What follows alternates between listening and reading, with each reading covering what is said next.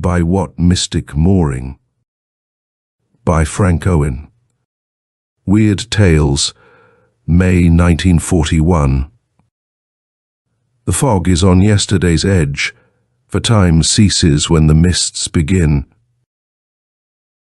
The morning had been dull, dreary. In Buitenzorg all activity ceased. It was a moment of languor, of repose.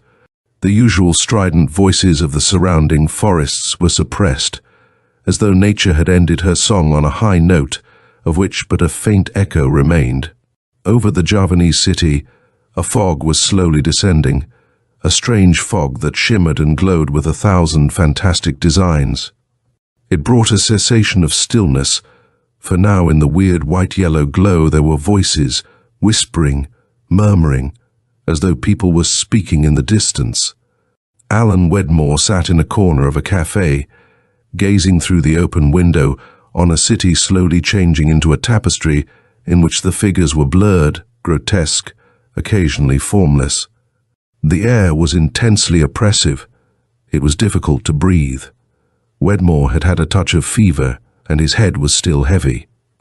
Nevertheless, he surveyed the scene curiously as the monstrous fog wove its way like a serpent through the streets and alleys of the city. Abruptly his thoughts were diverted as he noticed that seated opposite to him at the table was a Chinese whose face suggested great age, for it was bronzed and lined as though it had been left out in the rain all night and become rusted. But then he was in an amiable mood, for he had had many brandies. His spirits were bubbling over. "Welcome," he said cordially, "whoever you are. What do you think of our tapestries?" As he spoke, he pointed toward the fog. "It is well that you appreciate them," said the stranger.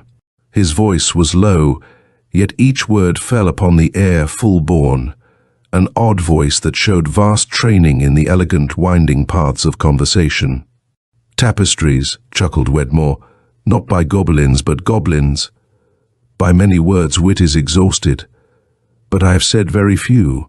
Words whispered on earth sound like thunder in heaven." There was something ominous in the stranger's tone, though perhaps it was only because of the sinister glowing fog that had climbed to the window ledge and was drifting into the cafe. It had a sobering effect on Wedmore. A man cannot afford to give himself over to the joys of intoxication when he is in danger. He stifled the thought as soon as it sprang up, but it refused to be vanquished. He gazed intently at the face of his companion, which, despite the suggestion of great age, mirrored an expression as tranquil and contented as that of a child. Soundlessly he had come as though on the wings of the fog. Wedmore shivered as he gazed into the gaunt face. The eyes were deep sunken but glowing with light, at strange variance to the brownish ivory texture of the skin, although Wedmore had never met the man before. About him there was a vague, familiar something, an intangible essence that suggested they were not entirely strangers. "My name is Feng Yen," he said. "I was anxious for companionship. I saw you alone at this table and decided to rest here a moment. I trust I have not disturbed you." "Not at all," said Wedmore quickly. Momentarily his misgivings were stayed. The voice had a charming quality, an undercurrent of sincerity. "I am glad to have company. This fog is uncanny. It seems to emphasize the fact that a man is always alone even when there are many people surging about him." And Feng Yen said, "Each man of earth leads a hermit's life in the little world which he builds around himself. No outsider, even though he be an older brother, is able to enter. As for the fog, I find it pleasant. It changes the whole city," declared Wedmore. "It repaints the houses and alters the shape of familiar objects. It turns Buitenzorg into a ghost city." "This fog," Feng Yen said slowly, "is on yesterday's edge. Hidden within it is the city that used to be here. Or rather, the many cities that have been built through the ages one upon the other. So many billions of people have died since the earth cooled from molten intensity that there is scarcely a bit of dust anywhere that was not at one time or other part of human flesh. A century ago there was a quaint street called Spice Lane, that started only a few hundred feet from where this tavern now stands. Shall we explore it together? But that was a century ago, Wedmore ejaculated. He tried to smile, but the muscles of his face refused to function. Time ceases when the mists begin. Wedmore rose to his feet. He felt very old. I will go with you, he said. That is well. Together we will set out on a gentle journey. May no tiger stop our path. Feng Yen led the way from the cafe into a fog-drenched, soundless street, peopled by figures as formless as clay. After a typhoon, there are pears to gather. In a fog, there are even greater riches. Into Spice Lane they walked. Wedmore was puzzled at this strange new street that was nobody knows how old, yet it had not been there at dawn. His flesh felt as though it were creeping along the bones, intent on evading the fear that was but a moment away. Nevertheless, at least now the air was not so stifling, and he could breathe more easily. Feng Yen strode along at a great pace, though without effort. His eyes glowed like lanterns in the mist. Fogs, he murmured, are given people to efface reality. Have you a revolver? No, Wedmore replied, surprised at the abruptness of the interrogation. Most regrettable. Why? Are we in danger? One is always in danger who walks close to life. Have you a knife? Yes. Sharp. Quite. Alan Wedmore handed him the knife. For what purpose do you need it? That I may kill a man. I'll have no part in it. Be not disturbed. You have nothing to fear, for the man I am about to kill is Gat Niebuhr, who lived in Singapore more than 100 years ago. In the flush of his youth, there was a day when the fog descended on Singapore, as it did today on Buitenzorg. Then, too, I walked back into the mortal world for Fog's Bridge reality. At a tavern I stopped for a cup of wine, and there I met Gat Niebuhr. We drank together, and as we drank we grew friendly. In an excess of confidence, I told him about my daughter Kim, she who is as slim and graceful as a young elm, and with eyes of such dark luster the stars weep in envy. Gat Niebuhr listened to my words as though bound by a spell, the spell of the enchanting Kim whom the world knows of only in legend. He begged me to take him back with me through the streets where the mists begin. I had drunk too much wine. Ali Guard was weakened and I grew careless. Yes, I agreed to take him with me, but I should have waited before doing so till the Yellow River runs clear. Long have I regretted that I did not show him only the whites of my eyes. Far better would it have been had I permitted gentle Kim to dwell in peaceful obscurity. As it was, I took destruction back to her. She who had always been guarded so carefully suddenly found herself in a position as unenviable as though she had been into the marketplace where all men might bid for her services. She gazed at Gat Niebuhr and was captivated. He belonged to a different age, a different world. She was confounded by the mystery that hung about him. In the days that followed, awe turned to adoration. To Kim, that day a god arrived. In despair, I turned away and wept, and my tears were red with anguish. Nevertheless, Kim was happy, happier than she had ever been since her escape from life. Gat Niebuhr also seemed to be enthralled. He bowed down before her as though in worship. Where the mists begin, time ceases to be. An hour, a day, a year are all one. But as time is measured in Singapore, they dwelt together through 1,000 moons. Then gradually, Gat Niebuhr began to long for his accustomed life in Singapore. He turned away from Kim, plotting to escape from a land that was in itself the most complete escape whereof anyone might dream. At last the opportunity came, and he fled back into the world of men, into the world of bleak reality where so little, if any, peace exists. We Chinese, through countless centuries on earth, practiced the great art of tranquility, to be at peace with and with all at peace. It became infused into the blood of my people, and so they are able to withstand endless onslaughts of drought, plague, treachery, and oppression. Men marvel at their staying qualities. Few realize that in the makeup of the Chinese, there is the something more that makes them great among all people. Kim took the news of Gat Neba's desertion stoically, but she commenced to droop like a flower. All grandeur had departed from her life. Do you wonder that I too grieved? For the fault was mine. I had attempted to permit two worlds to blend in a supreme romance that was worthy of the gods. But Gat Neba was a mortal. He could not vision the wide sweep and glory of an eternal love. And so he went back to Singapore. For he was like a bit of raw, untempered steel, untested, undependable, untrue. But why should I engulf you in torrents of words? Go on, said Alan Wedmore curtly. I must, Feng Yen said. I had no intention of stopping, though the amenities of culture make it necessary for me to appear apologetic for my assumption. Go on, Wedmore said once more, though scarcely conscious that he did so. That is why we are going to Singapore, to kill Gat Neba, so that he will return to the mists again, this time without vain longings or regret.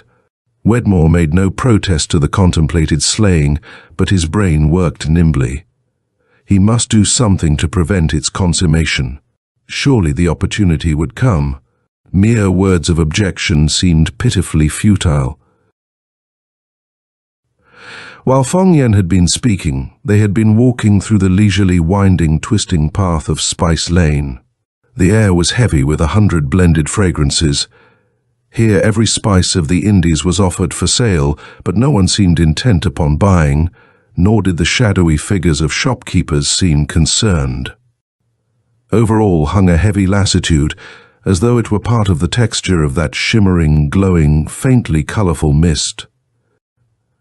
And now they stopped before a door that opened into the dark, flavourful hall of a house. They groped their way along until there came a sudden turn. Abruptly the hall widened and took on a measure of luxuriousness.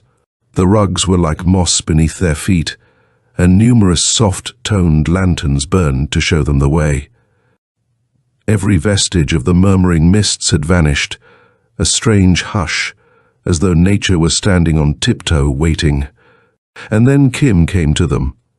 At her approach, Alan Wedmore gasped. She was as radiant as the dawn, although her hair was as blue-black as the night sky in which the soft stars sleep. Her figure was beautiful to behold, every soft curve was enchantment. But she seemed ethereal, not a real girl, but a figure of porcelain. Feng Yen had momentarily vanished, but Wedmore did not care. All that mattered was this girl with the warm red lips and eyebrows slanted like the thin moon's edge. He took a step toward her as though to draw her into his arms. But something held him back. Languidly she surveyed him, nor did she seem displeased at his gaze. About the corners of her lips lurked the shadow of a smile. From behind Wedmore, Feng Yen was speaking. The chairs are ready to convey us to the quay. Wedmore offered his arm to Kim. She bowed in acknowledgement and placed her hand upon it. He scarcely breathed, so tense was the moment. Of such things are rarest dreams made. Perhaps this too was a dream. And as though he could read his thoughts, Feng Yen murmured, "All is a dream, earth, sky, the wind in the treetops. Nothing exists with any semblance of permanence. We are all but figures on a fan in the hand of some mighty god. He waves the fan, and we vanish or return at his will. As long as I am here," said Wedmore, "I am contented. I am gratified." Outside, roomers were waiting with sedan chairs. They carried their burdens without effort. Before long, they were at the waterfront where a small boat was waiting. Wedmore laid Kim to a cabin-like structure where there were silks and cushions of every colour and hue, and a subdued blue light as though from a hidden lantern. Kim seated herself comfortably among the cushions and motioned Wedmore to join her. Almost breathlessly, he acquiesced. He could not have moved more softly if he had been in a temple. Gently Kim swayed toward him. He put out his arm, and she nestled comfortably against him. Boatmen came and lifted back the draperies so they could see the sky. The boat was slipping away from its anchorage. Wedmore could see the figure of Yeng Fen, as immobile as a statue, leaning against the rail wrapped in the cloak of profound meditation. With a start, Wedmore remembered the knife that he had given him. Were they really en route to Singapore to kill a man? The fragrance in the air intensified. The moon, a cool silver scythe, cut for a moment through the mist. Near its tip, there was a bright star that glowed like a jewel on the blue velvet breast of the sky. Then the shimmering golden fog closed in again. It was strange to see that moon by day, yet was it day? How long ago it seemed since the fog had crept down over Buitenzorg. But then perhaps it was not so odd either to see the moon, for Feng Yen had said, "Time ceases when the mists begin." Wedmore turned to Kim, and all his fears slipped from him. Surely this must be a dream. No girl of earth could be as lovely. What more need he of life if he could merely drift beyond the hills of dream with a prayer on his lips that the dream might never end? He held her to him, but she made no effort to break away.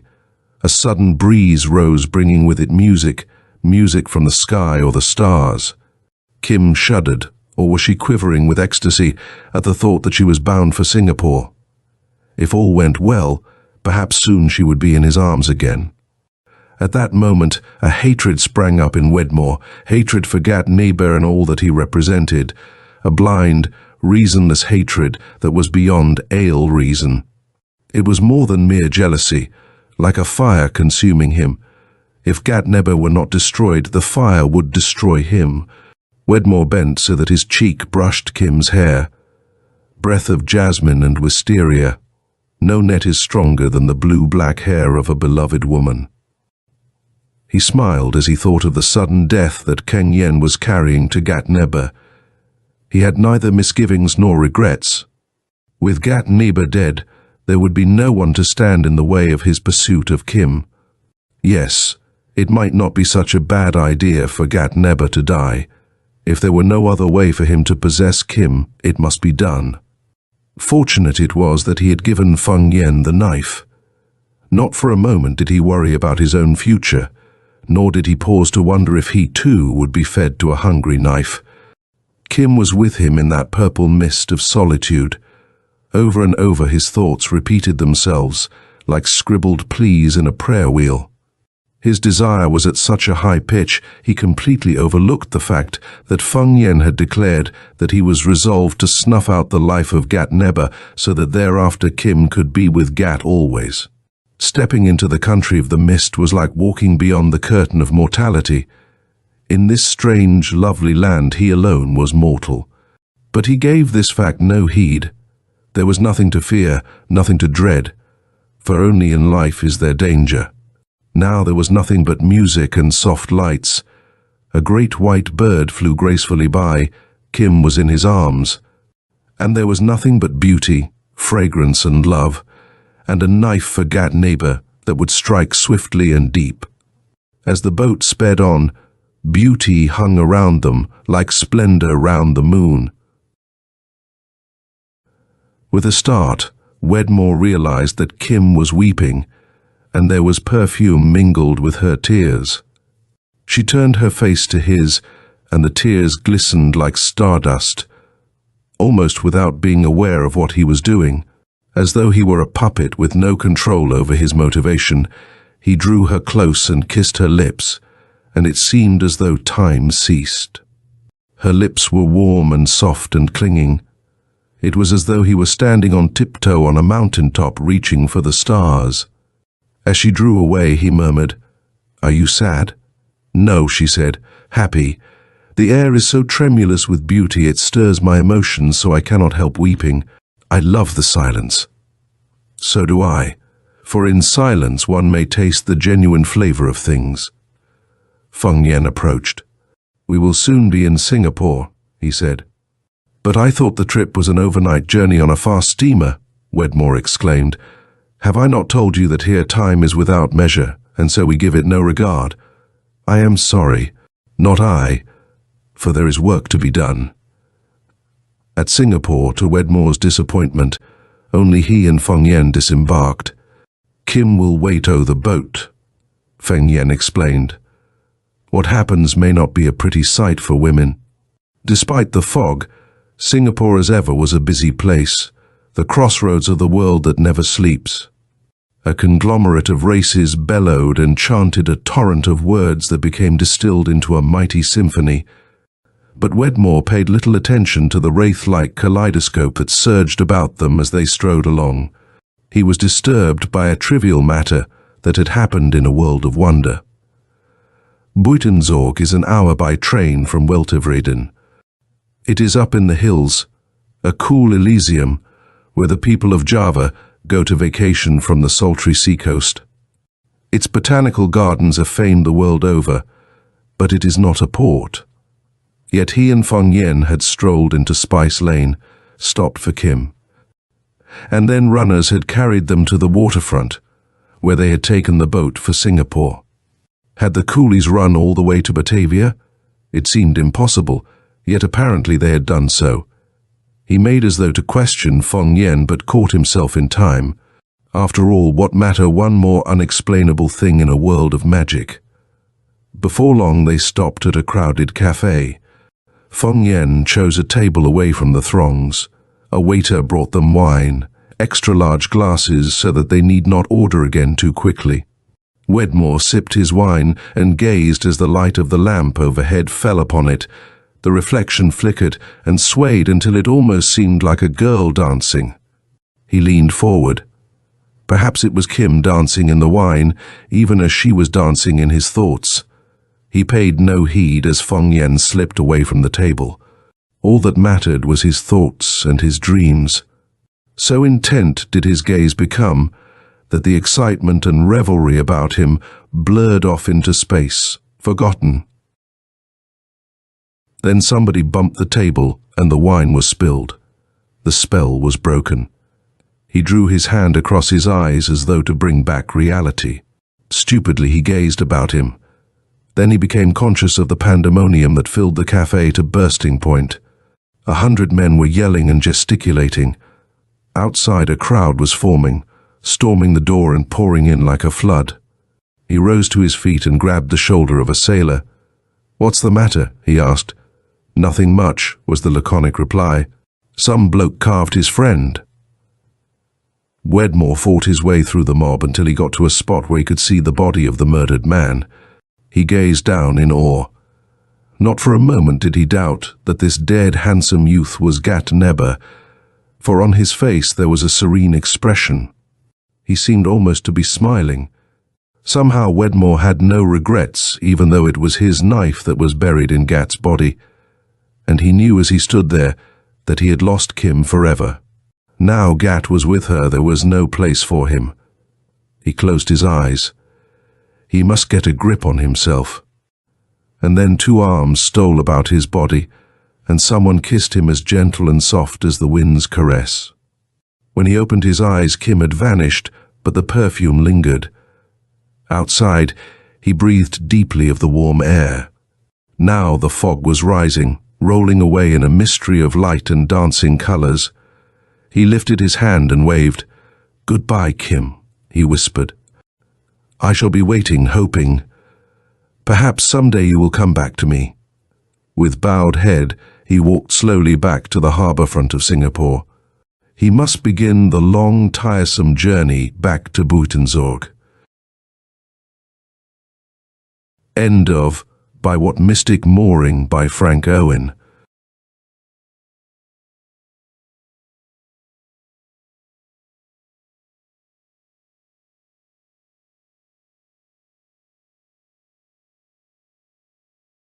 The Werewolf Howls by Clifford Ball. Weird Tales, November 1941. Twilight had come upon the slopes of the vineyards, and a gentle, caressing breeze drifted through the open casement to stir into further disorder the papers upon the desk where Monsieur Etienne Delacroix was diligently applying himself. He raised his leonine head, the hair of which had in his later years turned to grey, and stared vacantly from beneath bushy brows at the formation of a wind-driven cloud, as if he thought that the passive elements of the heavens could, if they so desired, aid him in some momentous decision. There was a light but firm tap on the door which led to the hall of the chateau. Monsieur Delacroix blinked as his thoughts were dispersed and, in some haste, gathered various documents together and thrust them into the maw of a large envelope before bidding the knocker to enter. Pierre, his eldest son, came quietly into the room.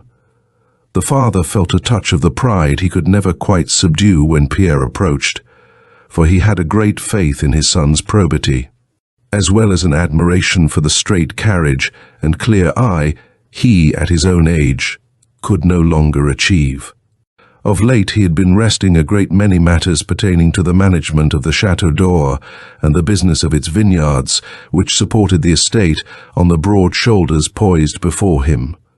But Etienne Delacroix had been born in a strict household and his habits fashioned in a stern school, and was the lineal descendant of ancestors who had planted their peasants' feet, reverently but independently, deep into the soil of France. So visible emotions were to him a betrayal of weakness. There was no trace of the deep regard he felt for his son evident when he addressed the younger man. "Where are your brothers? Did I not ask you to return with them?" "They are here, father. I entered first to be certain that you were ready to receive us." "Bid them enter." Jacques and Francois came in to stand with their elder brother and were careful to remain a few inches in his rear. He was the acknowledged spokesman. Their greetings were spoken simultaneously, Jacques' voice breaking off on a high note which caused him obvious embarrassment, for he was adolescent. Together, thought Monsieur Delacroix, they represented 3 important steps in his life, 3 payments on account to posterity. He was glad his issue had all been males. Since the early death of his wife, he had neither cared for any woman nor taken interest in anything feminine. "I have here, my son, some papers of importance," he announced, addressing Pierre. "As you observe, I am placing them here where you may easily obtain them in the event of my absence." Suiting the action to the word, he removed the bulky envelope to a drawer in the desk and turned its key, allowing the tiny piece of metal to remain in its lock. "I am growing older." His fierce, challenging eyes swept the trio as if he dared a possible contradiction. "And it is best that you are aware of these accounts, which are relative to the business of the chateau." "Non, non," chorused all 3. "You are as young as ever, papa." "Sacre bleu! Do you name me a liar, my children? Attend, Pierre." "Yes, papa. I have work for you this night." The elder son's forehead wrinkled. "But the work, it is over. Our tasks are completed. The workers have been checked. The last cart is in the shed. This is a special task, one which requires the utmost diligence of you all. It is of the wolf." "The werewolf," exclaimed Jacques, crossing himself. The other brothers remained silent, but mingled expressions of wonder and dislike passed across their features. Ever since the coming of the wolf, the topic of its depredations had been an unwelcome one in the household of the Chateau d'Or. "Mon Dieu, Jacques!" exploded the head of the house. "Have you too been listening to the old wives' tales? Must you be such an imbecile, and I your father? Rubbish! There can be no werewolves. Has not the most excellent father Cromec flouted such stones 10,000 times?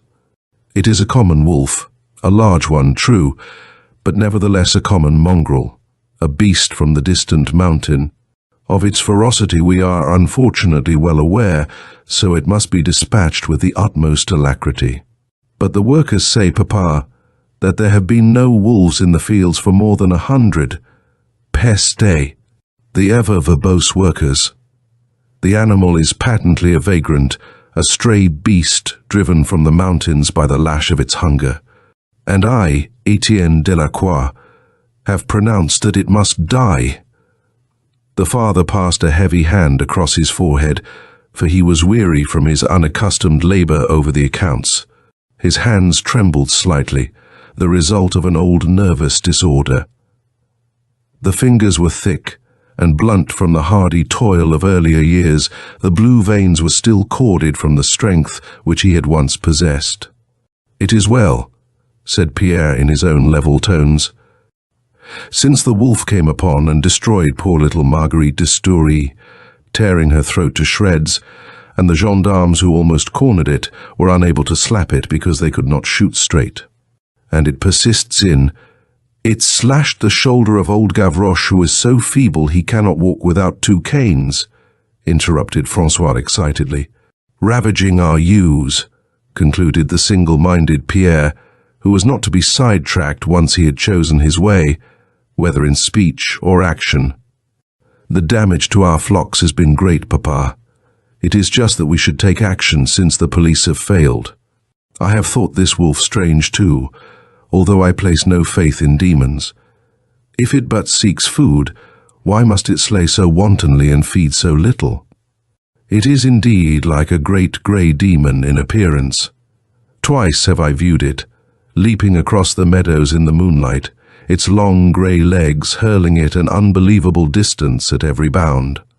And Marie Polidor, of the kitchens, found its tracks only yesterday at the very gates of the chateau. I have been told, revealed Jacques, flinging his hands about in adolescent earnestness, that the wolf is the beast soul of one who has been stricken by the moon demons. By day he is as other men, but by night, though he has the qualities of a saint, he cannot help himself. Perhaps he is one with whom we walk and talk, little guessing his dreadful affliction. Silence, roared Monsieur Delacroix. One of his clenched fists struck the desk a powerful blow, and the sons were immediately quieted. Must I listen to the ranting and raving and drivelling of fools and imbeciles? Am I not still the master of the Chateau d'Oré? I will tend to the accursed matter as I have always, will I not? I have always seen to the welfare of the dwellers in the shadow of the Chateau d'Or, and with the help of the good God I shall continue to do so, until the last drop of my blood has dried away from my bones. You comprehend? In a quieter tone, after the enforced silence, he continued, I have given orders to both the foreman and Monsieur the Mayor that this night, the night of the full moon by which we may detect the marauder, all the people of the vineyards and of the town beyond must remain behind locked windows and barred doors. If they have obeyed my orders, and may the good God look after those who have not, they are even now secure in the safety of their respective homes. Let me discover but one demented idiot peeking from behind his shutter, and I promise you he shall have cause to remember his disobedience. Pierre nodded without speaking, knowing he was being instructed to punish a possible, but improbable, offender. Now, we are 4 intelligent men, I trust, said Monsieur Delacroix, pretending not to notice the glow of pleasure which suffused Jacques' features at being included in their number. We are the Delacroix, which is sufficient, and as leaders we must from time to time grant certain concessions to the inferior mentalities of the unfortunate who dwell in ignorance. So I have this day promised the good foreman, who petitioned me regarding the activities of this wolf, to perform certain things. They firmly believe the grey wolf is a demon, an inhuman atrocity visited upon us by the evil one. And also, according to their ancient but childish witch law, that it may only be destroyed by a silver weapon. Monsieur Delacroix reached beneath his chair and drew forth a small, but apparently heavy, sack. Upending it on the surface of the desk, he scattered in every direction a double dozen glittering cylindrical objects. Bullets, exclaimed Jacques. Silver bullets, amended Pierre. Yes, my son, bullets of silver which I moulded myself in the cellars and which I have shown to the men with the promise that they will be put to use. Expensive weapons, commented the thrifty Francois. It is the poor peasant's belief. If we slew Till's wolf with mere lead or iron, they would still be frightened of their own shadows and consequently worthless at their work, as they have been for the past month. Here are the guns. Tonight you will go forth, my sons, and slay this fabulous werewolf, and cast its carcass upon the cartload of dry wood I have had piled by the vineyard road, and burn it until there is nothing left but the ash, for all to see and know." "Yes, Papa," assented Pierre and Francois as one, but the boy Jacques cried, "What, so fine a skin? I would like it for the wall of my room. These who have seen the wolf say its pelt is like silver shaded into grey." "Jacques!" Etienne Delacroix's anger flooded his face with a great surge of red and bulging veins, and Pierre and Francois were stricken with awe at the sight of their father's wrath. "If you do not burn this beast, as I say, immediately after slaying it, I will forget you are my son, and almost a man." "I will." His own temper choked him into incoherency. "I crave your pardon, father," begged Jacques, humbled and alarmed. "I forgot myself." "We will obey, Papa, as always," said Francois quickly, and Pierre gravely nodded. "The moon will soon be up," said Monsieur Delacroix, after a short silence. The room had grown dark while they talked. Receiving a wordless signal from his father, Pierre struck a match and lit the blackened lamp on the desk. With the startling transition, as light leaped forth to dispel the murky shadows of the room, Pierre came near to exclaiming aloud at sight of the haggard lines in his father's face. For the first time in his life, he realized that what his parent had said earlier in the evening about aging was not spoken jocularly, not the repeated jest Monsieur Delacroix had always allowed himself, but the truth. His father was old. "You had better go," said Etienne Delacroix, as his keen eyes caught the fleeting expression on his son's face. His fingers drummed a muffled tattoo upon the fine edge of his desk, the only sign of his nervous condition that he could not entirely control. "Monsieur the Mayor's opinion is that the wolf is stronger when the moon is full, but it is mine that tonight it will be easier to discover." The three turned to the door, but as they reached the threshold, Monsieur Delacroix beckoned to the eldest. "An instant, Pierre. I speak to you alone." The young man closed the door on his brothers' backs and returned to the desk, his steady eyes directed at his father. Monsieur Delacroix, for the moment, seemed to have forgotten what he intended to say. His head was bowed on his chest, and the long locks of his ashen hair had fallen forward over his brow. Suddenly he sat erect, as if it took an immense effort of his will to perform the simple action, and again Pierre was startled to perceive the emotions which twisted his father's features. It was the first time he had ever seen tenderness there, or beheld love in the eyes he had sometimes, in secret, thought a little cruel. "Have you a pocket crucifix, my son?" "In my room. Take it with you tonight, and you will stay close to Jacques, will you not?" His voice was hoarse with unaccustomed anxiety. "He is young, confident, and careless. I would not wish to endanger your good mother's last child." Pierre was amazed. It had been 15 years since he had last heard his father mention his mother. "You have been a good son, Pierre. Obey me now. Do not let the three of you separate, for I hear this beast is a savage one, and unafraid even of armed men. Take care of yourself, and see to your brothers. Will you remain in the chateau for safety, Papa? You are not armed." "I am armed by my faith in the good God and the walls of Chateau d'Or. When you have lit the fire under the wolf's body, I will be there." He lowered the leonine head once more, and Pierre, not without another curious look, departed. For a long while Monsieur Delacroix sat immobile, his elbows resting on the padded arras of the chair, the palms of his hands pressing into his cheeks. Then he abruptly arose, and approaching the open casement, drew the curtains wide. Outside, the long rolling slopes fell away toward a dim horizon already blanketed by the dragons of night, whose tiny flickering eyes were winking into view one by one in the dark void above. Hurrying cloudlets scurried in little groups across the sky. Lamps were being lit in the jumble of cottages that were the abodes of Monsieur Delacroix's workmen, but at the moment the sky was illuminated better than the earth, for the gathering darkness seemed to ding like an animate thing to the fields and meadows, and stretch ebony claws across the ribbon of the roadway. It was time for the moon to rise. Monsieur Delacroix turned away from the casement, and with swift, certain steps went to the door, opening it. The hall was still, but from the direction of the dining room there came a clatter of dishes as the servants cleared the table. Quickly, with an unusual alacrity for a man of his years, he silently traversed the floor of the huge hall and passed through its outer portals. A narrow gravel lane led him along the side of the chateau until he reached the building's extreme corner, where he abandoned it to strike off across the closely clipped sward in the direction of a small clump of beech trees. The night was warm and peaceful, with no threat of rain. A teasing zephyr tugged at the thick locks on his uncovered head. From somewhere near his feet came the chirp of a cricket. In the grove it was darker until he came to its center, wending through and past the entangled thickets like one who had traveled the same path many times, and found the small glade that opened beneath the stars.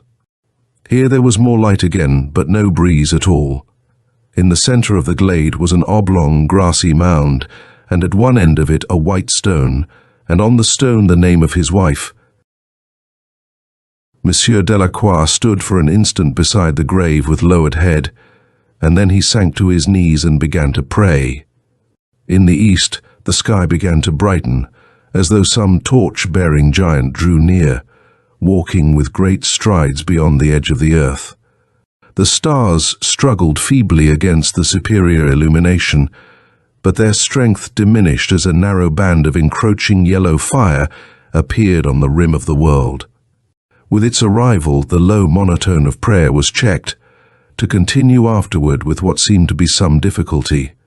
Monsieur Delacroix's throat was choked, either with grief for the unchangeable past or an indefinable apprehension for the inevitable future. His breath came in struggling gasps, and tiny beads of perspiration formed on his face and hands. His prayers became mumbled, jerky utterances, holding no recognizable phrases of speech. Whispers, and they ceased altogether. A small dark cloud danced across a far-off mountain-top, slid furtively over the border of the land, and for a minute erased the yellow gleam from the horizon. Then, as if in terror, shaken by its own temerity, it fled frantically into oblivion, and the great golden platter of the full moon issued from behind the darkness it had left to deluge the landscape with a ceaseless shower of elusive atoms, tiny motes that danced the pathways of space. Monsieur Delacroix gave a low cry like a child in pain. His agonized eyes were fixed on the backs of his two hands as he held them pressed against the dew-dampened sward. His fingers had begun to stiffen and curl at their tips. He could see the long, coarse hairs sprouting from the pores of his flesh. As he had many times within the past month since the night he had fallen asleep by the grave of his wife, and slept throughout the night under the baleful beams of the moon. He flung back his head, whimpering because of the terrible pressure he could feel upon his skull, and its shape appeared to alter, so that it seemed curiously elongated. His eyes were bloodshot, and as they sank into their sockets, his lips began to twitch over the fangs in his mouth. The three brothers, crouching nervously in the shadows of the vineyards, started violently. Jacques, the younger, almost lost his grasp on the gun with the silver bullets which his father had given him. From somewhere nearby there had arisen a great volume of sound, swirling and twisting and climbing to shatter itself into 100 echoes against the vault of the heavens, rushing and dipping and sinking into the cores of all living hearts and the very souls of the hunting cry of the werewolf. End of The Werewolf Howls by Clifford Ball.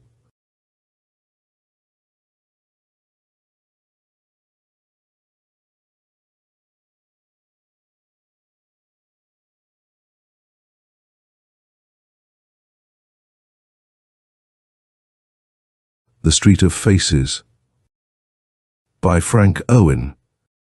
Weird Tales, July 1943. As General Yoshida walked through the street of faces where the masks were made, the children fled from him in terror, for he had no face, merely hideous scars and frightful purple-blue welts. His eyes, however, were still able to function. Miraculously, they had been spared by the bits of shrapnel that had sprayed his face.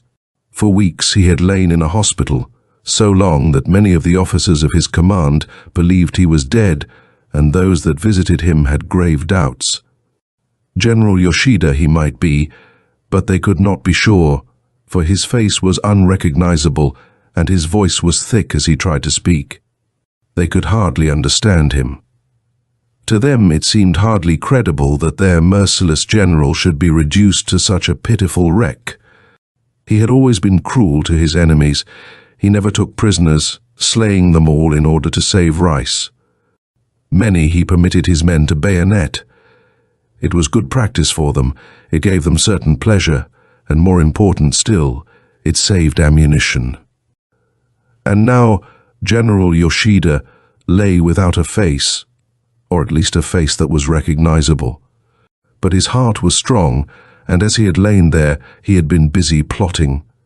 In all China, no man was a greater strategist. Not even that recent premier who had won many a point by feigning illness and going to bed for a few days when his presence was vitally needed at a conference. Even without a face, Yoshida's black, shrewd heart was alert and plotting. Entering the street of faces, General Yoshida went at once to the shop of Dr. Fang Kan, the only shopkeeper on the street who was a mechanic in human flesh. His brother, Fang Qi's shop next door, was a kaleidoscope of color. Not only did he create masks and puppets, but also dragons for the Dragon Festival. Few cities in China had not had one of his magnificent dragons moving along its gay-decked streets.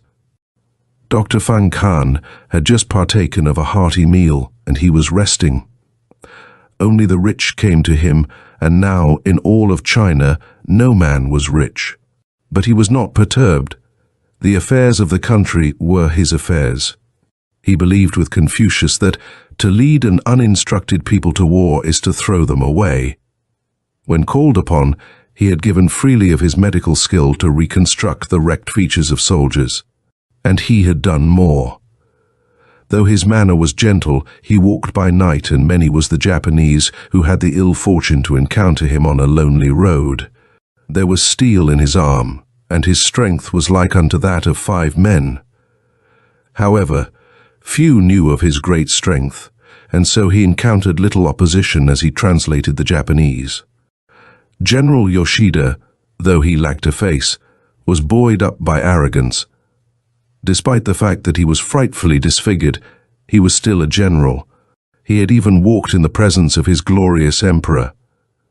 When the festivities were over, the Golden Emperor had been locked up once more in his palace until it should be time to parade him again on a similar occasion. Dr. Fang Kan's eldest son had been killed when the Japanese invaded the Philippines. Fang Kan had stood before the gods in his temple and taken a vow that 10 Japs should die for every season his son had lived. Nor did he spend time in grieving. There was a mighty work to do. Time for grief would come afterward. China had been invaded. The spectre of war had left many deep and agonizing wounds. Hunger was riding rampant. Disease was held somehow in check. Each night Fang Kan walked, and Japs were dying. Other men walked by night. The farmer who ploughed his field by day, at night turned into a stalwart warrior. Even cooks left their employer's home when the evening meal had been cleared away. Little wonder, therefore, that the soldiers believed the late evening air of China was unhealthy for the Nipponese. They longed for their homes in Tokyo, Osaka, and Yokohama, which so few of them would ever see again. General Yoshida was angered that Dr. Fang Kan did not get up to meet him as he entered the shop, but he did not show his true feelings. For arrogance is a sorry flag to be waved by a man who has no face. Hanging on the wall were a few written pictures, while here and there were displayed masks from his brother's factory. One might have been Hirohito, but the general did not notice, so an explosion was avoided. "I am General Yoshida," said the little man curtly. "You wish me to make you a new face?" asked the doctor gently. His manner was too abrupt to please Yoshida, but after all, one glance at him was sufficient to suggest his mission. "If you are Dr. Fan Kan, you have come to the right place. What kind of a face would you like to have? Evil, I suppose." "Do you want your shop destroyed?" cried the general. "In that case," was the tranquil reply, "what a pity it will be that you will have to pursue conquests with a destroyed face. There are other doctors. Plenty, famed for acupuncture and the intricacies of the pulse, to dispel a fever or to prepare tonics, but, alas, in the entire province, I alone meddle with faces. When a great man loses face, he comes to me. I can remove blemishes of every kind, but not the eternal blemish of oppression. At the time of the Qin dynasty, at about the time the Great Wall was completed, one of my ancestors of revered memory was known as the Doctor of Lip Repair. It was one of the earliest recorded operations in the medium, which our American comrades in arms speak of as plastic surgery. Even then, vanity was rampant, and my illustrious ancestor amassed a considerable fortune. His healing art he taught to his son, who taught it to his eldest son, and so on, down through the centuries. And every son was named Fan Kan. I am fortunate to have been the recipient of this elegant heritage. Frequently we have had doctors in China whose sole claim to knowledge has been that they could wield a pen. For PO, special medical training was necessary for them to go about among the sick.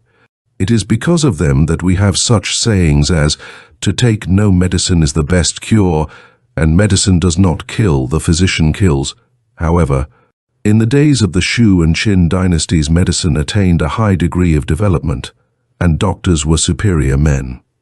So also have been the long line of lip repairers who are known as Fan Kan.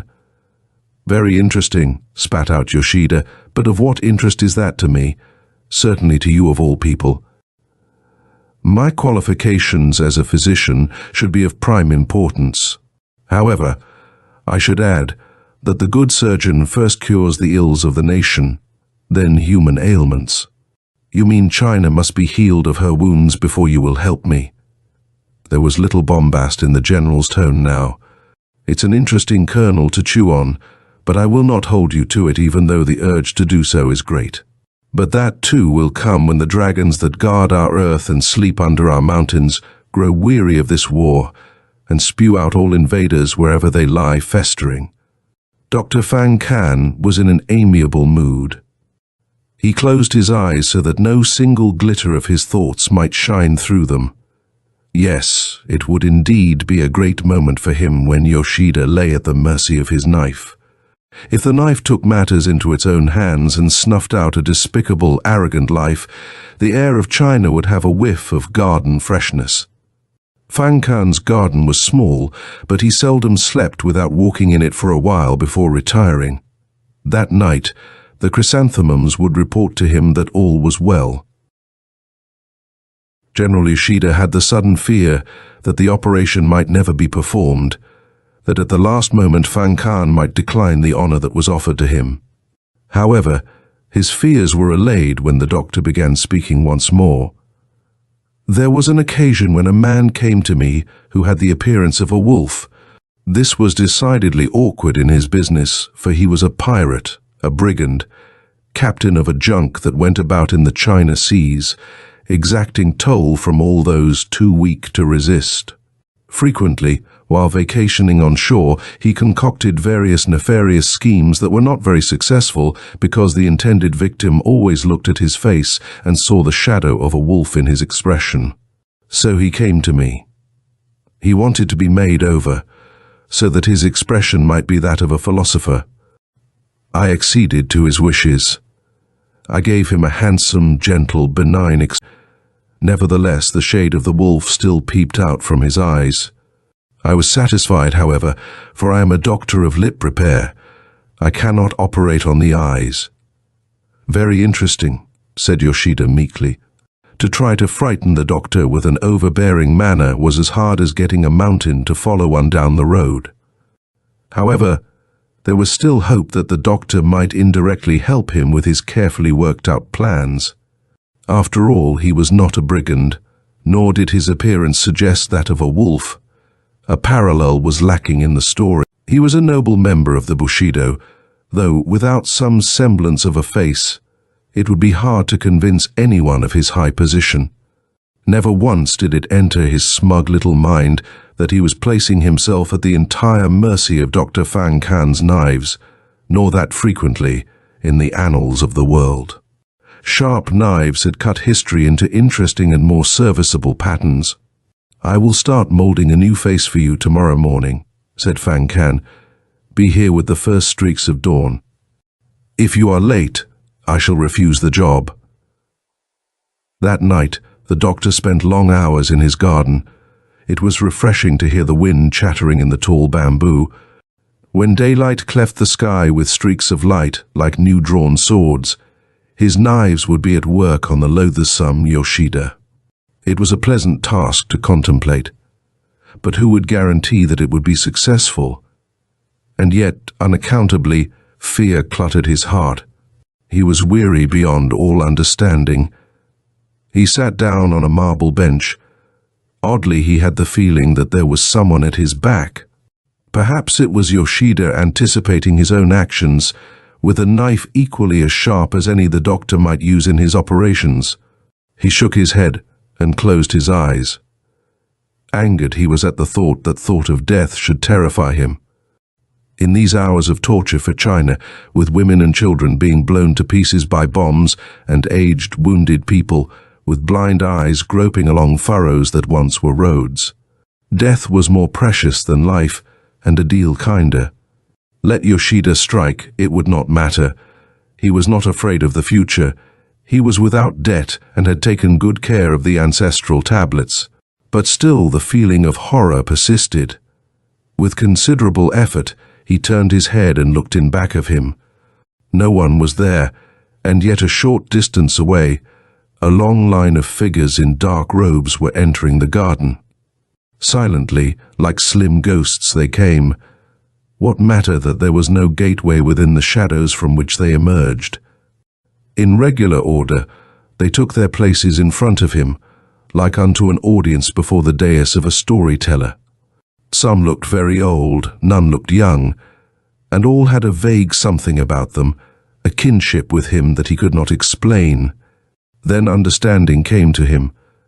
These were his ancestors. These were all the long line of doctors of which he was the living symbol. All of them were or had once been doctors named Fang Kan. Cold perspiration broke out on his forehead. His eyes felt like ice in their sockets.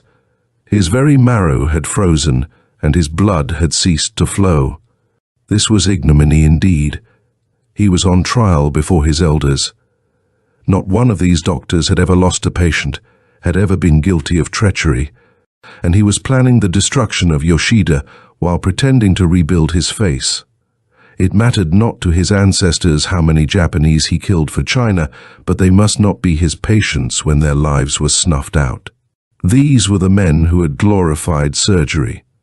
Through the ages, they had built up a family reputation that was written in living ink in the annals of China. It must not crumble because one of their number had failed in his duty. Dew was dropping from the tall trees, and there was chill in the air. The music of the bamboos was a dirge. No longer was there perfume in that garden, and the night sounds were stilled. The doctor's eyes were unaccountably keen. Why should all his ancestral doctors appear before him to balk the decomposition of General Yoshida? Was not a dead enemy a friend? Outside the wall, a drunken dragon that is a poet was walking somewhat unsteadily homeward and in direct violation of the edicts of the Japanese army.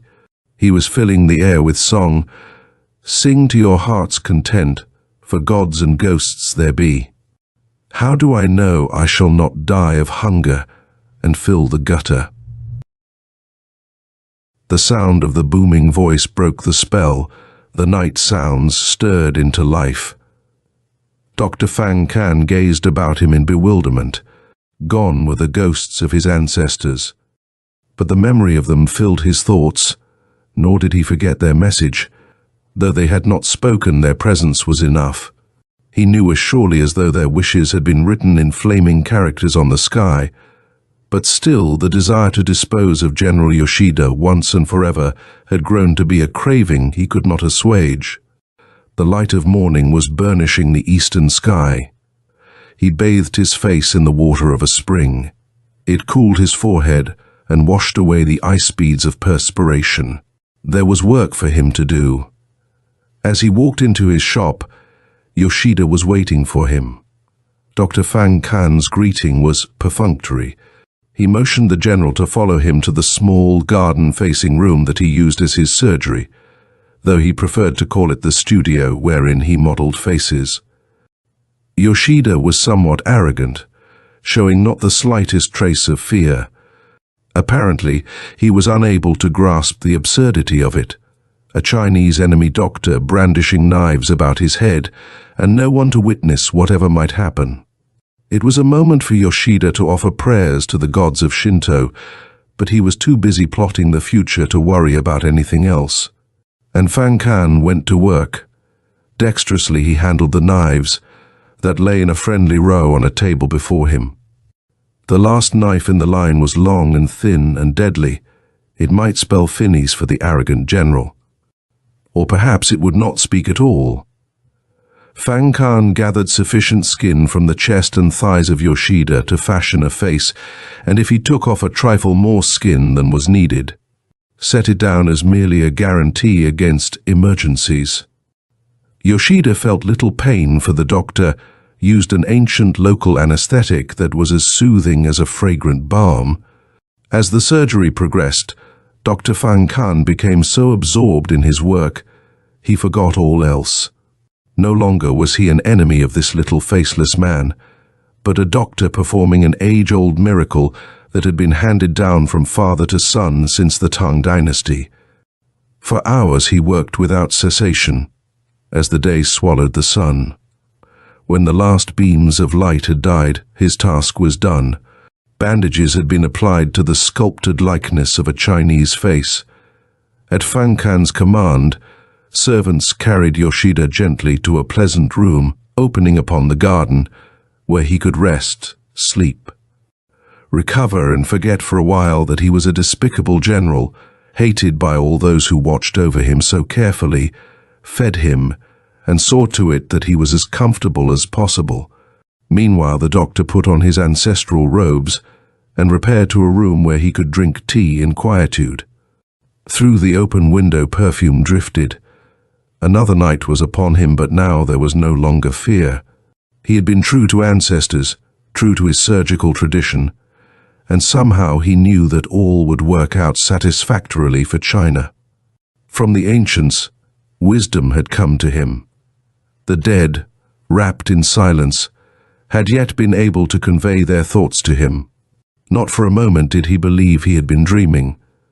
That the ancestral doctors had come to him, he had no doubt. For it seemed no more absurd to him than the acknowledged fact that at the age of 50, a fox can take the form of a woman, and frequently does. During the next few weeks, Yoshida had no reason to complain about the service that was given him. He was fed well and the bed was comfortable. The pillow, however, was too soft. He would have preferred one made of wood or porcelain as in his own land.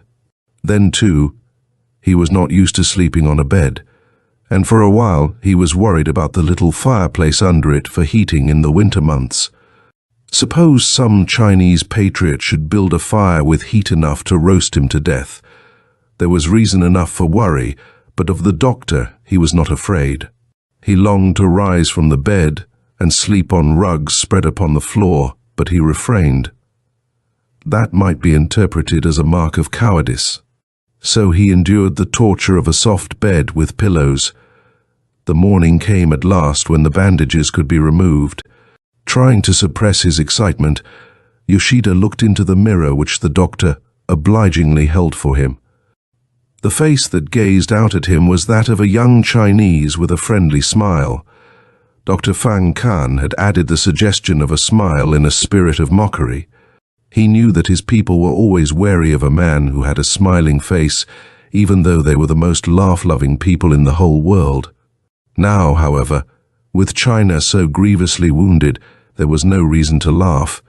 Yet Yoshida smiled and was satisfied. "How can I ever repay you?" he said jubilantly. Now he could be a menace to China without personal danger. He could kill at will, nor would he be suspected. "You are satisfied, then," said the doctor softly. "Abundantly. I am gratified. I was afraid you might be disappointed." "What do you mean? I don't understand. Is not my face pale and round as the full moon?" "True, but it is the wolf story all over again. I wish I could have done something for your eyes." "You mean my eyes are those of a wolf?" asked the general angrily. "No, of a Japanese, in other words rapacious, crafty, drunk with power." Yoshida made little attempt to hide his anger. "For your insults," he screamed, "I will cause your entire family to be wiped out, even your cousins and your father-in-law." "We of China have grown used to death," was the gentle reply. "It is never further away than our fingertips. We fear it not, but you, preposterous general, will be in a difficult position. Unless you come to me every month, so that I may apply a special unguent to your face, it will wither and grow black, more frightful than the smashed face with which you came to me. And people will shun you as though you had a plague. You will be friendless and alone and forced to live in a desert place." Yoshida's attitude changed at once. "You are safe from me," he said, "and your offense will be overlooked. I wish I could grant you the same immunity, but I cannot. With a smiling face or not, you are vile. Nevertheless, I am your doctor, and I wish my handiwork to be a success. I have never had the misfortune to fail in my surgical work, but now the time has come for you to pay for my services. Name whatever price you wish. My fee will not be large, merely any papers you may have in your pockets. I cannot accede to your wishes. My papers are of a secret nature. They must not be read by anyone. I do not wish to read them. If you wish, we'll burn them right here." As though the entire scene had been rehearsed, a servant brought a lighted candle. "Give me the papers," the doctor directed. Reluctantly, Yoshida handed them over. At once, the doctor applied them to the flame. They burned with considerable enthusiasm. When naught but ashes remained, Fang Kan collected them carefully, as though they were so much gold. "This is my fee, and I am satisfied. I don't understand, they're only ashes. Put it down that I am eccentric, if you wish, or perhaps I do not care to risk carrying a large sum of money in my humble shop, as long as so many of your soldiers are in the city. To accept gold would place my life in jeopardy. By accepting ashes, I leave jeopardy to you. I was always bad at riddles. In time, this one will be solved for you. And now you may go. You are well enough to travel. 1 month from today, return to my shop if that is possible. You can depend on it, I'll be back. I intend to take good care of my new face. If I can help it, it shall not wither." So General Yoshida swaggered from the shop and along the street of faces. Children smiled at him in friendly manner as he passed. His body was all vice, but his face reflected virtue, and children were no longer afraid of him. Now he could go wherever he wanted with immunity. He knew enough Chinese for the passing brief words he might be forced to utter. Through Great Street he strode, glancing with simulated interest at the beautiful vertical signs as though he was able to understand them. He was affronted by the fact that most of the men that passed him were taller than he was, nor did he notice that many of the elder shopkeepers, loitering in their doorways, looked askance at a Chinese wearing a Japanese uniform. Traitors were few in China, and they found his presence among them an unpleasant novelty. However, there were many dark nights, and eventually his time would come to hang up his hat. General Yoshida decided that he would spend a few days with his troops, dispose of the dispatches and letters that had accumulated in his absence. He would place Oshima in charge and then set out on his travels. Perhaps his fellow officers would like to give a large banquet at the hotel on the lake, which they had taken over to use as headquarters. Perhaps when the emperor heard of his exploits, he would be given a high position with the war board in Tokyo. As he readied the outskirts of his own encampment, he was accosted by a Japanese sentry with a fixed bayonet. When he was about to speak, to explain his Chinese face, the sentry prodded him, and the sharp bayonet bit into his flesh. Other soldiers came running up. They jabbered and gesticulated excitedly. He wanted to tell them that he was Yoshida, supreme commander of all the troops, but they wouldn't let him speak. If he uttered a sound, he was stabbed viciously. They were dunderheads. It was inglorious misunderstanding. A member of the Bushido to be exposed to such indignities. He remembered that he himself had instigated this form of bayonet practice. He had proclaimed that the steel tongue of a bayonet was very persuasive. Now it was being used on his noble person, but the culprits would pay. He'd see they were thrown into the lake, carrying full pack, and no one would be permitted to rescue them. If they succeeded in fighting their way ashore, they'd be thrown in again until they ceased to struggle. General Yoshida's hopes revived as he saw Oshima approaching. Colonel Oshima was a man of culture and refinement. He had been educated in China, but had absorbed little of Chinese philosophy. Nevertheless, he was of a kind nature. He hated to harm anyone except his enemies. With them, he was a past master of Gestapo methods. Not even Germany's Himmler could excel him in wanton cruelties. He hunted down all those who were opposed to the Bushido as relentlessly as a hunter stalks his prey. But as an officer, General Yoshida could find no fault with him. He was a bright exponent of military discipline. Surely Oshima would release him from this stupid and painful position in which he had inadvertently placed himself. However, as Oshima came toward him, Yoshida's hopes perished. There was blood in his eyes, the lust for killing. He had killed more prisoners than any other officer on Chinese soil. Most of his associates permitted the soldiers to do their butchery, but Oshima liked to be in on the kill, and so he came up to this new prisoner with the friendly Chinese face. How dared he wear the uniform of a Japanese general? Bushido must be avenged. General Yoshida uttered an agonizing shriek as Oshima seized a rifle from one of the guards. A single vicious thrust of the bayonet, and Yoshida's heart was impaled. Oshima smiled. He seldom missed. Death by a single blow. It was rather a pity that the prisoner had not been subjected to torture, for torture gave the soldiers something to do, kept them near camp. For there were no theaters nearby, and when they were too long without action, the troops grew restless. All day the body of Yoshida lay where it had fallen. He was very fortunate. His Chinese face was not even scratched. The operation by Fang Kan had been enormously successful. End of The Street of Faces by Frank Owen.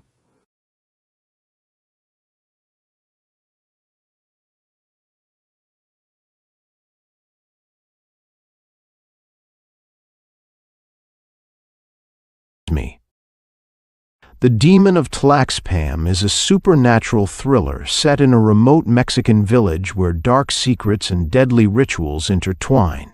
Leslie, an American caught in a deadly game, must face an enigmatic hermit and the sinister forces lurking in the shadows, all while navigating an eerie world shaped by ancient myths and unholy pacts.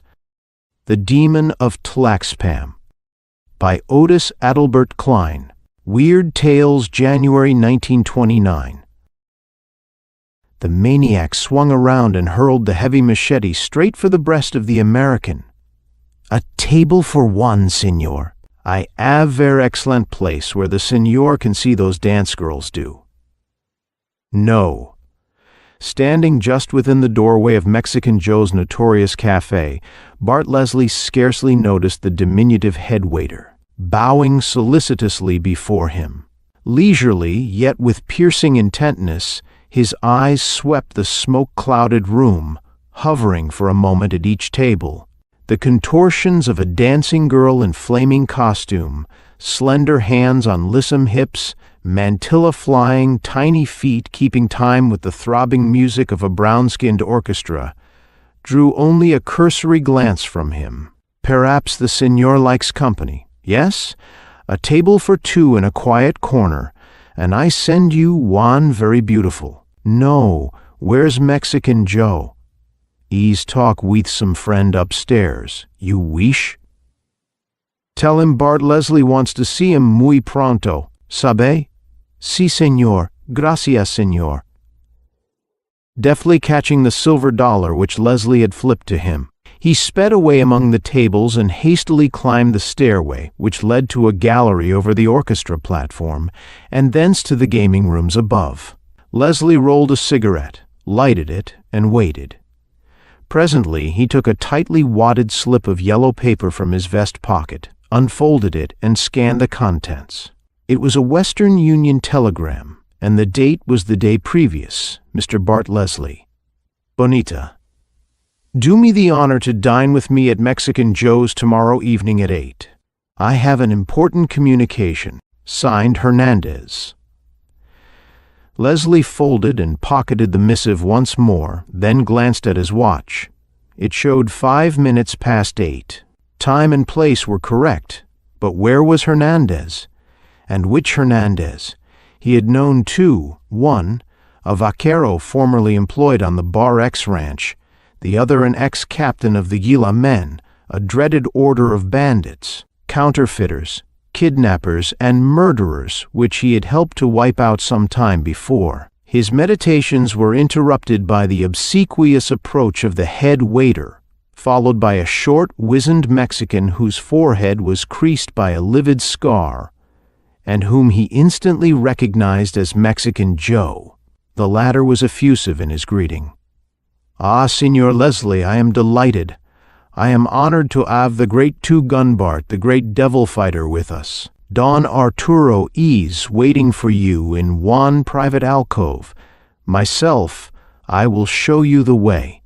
Considering that this same wily Mexican had once tried to drag him for a few paltry dollars, Leslie imagined that he was anything but delighted by his presence. All right, Joe, lead on, he said tersely. Then, loosening his 2 6-shooters in their holsters, both as a precaution and as a hint that he was prepared for treachery, Leslie followed the cafe proprietor between the tables and behind the orchestra platform to where a double row of curtained alcoves served as private dining rooms for the more fastidious or secretive of the resort's patrons. Pausing before one of these, he gently called Don Arturo. Sit. Senor Leslie is arrive. Bueno. The curtains parted, and a tall, handsome Mexican, resplendent in purple velvet, liberally trimmed with silver braid and adorned with buttons of the same metal, appeared in the opening and held out a slim hand, on one finger of which a dazzling ruby sparkled. Buenos noches, Senor Leslie, he greeted. May God give the same to you, Senor Capitan, replied Leslie, instantly recognizing Hernandez as a former officer of the dreaded Gilas. After the handshake, they entered the booth and were seated at opposite sides of the narrow table. No longer am I a Capitan, amigo, said Hernandez, taking a frost-covered cocktail shaker from the table and rattling its contents. Only plain Don Arturo Hernandez, a civilian in the employ of my government. A decided improvement, I should say, replied Leslie. And judging from that go-to-hell outfit you're wearing, you're making it pay. Hernandez smiled. He's not so bad, he replied, removing the top from the shaker. I have concocted one drink which I hope you will like. Those Manhattan and bronchitis cocktails I don't care for, and I know you don't drink those tequila and mezcal, so I mix a drink where we meet on common ground." He filled Leslie's glass, then his own. "To unending friendship, amigo," he proposed. Leslie bowed and drank the toast. "A corking good Bacardi cocktail, if I'm a judge," he said. "Common ground is right. If your communication is as pleasing as your cocktail, we'll get along." "It is from my government," replied Hernandez, producing a large sealed envelope from his pocket, "and it may be explained quite briefly. Though the details are here." A waiter entered with the first course of the Mexican dinner, accompanied by the usual plate of steaming tortillas. When he had departed, Hernandez continued, "My government was very much impressed by the way you cleaned out those gila," he said, "and such word has come to the capital of your prowess and exploits along the border that they have sent me to request your cooperation in a matter with which they are unable to cope." "Before you go any farther," said Leslie, "I may as well tell you that I am still in the United States Secret Service, and all my time and efforts belong to my government. That is all arranged, amigo, in advance. My government has already approached and received permission from yours to use your service if we can make the satisfactory arrangement with you. It is for you alone to say now." "I see. You believe in preparedness. Well, what's the racket?" "It is one very dangerous business, near a town called Tlaxpam. Many people die now for 2 years, very sudden, very horrible death. They walk or ride along the trail. All sudden, zeep, the head, she is gone, cut off, sleek like wan whistle, horse come to town with headless body or without rider many times. Travelers find bloody corpses along the road without heads. Others say they have seen Satanas himself lurking in the bushes. One peon heard a horrible laugh just after a man was beheaded. Governments send men to investigate. Zeep. They sometimes lose the head, too. They send the rurales. Some rurales also lose the head, but of these murderers they can't find even one track. He's damn bad business, I tell you. Sounds like a fairy story to me. Maybe, but if you find this fairy from my government, they will gladly pay you 20,000 pesos and all expenses." "Well, that sounds substantial enough. Let me see the papers." Hernandez broke the seal of the envelope and handed him 2 documents. One was permission from the American officials for Leslie to spend 60 days in Mexico whenever he should elect to go. The other was from the Mexican government, commending his past unofficial services in ridding them of the Gilas, and offering him the reward mentioned by Hernandez. All expenses were to be paid regardless of whether or not he succeeded. The Mexican watched him narrowly as he read and folded the last document. "Is it all satisfactory, amigo?" he asked. "All good," Leslie replied. "You will go?" "Of course." "Caspita, I told my government you're not afraid of that devil himself. Put it there." Silently, the 2 men shook hands across the table. "Son of one gun, you tromp my 10 spot with a queen, eh? How do you like that and that and that? Pay me. High, low, Jack. That's plenty." Bart Leslie fished in his pocket for a moment, then brought forth a handful of change, part of which he tossed on the table before Hernandez. Then he looked out the window of the private car furnished by the Mexican government to facilitate their journey to Tlaxpam. "Ought to be there soon, hadn't we?" he asked. 5 more minutes, maybe? One more hand?" "No thanks. Have to be getting my things together." Walking unsteadily to his sleeping compartment, for the car lurched violently at every step, he closed and strapped his bag and handed it to the porter. Hernandez followed after gathering up the cards, and together they made their way to the platform. "So this is Tlaxpam." Leslie looked out over a small group of sun-baked adobe buildings, then clutched the rail as the train halted with a jerk. He observed that the streets were deserted, and remembered that it was the lazy hour of the siesta. Even the dog slept. It's the end of one journey, the beginning of another. "Follow me, amigo." Hernandez stepped down from the platform and led the way around the corner of the station, the porter following with their bags. Here a driver slept peacefully behind the wheel of an ancient and badly battered touring car. Hernandez shook him awake. "Alerta, hombre," he roared. "Mil demonios. Did I hire you to sleep for me?" The man awoke, then took their bags from the grinning porter. "Pardon, Don Arturo. I did not hear the train arrive." "You sleep like an ox. Be off then, you have your orders." After considerable persuasion with crank and primer, the engine started noisily, and they rattled off down a narrow, dusty street. Presently they stopped before one of the larger adobe houses, the door of which was opened by a dark-skinned mozo as soon as they had stepped down from the tonneau. After a bath and a meal served by the same dusky servant, Leslie and Hernandez entered the patio to enjoy their cigars, and found comparative coolness on a bench beneath the spreading branches of a huge pecan tree. "And now, senor," inquired Hernandez politely, "how soon will you be willing to start on this dangerous business?" "Start? I have already started. What I want to do is to continue, and the sooner the better." The Mexican puffed reflectively for a moment. "You Americans are so impetuous. Maybe you have not noticed something, eh? I bring you here during the hour of the siesta. I speak not your name, but call you only amigo in front of my mozos. For why? This fairy, as you call him, may have spies anywhere. In my very house. If he knows you are here, you are marked for death before you start. Sabe? I see. You want me at least to get one chance at him before he bumps me off. But what makes you think he has spies? Those others come. Zeep, they lose the head too damn quick. I don't like it. They come with big noise and brag much. You come without noise and maybe do something. When they come, everybody knows. You come, only I know.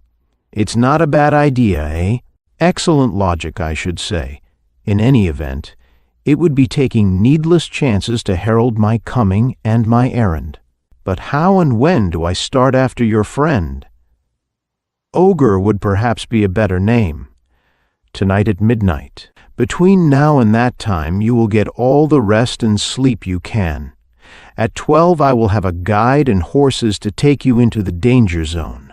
12 picked men, armed to the teeth and carrying provisions and equipment, will follow half a mile behind you.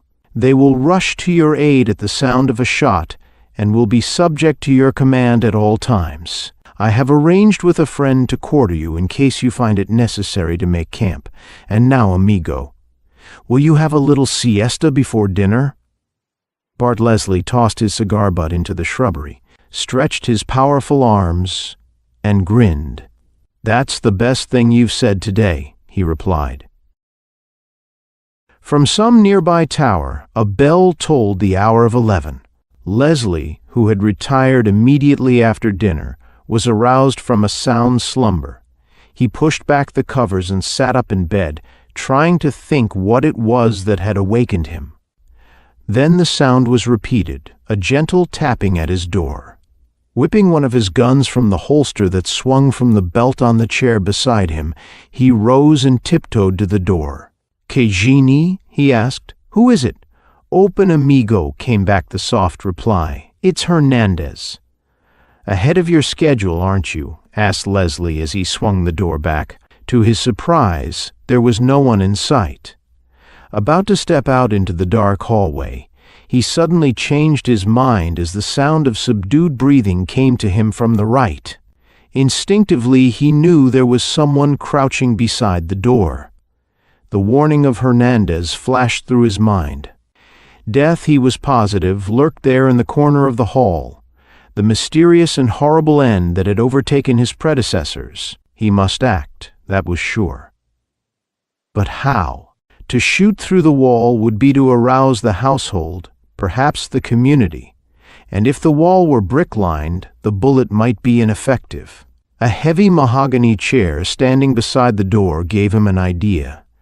He knew that a scant 2 feet separated the edge of the doorway and the corner of the hall, hence he could calculate, with reasonable precision, the position of his concealed enemy. First, tucking his gun beneath his pajama belt, he quietly picked up the heavy chair by the back. Then, turning it so the front of the seat was forward, he swung it aloft and brought it down with crushing force at the point where he calculated the man's head would be. As the chair struck a solid object, a grunt of surprise and pain came from the corner. A heavy body pitched downward across the doorway, and a large machete clattered to the tile floor. Before Leslie could find the switch to turn on his own light, another flashed on in the hallway. There followed the patter of feet and a muttered exclamation in Spanish. "Madre de Dios! They have killed the American already." "You mistake, Carlos. It is only a peon." Leslie lowered his gun as he saw Hernandez and another Mexican, both in their sleeping garments and carrying revolvers, rushing toward him. "What is happening, amigo?" the former asked. Leslie leaned nonchalantly on the back of the chair and mechanically reached toward his breast pocket for his makings, then remembered he was still attired in his pajamas, and grinned. "That hombre knocked on my door, and I thought it was you, so I opened it. When I found he was hiding in the corner, I figured he wasn't friendly, so I quieted him with this chair. Is plenty quiet, I tell you," said Hernandez, bending over the prostrate man, who was barefooted and wore the simple white cotton jacket and pantaloons of the same material common to Mexicans of the poorest class. "I think maybe you have killed him. Let us see." He turned him over on his back, and a livid bruise on his forehead showed where the heavy chair had struck. Hernandez fingered this for a moment, then placed his ear to the fellow's heart. "He's alive," he announced, and stunned. Turning to his companion, he said in Spanish, "Bind and gag him, Carlos. Perhaps we can make him talk when he revives." The man called Carlos threw the would-be assassin over his shoulder, as if he had been a sack of grain, and carried him off down the hallway. "May as well dress now," said Leslie. "We can't get much sleep before midnight." Hernandez shrugged. "Just as well," he replied. "Meet me downstairs when you are ready." Some time later, Leslie, wearing full cowboy attire and 2 businesslike .45s, stepped into the spacious living room. Finding it untenanted, he sat down on a divan and rolled a cigarette. A full 20 minutes elapsed before Hernandez entered. "It's no use," he said. "That damn peon don't talk." "Came to, did he?" "See, some time ago we threatened with the hot iron everything. No use. Says he don't know about these head stealers." "What's his story?" "Says he came only to rob the rich Americano, but he carried a machete." "To be sure. If you would step through that door, Zeep, we find you without the head. Those damn fairies are wise already, I bet you. Perhaps you better not leave tonight, amigo. Fast little workers, aren't they? Crave action." "Well, let's give 'em some. Keep that hombre here and get him to talk if you can, but meanwhile let me take the trail. I'm not going to be scared off by a sneaking peon with a machete." "But, senor, it's more dangerous than ever now. A little later we might." "Nix on the mañana stuff. I'm going right now if you can get someone to guide me. Are your men afraid to go?" Hernandez shrugged. "My men are brave," he replied, "but it's sometimes best to mix brains with bravery. Go then if you are determined. But remember, amigo, I warned you." He clapped his hands, and the man Carlos appeared in the doorway. "Send Jose," he ordered, "and saddle the horses. Jose Gonzaga," he explained to Leslie, "will guide you. He's 3/4 Indian and speaks no English, so you'll have to converse in Spanish." A moment later, a tall, swarthy fellow entered. Although he wore the dress of a Mexican vaquero, his high cheekbones, hawk nose, and dark skin bespoke a predominance of Aztec blood. He was beardless, and 3 livid scars, 2 on the right cheek and 1 on the forehead, added to the ferocity of his countenance. For armament he carried a knife and revolver, both stuck in his sash, a carbine slung across his back, and 2 well-filled cartridge belts. "Buenos noches, señores," he greeted with a flash of dazzling white teeth. When both had made the customary polite reply, Hernandez said, "Señor Leslie is determined to depart tonight, despite the fact that our plans have been discovered. You will therefore start at once, and I will send the men after you, as agreed." He turned to Leslie and extended his hand. "Adios, amigo. May good fortune attend you." Leslie shook the proffered hand. "Gracias, señor," he replied. "I hope to play my cards better than I did on the train. Adios." Jose led the way through the patio to the stables in the rear. Here, Carlos held 2 rangy Mexican ponies, saddled and ready. To Leslie he handed a carbine like that carried by the guide, and a long sheath knife. Swinging the gun across his back and attaching the knife to his belt, Leslie mounted and rode forth, followed by Jose. The latter took the lead as they threaded the narrow streets, lighted only by the waning moon. Later, when they emerged into the open country, they rode side by side. At first they crossed a waste of sand, gleaming a dull silver in the moonlight and dotted here and there with desert growths. Giant cacti that reared their arm-like branches heavenward as if in a constant appeal for water, scrawny twisted mesquite in scattered clumps, and the more lowly prickly pears. Their barbed and segmented branches twined and interlaced like the tentacles of cuttlefish. Later their trail led through a group of rocky hills, and thence along the bank of a narrow, tree-bordered stream, enclosed by towering canyon walls. When they entered the canyon, Jose paused. "It is here, señor," he announced, "that the land of the demons begins. On this spot, just 3 nights ago, a headless body was found." "And no trace of the murderer was discovered?" "None. A riderless horse, blood-splattered and weary, wandered into Tlaxpam the next morning, and we knew what we would find, even before I started here with 2 companions. There was but one fresh trail, that of the horse that had borne the victim." "Is the trail so little used?" "Yes, señor, since the mysterious murders commenced. Formerly it was quite popular with those entering and leaving Tlaxpam from the north. Now it is shunned as a plague spot, although a detour of 5 miles is necessary to avoid this pass. Only strangers, travelers unacquainted with its bloody history, use it now, and these seldom live to boast of it. Many of these have been warned, have laughed at the warning, and have paid for their foolhardiness with their heads. A few who have escaped swear that they heard the whistling of the wings of Satan, who swooped down at them without warning, and whose frightful attack they avoided only by the utmost quickness and haste in riding away. Others claim to have heard his horrible, blood-curdling laugh, and still others to have seen him lurking in the undergrowth. "There are many people with powerful imaginations," replied Leslie. "How long is this pass?" "Nearly a mile. From now on we are in grave danger. Shall we proceed at once, or wait until daylight?" "Let us go on." Scarcely had these words passed the lips of the American than both men heard a noise in the pass ahead of them. Mingled with the distant clatter of horses' hoofs, they heard someone singing or yelling, perhaps both, and the sounds were punctuated with the reports of a gun. "Some drunken fool," said Jose.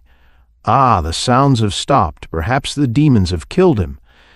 The sounds of voice and gun had died, but the patter of hoofbeats was still audible. There sounded, however, another voice, high-pitched, cackling, as if in demoniac laughter. "Santo Dios! The laugh of Satanas!" cried Jose. "Pull over to that side of the road, quick!" ordered Leslie. "I'll wait on this side." They had not long to wait. The hoofbeats slowed down from a gallop to a single foot. A horse appeared, rounding a bend in the canyon wall, but the animal was without a rider. "Demonios, it has happened!" exclaimed Jose, crossing himself devoutly. Maria Madre preserve us! Leslie caught the bridle of the riderless horse and, producing his flashlight, examined the saddle and the back of the beast. Both were spattered with blood. "The body will be lying near the point where the singing ceased," said Jose. "Of that I am certain." Again came the thunder of hoofbeats, this time from behind them. "Our men are coming," Jose said. "They heard the shots and think we need help. Here, take the reins and bring the men forward when they arrive," ordered Leslie. "I'm going to look for the body and the murderer." He spurred his pony forward. A short distance beyond the first bend, he saw a ghastly thing in the moonlight, a headless body lying by the roadside. Dismounting, he brought his flashlight into play. There were no tracks of a human being or animal near the body, other than those made by himself, his horse, and the horse of the victim. He walked ahead for 50 feet, then discovered a revolver in the dust of the road. 5 of the 6 chambers had been discharged. Pocketing this, he again made his way forward. A walk of 1/4 of a mile revealed no tracks other than those made by the victim's horse, and he knew the tragedy had not occurred that far back. Puzzled, he mounted and rode back to where Jose and the 12 men sent by Hernandez waited beside the body. The guide had dismounted and was standing beside the corpse. "You found tracks of the murderer, senor?" he asked. "Not a track." "That was to be expected. I have found a paper on the body of this young fool, explaining why he rode through the pass. It seems he made a drunken wager with another young blood that he could come through unscathed. The paper is the other man's guarantee of the payment of 100 pesos by this fellow's bank in case his headless body is found. What is to be done? From what town did this man ride?" "Rosario." "Tie the body on the horse and let 2 of our men take it back to his relatives. Put the paper in the pocket where you found it." When the 2 riders and the horse with its ghastly burden had been dispatched in accordance with his orders, Leslie posted his men by twos at intervals of 1,000 feet along the canyon. Then, accompanied by Jose, he patrolled the road for the remainder of the night. The first faint streaks of dawn found Leslie and his companion near the center of the danger zone. The former reined his horse to a halt as the odor of burning wood came to his nostrils. "Someone is making camp near here," he said. "I smell smoke." Jose smiled. "It is only Tio Luis the Aneano," he replied, preparing his breakfast. "Uncle Luis, the old one? Who is he?" "The Aneano is a very venerable hermit who braves the dangers of this pass to remain with the holy shrine of San Antonio, which he has attended since the death of good Father Salvador some years ago. Although he is but a lay brother, he is a most holy man, revered by all who know him, and a very good friend of Senor Hernandez. He has agreed to quarter our men if we find it necessary to remain." "A shrine of St. Anthony here? But why has it not been moved?" "Because it rests on a holy spot, venerated for more than 2 centuries. From a crevice in the hillside, just beside the niche containing the image of the saint, there flows a spring. This spring empties into a shallow pool where the sick have come to bathe for many generations, and where countless miracles of healing have occurred. Whereas pilgrims often came alone in former years and at all hours, they now come only in the middle of the day and in considerable numbers for mutual protection on account of the murderous fiends who surround this place. Did not Senor Hernandez mention the Aneano?" "He only said quarters had been provided for the men. How do we reach this place?" "We have only to ride up the ravine at your left, down which this small stream trickles. It is the overflow from the sacred pool." Leslie assembled his men and led them up the steep path in the winding ravine which had been pointed out by Jose. Presently he emerged on a small plot of more even ground and beheld the home of the Aneano. It was a small abode hut built against the steep hillside. On the left of the hut was a niche containing a life-size image of St. Anthony, and just in front of the image was the pool described by his guide, which was fed by a spring that bubbled from the rock. From a battered and rusty stovepipe that protruded from the side of the hut, there issued the wood smoke which was being wafted down the ravine, and which had drawn Leslie's attention to the place. At the right of the enclosure was a long, low shed, open on one side and built from wide, rough, unpainted boards. This was evidently intended to quarter the horses of pilgrims as well as the pilgrims themselves, for rings were fastened at frequent intervals along the back wall. The men tethered their horses and busied themselves with opening packs, preparing breakfast, and pitching tents, while Leslie and Jose went up to the hut of the anchorite. It was evident that he had heard their arrival, for a bent figure, attired in a ragged robe of rusty brown and leaning on a staff, emerged from the doorway and hobbled forward to meet them. As he drew near, Leslie saw a face that was seamed, wrinkled and emaciated above an unkempt gray beard. The hermit paused before them and leaned on his staff. "God bless you, my sons," he mumbled, with the peculiar sibilant enunciation that invariably denotes the paucity or absence of teeth. "You have come from my friend, Señor Hernandez, I presume, and you have passed the demons unscathed. Deo gracias." "Unscathed thus far, Tio Luis," replied Jose. "This is Señor Leslie, the great devil fighter, who has come to rid us of the demons that haunt this vicinity. Bueno, we have need of him, and our prayers for his safety and success will go with him on his dangerous mission.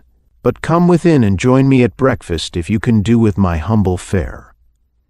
They accompanied the aged hermit to the door of the hut, where he politely stood aside and bade them enter. "All that you see is yours, my sons," he said as he followed them into the small front room. "Excuse me while I go into the kitchen to see about breakfast." He hobbled through a curtained doorway into the rear room, and Leslie heard him puttering about to the accompanying clatter of pans and crockery. Jose unslung his carbine, stood it in a corner, and flung himself into one of the chairs beside the bare table that stood in the center of the room. "Hui! But I am tired," he grunted. "It has been a strenuous night, Señor." Leslie politely agreed with him, disposed of his own carbine, and took a chair on the other side of the table. While he waited for the puttering anchorite, he glanced around the room.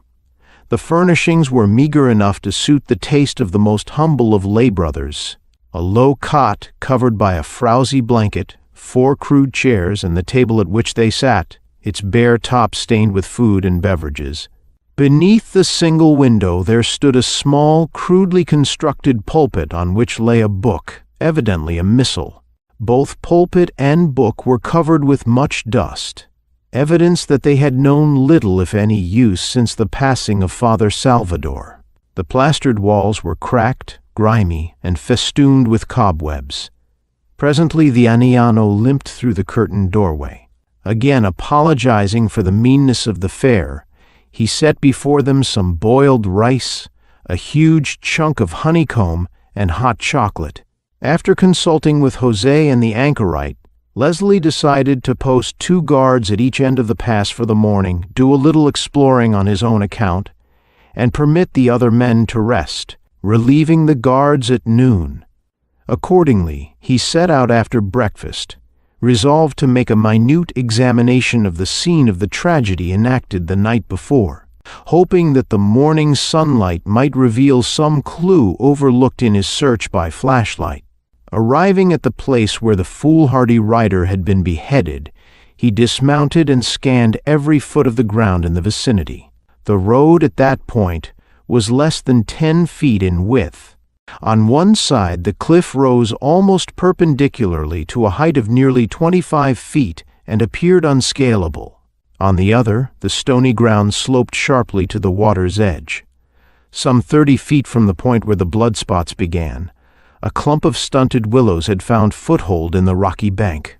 Leslie peered into these with a view to ascertaining whether or not they had been used for purposes of ambush, then uttered a cry of surprise at the sight of a blood-stained object hanging among them. He drew it forth and recognized it instantly as the outer edge of a broad-brimmed sombrero. It appeared to have been cut from the hat by a very keen instrument, not in the form of a circle or oval, but more like an irregular hexagon, no two lines being equal but all lines straight, or nearly so. He noticed, also, that it was creased at each point where two straight cuts joined. An examination of the bushes revealed the fact that they had not been used as a hiding place by a human being. Puzzled, Leslie hung the blood-caked relic over his saddle horn, mounted, and rode back to camp. His men, with the exception of one who had been left on guard by Jose, were sleeping beneath the tents, the walls of which had been raised to admit the breeze. The guard took charge of his horse and looked curiously at the bloody hat brim which Leslie removed from the saddle horn. He started for the hut of the hermit, intending to show his find to that individual, then paused as the sudden clatter of hoofbeats came from behind him. Turning, he beheld one of his men emerging from the ravine. The fellow dismounted and ran to where he was standing, fear and horror written on his bronzed features. So great was his agitation that, although his lips worked spasmodically, he was unable to speak. "Well, what is it?" snapped Leslie. "Have you lost your voice?" The man crossed himself and muttered beneath his breath. "Maria Madre preserve us!" he gasped. "We are all doomed men." "But how? Speak to the point." "The demons! They kill in broad daylight now." "Where? Who?" "We were standing guard at the north end of the pass, Miguel and I. They have beheaded Miguel." "What did they look like?" "I did not see them, senor." "What? Your comrades slain before your eyes, and you could not see the murderers?" "Not before my eyes, senor. That is, you were sleeping, I suppose, on duty." The fellow hung his head. "We were very tired, Miguel and I, after the night's vigil. Things were so peaceful that we decided there could be no harm in our snatching a little sleep, one at a time. I stood guard for 2 hours while Miguel slept. Then he mounted guard, but it seemed I had scarcely closed my eyes before I heard him utter a choking cry. I caught up my carbine and leaped instantly to my feet. Before my eyes, the headless body of my comrade slipped from his saddle, and at the same moment I heard the whir of wings above my head. Although I looked upward instantly, I saw nothing. This whir of wings, was it loud like the roar of an airplane? No, senor. It had a much quieter tone, like the whistle of a large bird's pinions. What has happened, my sons? Wheeling, Leslie saw the anciano, who had hobbled up unnoticed, behind him. Leslie explained the situation to the hermit and showed him the hat brim he had found. "Lend us the wisdom of your years, Tio Luis," he requested. "This is the most singular as well as the most hellish thing I have ever encountered. What do you make of it?"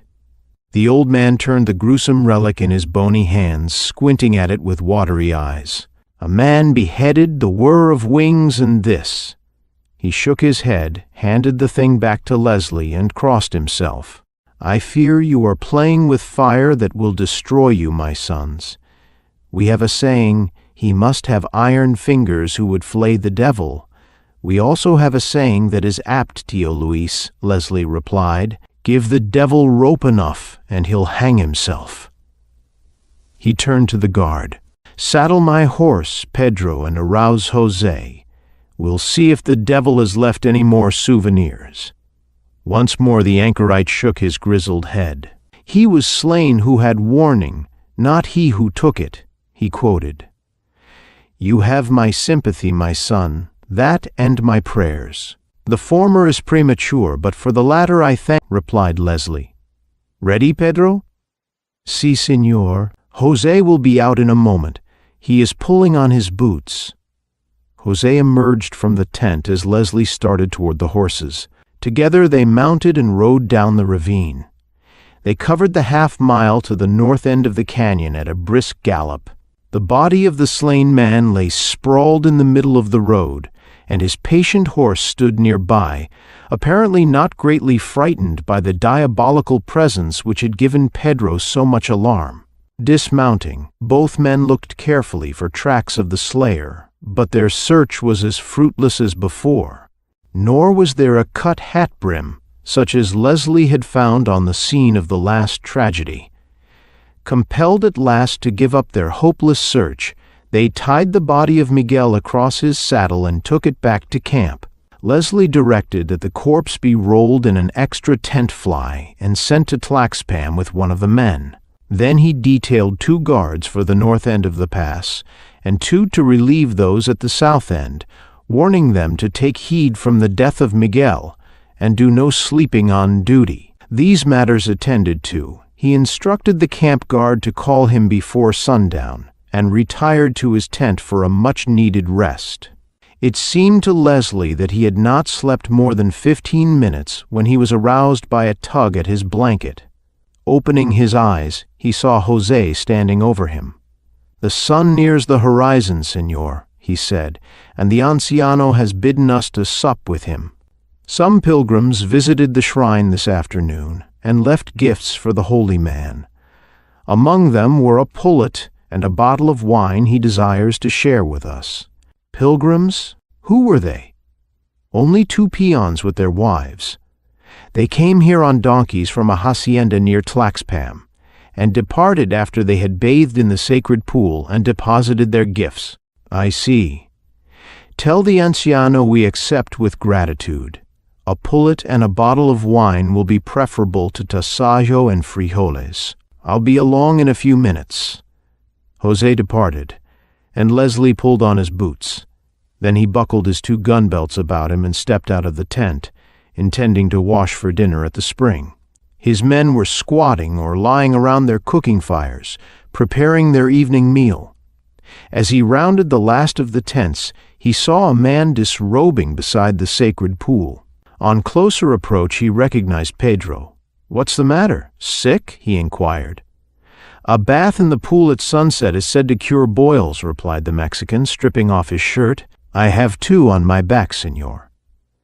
"At sunset? I didn't know the time made any difference." "Oh, but it does, señor. The anciano told me so himself." Walking past the image of St. Anthony, Leslie laved his face and hands in the bubbling spring. Then, much refreshed, he started for the hermit's hut. The sun was sinking, and he heard the splashing of Pedro as the lad entered the pool. Rounding the corner of the hut, Leslie came upon José seated on the doorstep smoking a husk cigarette. In the kitchen, he heard the anchorite bustling about among his pots and pans. The table was set and graced by a wide, wicker-covered bottle with a long neck. "How is your appetite, José?" he asked. "Like that of a wolf, señor. And yours?" "Like that of a pack of wolves. I'm accustomed to eating lunch, but I've been too busy today." At the sound of their voices, the hermit limped out from the kitchen. "Come in, my sons," he said. "Be seated and sample this wine with me while the pullet reaches the right degree of tenderness."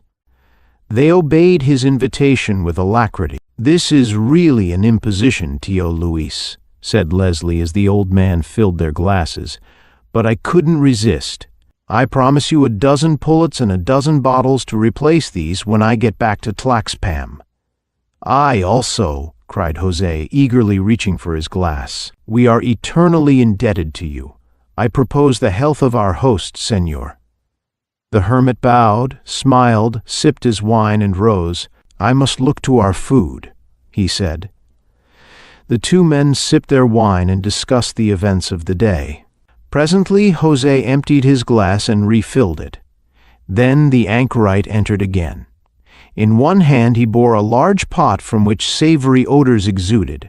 In the other he carried a deep plate over which a bowl had been inverted. Placing pot and plate on the table, he lifted the bowl. "Chicken and chili," cried José. "Food for a king." "And tortillas," exclaimed Leslie. "Did you bake them yourself?" His words were followed by a shout from outside, then an excited babble of voices. Leslie put down his glass and rushed out the door. He saw a man standing beside the sacred pool. The others, aroused from their places beside the campfires, were running toward their companion. He joined the rush to the pool and saw in a moment the cause of the commotion. A half-clothed, headless body with arms outstretched lay on the very rim of the pool. "It is Pedro," a man cried. "The demons have slain Pedro." "They will slay us all if we remain," said another. "I'm going back to Tlaxpam." "And I?" "And I." Jose came running. "What has happened, senor?" he asked, his tongue a bit thickened by wine. "We've lost another man." Leslie produced his flashlight and snapped it on. "See if you can quiet these sniveling cowards while I have a look around." While Jose, rendered eloquent and perhaps more fearless by the wine he had consumed, sought to quiet the fears of his comrades, Leslie made a thorough examination of the body. He judged from its position that Pedro had been seated on the rim of the pool with his back to the image, dressing, when the crime occurred. The other men, occupied with their evening meal, would not have seen the attack because of the tents intervening between the cooking fires and the pool. Using the jutting rocks for feet and hands, he next climbed the steep hillside at the left of the image, circled the point over the niche, and descended on the right side, searching every inch of the way with his flashlight. As there were no tracks other than those he had made himself, he concluded that the attack had not come from above. It was useless to look for tracks on the hard-packed ground around the pool, and there seemed to be no other clues. His men, he noticed, were gathered in a small group around the loquacious Jose, and he was about to snap off his flashlight and go to the guide's assistance when the white circle fell on something that gave him pause. It was a large drop of blood on the stone floor of the niche, and directly in front of the image. With a low cry of surprise, he bent over to examine it, then leaped up and whirled about, gun in hand, at the sound of a footfall behind him. He returned the weapon to its holster with a nervous laugh as he saw the anciano standing there, peering at him with his little watery eyes. "Sorry, Tio Luis," he apologized, "but you gave me a deuce of a start." "Do not mention it, my son," replied the hermit. "I should have announced my coming at a time like this. So the demons have profaned the sacred pool. Now indeed will the wrath of God smite them. You have found a clue? Only a drop of the blood on the floor of the niche. It has some significance, of course, but what? How do you suppose this blood was dropped clear over here, a full 10 feet from the body? And there are no blood spots between, other than those around the body itself.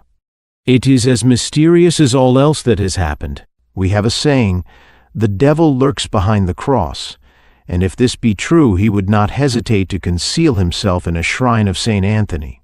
That explanation may suffice for you, but it does not satisfy me," replied Leslie. Then, noticing that some of his men were saddling their horses, he hurried to the assistance of Jose, whose alcoholic eloquence had apparently not been sufficient to deter them from their avowed purpose of returning to Tlaxpam. "Get down, hombre!" he roared, addressing a man who had already mounted. The fellow hesitated, then did as he was bidden. He swung on the others. "What does this mean? Are you women in the uniforms of fighters?" "We cannot fight the devil," one man replied. "We shall only lose our lives and accomplish nothing by remaining," said another. "Come with us, senor." Leslie laughed. "Go then, cowards," he retorted. "Go back to Don Arturo and tell him you are afraid, that you are too white-livered to remain and avenge the death of your comrades. I'll stay and fight these murderers alone." "Not alone, senor," said Jose. "I remain with you." He appealed again to the men. "The great devil fighter stays," he said, "to deal death to those who have slain our comrades. Boon companions, we have been for many years, we and those of us who have died for our cause. The devil fighter, whom we have only known since yesterday, who has only known Pedro and Miguel a few hours, remains to avenge them. Is there one among us who can do less?" "He is right," said the man who had just dismounted. "I remain. My duty is plain," said another. "I remain also. And I, and I." Viva Leslie! Hurrah for the great devil fighter! Thus the mutiny was quelled and order restored. In a trice, Jose had set them at various tasks, knowing full well that if their hands were occupied, they would have less time for fearful speculations. The body of Pedro was wrapped and swung from the rafters of the shed.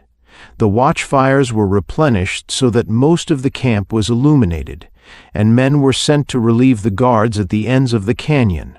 In order to hearten his men further, Leslie decided to ride down with the two who were to take the post nearest Tlaxpam. Nothing untoward occurring after an hour's vigil with these two, he enjoined them to be on their guard and rode away to see how the two at the other end of the canyon were getting along. He had passed the camp and was rounding the next curve at a slow canter, wrapped in meditation as he pondered the terrible and amazing events of the last 24 hours, when with startling suddenness there came a sound resembling the whistle of huge pinions directly above his head. There was no time to think, yet he acted, by instinct rather than by reason. With cat-like quickness, he hurled himself sideways and hung, Indian fashion, supported by one stirrup and the neck of the pony. Something struck heavily on the saddle, and he heard a sharp metallic click. Then the frightened animal bounded forward so suddenly that he nearly lost his hold. Deft horseman that Leslie was, he managed to regain his seat before much ground had been covered, but nearly lost his balance in doing so, because when he reached for the saddle horn he grasped only empty air. Pulling the pony to a halt, he dismounted, unslung his carbine, and waited for a new attack.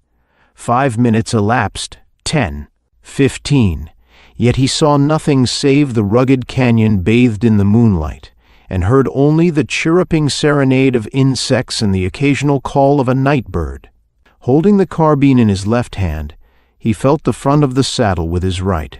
The horn, he discovered, had been sheared away smoothly and completely. Thus he was certain. Would his head have been sheared from his shoulders had he kept his seat a fraction of a second longer when that awful death-dealing thing had hurtled down at him from a clear sky? And the thing itself. What was it? Something conceived by man, he felt sure, for Leslie was not superstitious, yet designed with such diabolical cleverness as to kill with almost superhuman accuracy and leave no clue that would hint at its nature or modus operandi. Convinced at length that he could not further his cause by remaining longer, Leslie removed his broad Stetson and fastened it to the saddle ring with the chin strap. Then he mounted with a better view of the air above his head and rode, carbine in hand, to where the two guards were posted. Finding that they had nothing to report, he left them with a warning to maintain the utmost vigilance and rode slowly back toward the camp. While he rode, albeit he kept a weather eye for danger, he was thinking, and to such purpose that when he reached camp, a new plan had completely formed in his mind. He greeted Jose with a disconcerting smile as that worthy came out to meet him. "The Señor is amused?" Jose answered the smile of Leslie with a flash of his white teeth. "Perhaps he has discovered something." "Nothing new, Jose," Leslie replied. "Just thought of a new scheme to work on this so-called devil." "And the scheme? I'll show you in a minute. Go and ask Tio Luis if we may tear 3 or 4 boards off his horse shed. Tio Luis retired for the night shortly after you left. Should we disturb him for such a trifle? No, let him sleep, but bring 4 boards into my tent, a riata, and a couple of good sharp machetes. Don't make any more noise than necessary, and say nothing about this to the others." "Si, Señor." As soon as Jose departed to do his bidding, Leslie went behind the tents and pulled a huge armful of grass. With this he entered the rear of his own tent, deposited it on the floor, and lit his lantern. Then he opened one of his saddlebags and took therefrom a complete suit of cowboy attire. Jose returned in a trice with the boards and the machetes. "Now bring me a saddle," Leslie ordered. When Jose got back with the saddle, he found the American industriously hewing one of the broad boards with a machete. The wood was partly softened by dry rot, though firm enough not to crumble, and was consequently easily shaped with the keen blade. Leslie finished this board, which was about 6 feet in length, and handed it to Jose. "Cut me another the same shape," he said. Jose worked swiftly, but stole a curious glance at Leslie from time to time as the latter cut one of the remaining boards into 4 pieces, the other into 2, and then proceeded to cut holes and notches in them. The boards shaped, Leslie cut the riata, a piece at a time, and began lashing the boards together, using the notches and holes for the purpose. When Jose saw a figure resembling the frame of a scarecrow beginning to take shape, he grinned broadly. "Por Dios," he cried. "Do you expect to fool the devil with so simple a thing?" "Wait until it's finished," Leslie answered, drawing the trousers and boots over the frame and stuffing them with grass. "Bring a horse around behind my tent while I finish this work of art." His own effigy completed to his satisfaction, Leslie clapped his Stetson over the head and lashed the thing to the saddle with what was left of the riata. Then he lifted the rear tent flap and passed it through to the waiting Jose. Together they placed the dummy on the back of the surprised and annoyed pony and stood back to view their handiwork. "Viva!" exclaimed Jose. "Your double sits the horse, senor." "Now for the rest of my plan," said Leslie. "I want you to saddle another horse and lead this one, giving it about 20 feet of rope. Ride very slowly up and down the canyon until the attack occurs. If we may judge by our previous experience, it is almost sure to come. The enemy will attack the rear man for 2 reasons. One is that an attack on the man in front could be seen and perhaps frustrated by the man in the rear. And the other is that the thing looks like me in the moonlight, and I have reason to believe my head would be preferred as a souvenir above all others in this company. While you are walking your horses on the trail below, I'll follow at a distance of about 100 yards on the cliff above. I have a pair of moccasins here that will eliminate any clatter I might make with boots and spurs, and will thus give me a chance to view the attack from above while you look on from below. Caspita! Now we will get this devil for sure." "I hope so. Go and saddle up while I put on my moccasins. If we have any traitors in camp, they will see us ride away together. If not, there will be no harm in temporarily deceiving them. I'll throw the end of the lead rope to you from behind the tent when you're ready to start. Then I can hike over to the top of the cliff and wait for you." As Jose, some moments later, rode down the arroyo, apparently followed by the American, Leslie stood and viewed his handiwork with pardonable pride for a moment, then scurried up to the top of the cliff and waited for the guide to appear below him. It was not long before what looked for all the world like 2 horsemen riding in single file emerged from the arroyo and started toward Tlaxpam at a leisurely pace. Following his preconceived plan, Leslie kept about 300 feet behind them on the cliff top, his moccasined feet making no sound, his carbine held ready for action. A full quarter of a mile had been covered when Leslie's quick eye caught the movement of a shadowy form near a clump of brush at his right.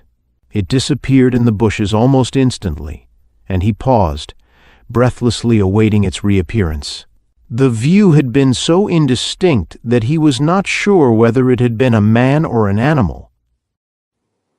After several minutes of waiting, he grew impatient and had just decided to explore the bushes where the apparition had dropped out of sight when he saw it again, this time fully 300 yards away and just on the brink of the cliff. It was undeniably a man, though grotesquely shaped. A man with what looked like a huge hump on his back. As he looked, he realized that the prowler was directly above the point where Jose and his own effigy would be, the guide having made considerable progress while he had been waiting for the reappearance of the figure. Dismayed at this unforeseen circumstance that had caused him to lag so far behind the guide, Leslie rushed forward. As he did so, he was amazed to see the hump suddenly detach itself from the back of the man. No longer a hump, but something about the size of a pea measure. It was raised aloft, then hurled downward over the side of the cliff. Leslie halted and brought his carbine to his shoulder, but at this moment his quarry suddenly dropped from sight. Cursing his own slowness, he again hurried forward, stepped into an unseen crevice, and fell sprawling, cutting his hands painfully on the sharp stones. As if in mirth at his discomfiture, there came to him the raucous echoes of hideous, demoniac laughter. He scrambled to his feet, caught a glimpse of the humpbacked figure again, and fired. Simultaneously with the crack of his rifle, the figure dropped out of sight. Again he ran forward, his rifle held in readiness, straining his eyes in all directions for another sight of his quarry. He had almost come upon the spot where he judged the marauder had stood, when he caught the movement of something in the shrubbery, this time a full 100 feet back from the cliff. Again he fired and rushed forward, convinced that his bullet had found its mark. It seemed, however, that he was doomed to disappointment, for a thorough search of the shrubbery in and around the spot revealed nothing. Returning to the brink of the cliff, he took the precaution to call out before showing himself. "Jose, que gente?" "I am Leslie. Do not shoot." "Very well, senor." Looking over the cliff, Leslie saw that his effigy had been decapitated, even as he had expected. It was well, too, that he had had the forethought to call out, as Jose had dismounted and was standing behind his pony, his carbine pointing across the saddle. "Did you see it, Jose?" he asked. "No, senor, but I heard it." "Praise God, it struck as you expected." "So I see," replied Leslie, regarding the headless effigy. "But unfortunately, I wasn't on the job to strike as I expected. I may as well ride back to camp now and think up a new scheme. This one won't work again. I'll keep to the cliff above you in case of another attack." "Very well, senor."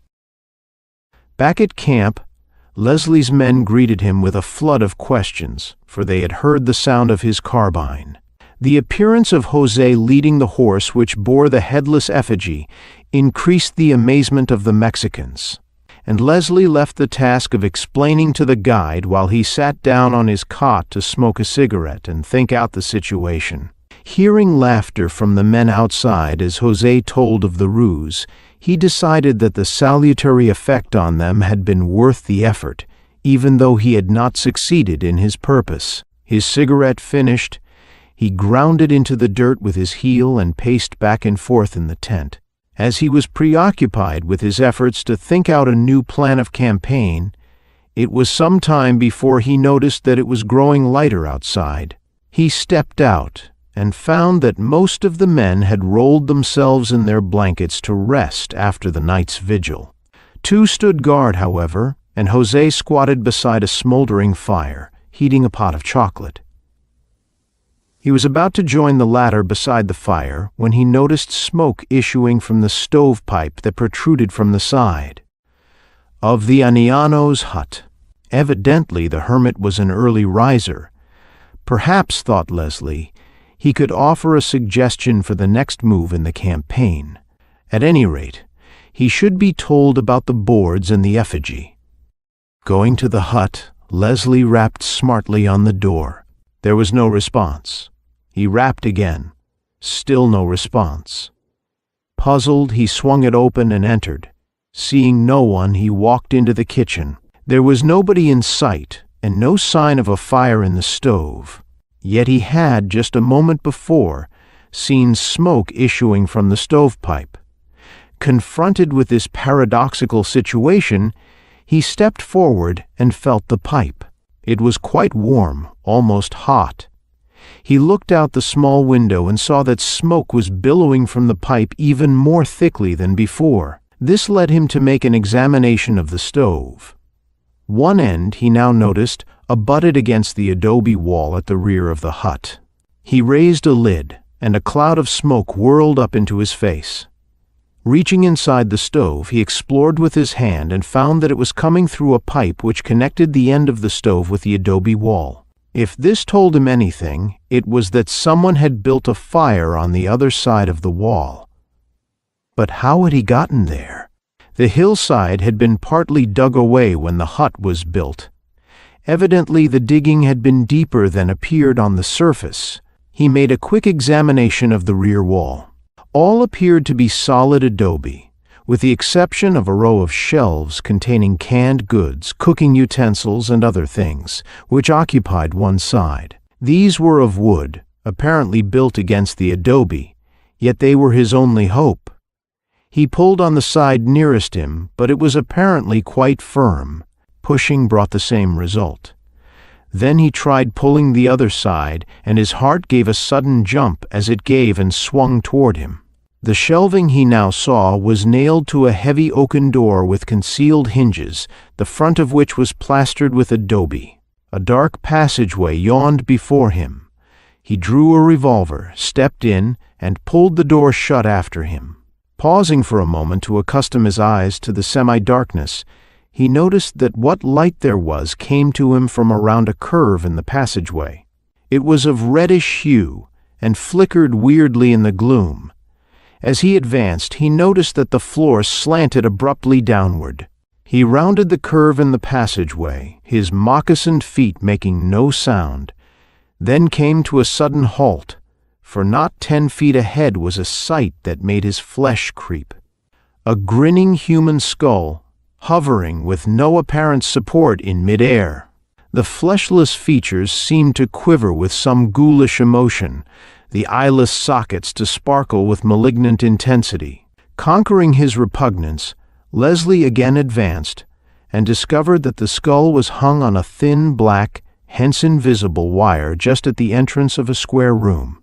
The apparent motion of the bony features was caused by the flickering light of a fire that crackled in a fireplace cut into one wall, and over which a huge black cauldron bubbled. Stepping past the skull, Leslie was confronted by a charnel array that rivaled, if it did not exactly resemble, the most ghastly corners of the catacombs. He was surrounded by skulls, some dangling from the ceiling rafters on wires of various lengths, some grinning down at him from the wall where they were arranged in diverse geometric patterns, and the rest piled in a grim funereal pyramid in the center of the floor. Feeling sure there was someone nearby, Leslie looked carefully about him. There were 2 entrances to the chamber, the one by which he had come, and another in the opposite side of the room. After investigating the second opening, which led into a dark runway, he walked to the fireplace, curious to know what was being cooked in the kettle. Peering over, he saw a seething mass of liquid with a dark spot in the center. Then the dark spot moved. It was black hair, and the ghastly dead face of Pedro, turning with the movement of the water, looked up at him. Beneath it, another head was slowly turning toward him, the head of Miguel. He drew back, sickened and horrified, then paused, listening intently. Distinctly, he heard the sound of footsteps in the passageway he had not yet explored. With cat-like quickness, he bounded noiselessly into the passageway by which he had come, and trusting to the comparative darkness for concealment, he waited a few feet from the opening. Prepared as he was for strange sights, Leslie gasped in amazement at the weird figure that entered.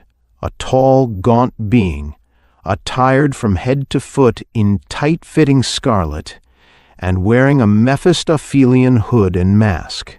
As the man advanced to the center of the room with the springy tread of an athlete, Leslie saw that he was well-muscled, and would make no mean antagonist in a rough-and-tumble fight. In his right hand he held a coiled rope, one end of which extended over his shoulder. He turned and eased a burden to the floor, a queer-looking contrivance that was fastened to the other end of the rope. It was cubical in shape, each dimension being about 12 inches, and was apparently made of steel. Projecting from the bottom on each of 2 opposite sides were 3 stout bars about 4 inches in length. Between each middle bar and corresponding end bar was stretched a powerful steel spring. The rope was fastened to an iron ring riveted near the bottom. The demoniac figure knelt on the floor beside the thing and fondled it as one might a faithful dog. Then there issued from behind the hideous mask a horrid peal of laughter that caused cold chills to run up and down the spine of the American, for it was the same sound he had twice heard before, and each time after a headless victim had been found on the road. The maniac, for such he appeared to be, continued to stroke the thing that lay on the floor before him. "You have done well, degolador mio," he said. "Heh, heh, heh, my little one, you have done famously. Never was there a headsman like you, I swear it. 3 heads between 2 sons. Caspita, if the harvest continues thus, our vow will soon be fulfilled. Had that cursed gringo not evaded us with his clever tricks, we should have had 4, but never mind, my pretty. I promise that you shall taste his cursed heretic blood ere another sun has set. Heh, heh, heh. We will fool this self-styled devil fighter, my little one. We will send him to try conclusions with Satanas and his imps. But we must rest ere that is done, so now to business." So saying, he half raised one end of the contrivance and pressed his knee against it. Then he grasped the 2 middle projecting bars and pulled them toward him with some difficulty because of the resistance of the powerful springs. At the sound of a sharp click, he released his hold and the bars remained where he had left them, the springs now drawn taut the entire length of the sides. He took hold of the ring and gave the whole thing a shake. A gory head rolled out upon the floor, and Leslie instantly recognized the face of another of his guards, probably caught napping in the early morning hours. Seizing it by the hair, the maniac carried it to the kettle and dropped it into the boiling water. Then, drawing a heavy machete from his sash, he prodded within the kettle, apparently testing the tenderness of the others. Leslie, feeling that the time for action was at hand, stepped softly into the room, his 6-shooter ready for action. The killer stood with his back toward him, still prodding the grisly contents of the kettle, but, loathsome and deserving of death though he was, Leslie could not shoot him down in cold blood. "Surrender or die," he shouted. The maniac swung around, and with the same movement hurled the heavy machete straight for the breast of the American. Leslie had no time to dodge the keen blade of the killer that was hurtling toward his heart. He could not possibly have moved his body fast enough. He could move his hands, however, with lightning-like rapidity, or he would never have lived to earn the title of Two-Gun Bart. With a movement quicker than the eye could follow, he parried the blade with the barrel of his 6-shooter, then covered his enemy once more as the weapon clattered to the floor. "Your last chance, hombre," he roared, bounding forward. "Do you surrender?" "I yield, senor. You see I am unarmed." "What would you?" "First remove that mask, that I may see what servant of Satan hides behind his features." "But, senor—" "Remove it, I say." He jammed his gun into the midriff of the killer. "Let me go. I will pay you well, make you rich. The government offered you 20,000 pesos. I will double it, I will." "Dog!" With a sweep of his free hand, Leslie tore the mask away. As he did so, a long, tangled beard tumbled down over the scarlet breast, and the little watery eyes of the Aneano looked into his. Then the straight back bent, the shoulders assumed a familiar droop, and the voice became a sibilant whine. "Mercy, good señor, en el nombre de Dios. Would you slay a helpless old man? A cold-blooded murderer deserves no pity, but I was justified, I swear it. Give me a chance to explain." "You couldn't possibly be justified, but if you are anxious to talk, I'll listen for a little while." "Gracias, señor." "Do you know who and what I really am? I know you as Tío Luis, the Anellano, and recently as Tío Luis, the murderer. Anything else could matter but little. Of that you shall judge. My name is not Luis at all, but Tomas Perez. Neither am I of common mestizo stock, as you no doubt suppose. Through no fault of my own, there flows in my veins enough Spanish blood to lighten the color of my skin and give me this beard. Yet my people were Yaquis, and I am one of them, heart and soul. No doubt you have heard or read the sad history of my people. If you have not, then picture a tribe, a nation, peace-loving, hard-working tillers of the soil, oppressed for hundreds of years by every form of outrageous tyranny known to man, yet bearing it all with meekness, striving to overcome evil with good. Such was the nation of the Yaquis.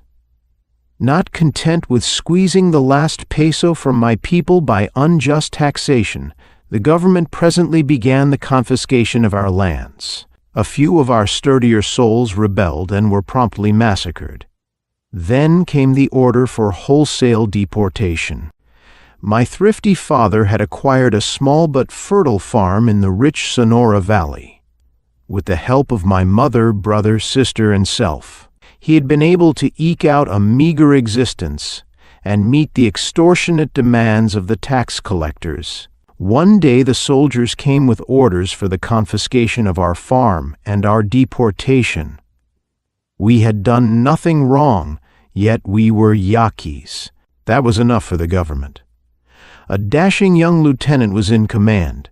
My sister was pretty, and after he had ordered his men to drive us down the road like sheep, he bade her remain. I never saw her after that. With thousands of others of our race, we were transported to Yucatan, and there sold as slaves, mostly to the owners of the sisal hemp plantations. My mother died on the way, of grief, I think. My father succumbed, soon after our arrival, to the combination of hard work, cruel treatment, and little food. Having the endurance of youth, my brother and I were able to keep body and soul together, though life was a constant horror. My chief consolation was derived from the good padre who came to visit us, and who took quite an interest in me. It was in my talks with and observance of him that I gained a knowledge of priestly ways which has stood me in good stead since that time. But to go on, although I have always been unusually quick-tempered, my brother had this trait to a more marked degree than I. Many times I have seen him fly into a frenzy over a mere trifle. Small wonder, then, that he should, one day, let his hatred overmaster his judgment when the overseer struck him with a whip. He seized it and lashed his tormentor across the face, but his triumph was short-lived. The overseer decapitated him with his machete. For me, this was the last straw. My sister had undoubtedly been ravished and murdered. My mother had died of grief, my father from cruelty, and now my little brother, the only one left for me to love, had been slain. All this I charged, and still charge, to the rapacity of the Mexican government. I was ordered to bury the body of my brother where it lay unshriven and mourned only by me. Over his grave, with tears streaming down my cheeks, I took a solemn oath that if ever I should be able to escape from that place alive, I would take 1,000 Mexican heads to pay the debt. I bided my time, and one day my opportunity came. When I left, I took with me the head of the overseer who had slain my brother. My first act on the open road was to rob a traveler of his mule, his pack, and his head. The pack, I found, contained a large store of cheap but gaudy jewelry, which I hawked to advantage in the villages through which I passed. Whenever I saw the chance, I would take a head, remove the flesh by boiling, and store the skull in my pack. Within a month, my jewelry had all been sold and my money was exhausted. I obtained employment in the shop of a horseshoer, and it was while there that I conceived and secretly manufactured my little degolador, as I call it. It is so designed that when it drops over a man's head, the impact with his shoulder releases the razor-sharp blade, usually severing his head from his body. If the blade strikes a vertebra and sticks, then a sharp pull on the rope completes the job. But to go on with the story, I chanced to come here, and found that the place was admirably suited to my purpose. I did not live in the hut at first, but camped on the hillside not far from here. I succeeded in collecting many skulls from travelers riding beneath the cliffs, and of course, I left no traces. One day, while wandering on the hillside, I came upon an opening that excited my curiosity. Seeing that it penetrated quite deeply, I made a number of torches with dried grass and explored it. It led me to a small chamber behind the image of St. Anthony, and I found, to my amazement, that the slab which formed the rear panel of the shrine was, in reality, a door, easily opened from the inside, and swinging on brass hinges which, though corroded, were still serviceable. The drop of blood which you found at the base of the shrine bears me out in this, as I used that door when obtaining Pedro's head while you and Jose waited at the table for your chicken and tortillas. Exploring further, I found this room and its connection with the rear of the hut. The two rooms and the tunnels had evidently been used at some forgotten time by the keepers of the shrine, as a place of refuge during Indian attacks. That evening I took the head of Father Salvador while he was exploring the hillside for herbs. The next day, when a company of pilgrims came, they had already grown fearful of the neighborhood and came in numbers. I told them I had discovered the body near my camp. They swore he had been murdered by the devil, such being the popular superstition regarding the other deaths, because I never left tracks, and it was not difficult for me to persuade them and the authorities who came later that I would be a suitable guardian for the shrine. One day I noticed the advertisement of a costumer in a paper from Mexico City, which had been wrapped around a bottle of tequila given to me by a pilgrim. I took a train down there and purchased 3 costumes from him, like the one I now wear, giving, of course, a false name and address. The costume fitted well with the popular superstition regarding the place, and I felt that it would afford me considerable protection in case I was seen. Is there anything else that puzzles you? Leslie considered a moment. Yes, there are several things. For one, how does it happen that you can throw that thing with such uncanny accuracy? In the same way that a vaquero can throw a riata with equal accuracy, by practice. I practiced for weeks before I attempted to use it at all as a substitute for the machete. You are one of the very few live targets I have ever missed. He took a skull from the pyramid and handed it to Leslie. Here, roll this across the floor as swiftly as you wish and let me show you. Leslie waited for him to pick up the instrument of death and poise it aloft. Then he rolled the skull at the opposite wall. The anciano hurled the thing with cat-like quickness, but it fell, not over the skull but over the head of the American. With a cackle of diabolical glee, the hermit jerked the rope taut. Leslie had holstered his revolver when he rolled the skull, hence both his hands were free. As the infernal machine descended over his head, he instinctively put up both hands to throw it off. But this was prevented by the anciano's jerking the rope taut. The keen blade was beneath his chin, almost touching his throat, but the trigger bars had not yet touched his shoulders. Had they done so, his death would have been instantaneous. Still tugging at the rope, the hermit quickly shortened the distance between them. Then, grasping the ring with one hand, he dropped the rope and suddenly pressed down on the machine from the top with the other. The trigger bars struck Leslie's shoulders, but quick as the hermit had been, the American was again a shade quicker. Shifting his own hold, he had grasped the 2 bars that moved the blade, using the pressure on the back of his neck to keep it from his throat. The springs were tremendously powerful, and he had all he could do to keep the keen blade away, the anciano meanwhile keeping the thing pressed down on his head and jerking at the ring behind. The struggle that ensued was the most fearful in Leslie's experience. The anciano, he found, was a powerful athlete, notwithstanding his previous pretended feebleness. Twice his chin was cut to the bone by the razor-edged blade as the hermit jerked him about. The thing that galled him the most was the fact that he could not fight back. Although his 6 shooters were belted about him, he dared not let go with either hand to reach for a gun. His sole consolation was that his enemy was in like case so far as his hands were concerned, though a long way from being in such desperate peril. Struggling intensely, bleeding profusely from the 2 cuts in his chin, Leslie soon found his strength ebbing at an alarming rate.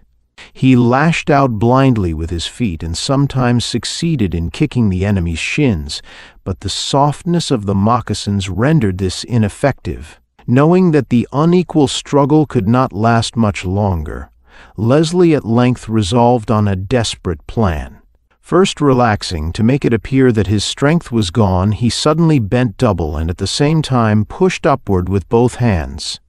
The hermit, taken completely by surprise, was first jerked forward, then catapulted over the head of the American. Although the movement jerked the machine from his head, Leslie received a severe cut on his forehead. The blood trickled down in his eyes, half blinding him, so that he could but dimly see the hermit lying on his back where he had fallen. Whipping out his knife, Leslie cut a piece from the riata and pounced on his prostrate foe, who appeared partly stunned from his fall. It was but the work of a moment to turn him over and bind his hands behind him.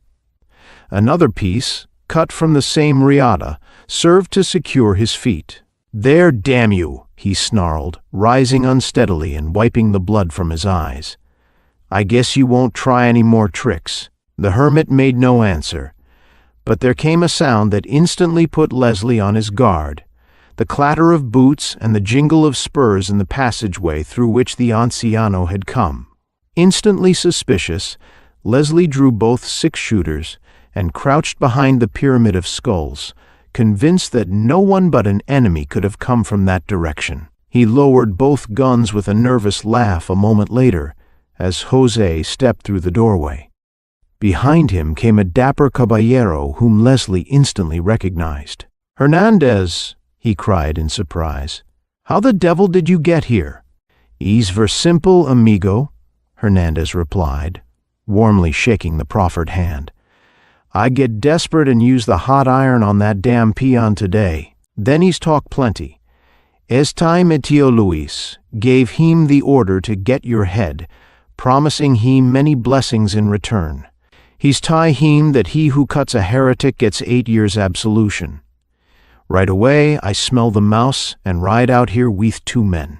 José, I find cooking breakfast, and he's tie me you're in the hut. I go there but find no one, so return to José. He say maybe you have gone to look for the trail where you shoot at the devil last night. We go there and find trail ourselves. It leads to a hole in the hillside and a passageway which we follow to this place. I see you have those devil all right, but where is the anciano? You must get him also to win those 20,000 pesos, for both are guilty." "Fair enough," replied Leslie. "I call you. Take a look at this man's face." Hernandez bent and turned the anciano on his back, then straightened up with a cry of amazement. "Tio Luis, son of Juan Gun, you win, amigo." End of The Demon of Tlaxpam by Otis Adelbert Klein.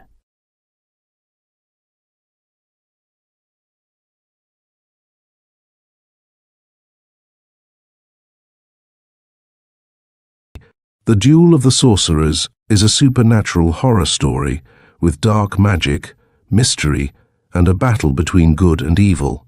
Set in a shadowy, foreboding world, the protagonist, Rick, becomes entangled in a deadly confrontation with Dr. Quoy, a malevolent sorcerer whose dark powers have sinister ties to Rick's past. The Duel of the Sorcerers, a complete novelette, by Paul Ernst. Strange Tales of Mystery and Terror, March 1932. It is magic in the dark, sorcerer against sorcerer, master against his hell-bound pupil. Chapter 1. The Mark of the Fang. Rick Ballard gazed once again at the tiny inflamed marks on the throat of the unconscious girl. His face, drawn with worry over this mysterious illness that had attacked her, had grown even more pallid at the words of Thole. "But Professor," he exclaimed, "what you say is impossible, impossible. No one but a superstitious child could believe in such things." Professor Thole shook his head impatiently. It was a noble head. White hair, cut long, cascaded down almost to his collar. His white beard suggested wisdom and venerability. A large, strong nose rose incisively over firm lips and chin. His eyes were grey, cool and piercing. "If it is not that, what is it?" Rick Ballard gnawed at his lip in perplexity. "How should I know? Even the doctors couldn't tell." The combined night staff of the hospital had just left the room after having bent over the girl who lay like a pale statue in her trance-like state, and studied those inflamed little marks on her throat with the grave profundity of ignorance. No two of the doctors had arrived at the same conclusion regarding the cause of the punctures. "Of course they couldn't tell," said Professor Thole, "but I can, although I wouldn't dream of declaring the truth to such advanced scientists." His firm lips moved with a trace of contempt. "I tell you, those marks are the marks of fangs. The fangs of a vampire." Rick drew in his breath with a hissing sound. "Impossible," he repeated. "What else could have caused them? A rat, perhaps? Some large poisonous insect? In a modern hospital? No, my young friend. Such a thing would be more incredible than vampires." Rick gazed long at the old man. Already he felt drawn to him, liked him, and respected him, though he had not met him until 2 days ago. 2 days ago? The thought sent Rick's mind off on an agonized path. 2 short days ago, Priscilla Rand, the golden-haired girl who lay in deathly pallid beauty on the narrow bed, had been normal and healthy. Rick Ballard and she had been an average young engaged couple who were to be married as soon as his finances permitted. No cloud showed on their sky. Then, 2 evenings ago, Rick had called at her home at 8:30 to find chaos there and to see the Rand family physician examining an unconscious girl, and to hear him admitting that he did not know what was wrong with her. All he could discover were the 2 marks on her throat, the marks that appeared to have been produced by some sharp-toothed rodent thing. There had followed a trip to the hospital, medical conferences which got nowhere, and 48 hours during which Priscilla Rand lay in a coma that defied attempts to bring her to consciousness. Also had followed a night in which 2 new marks appeared on her throat, just above the partly healed ones that had shown that first night. On the first night, shortly after Priscilla had been brought in, this Professor Thole had entered the room. No one of the doctors appeared to have more than a speaking acquaintance with him. None appeared to know just who he was or what he wanted, but he seemed to have unlimited permission in the hospital. He had stayed with Rick the first night after the others had left, sympathizing with him and studying those small red marks, continually studying them. Now, tonight, he had remained again, and tonight he had made this amazing, the horrible declaration. Only one thing could have made those marks. A vampire. Rick shuddered. 2 days ago, at mention of that word, he would have laughed.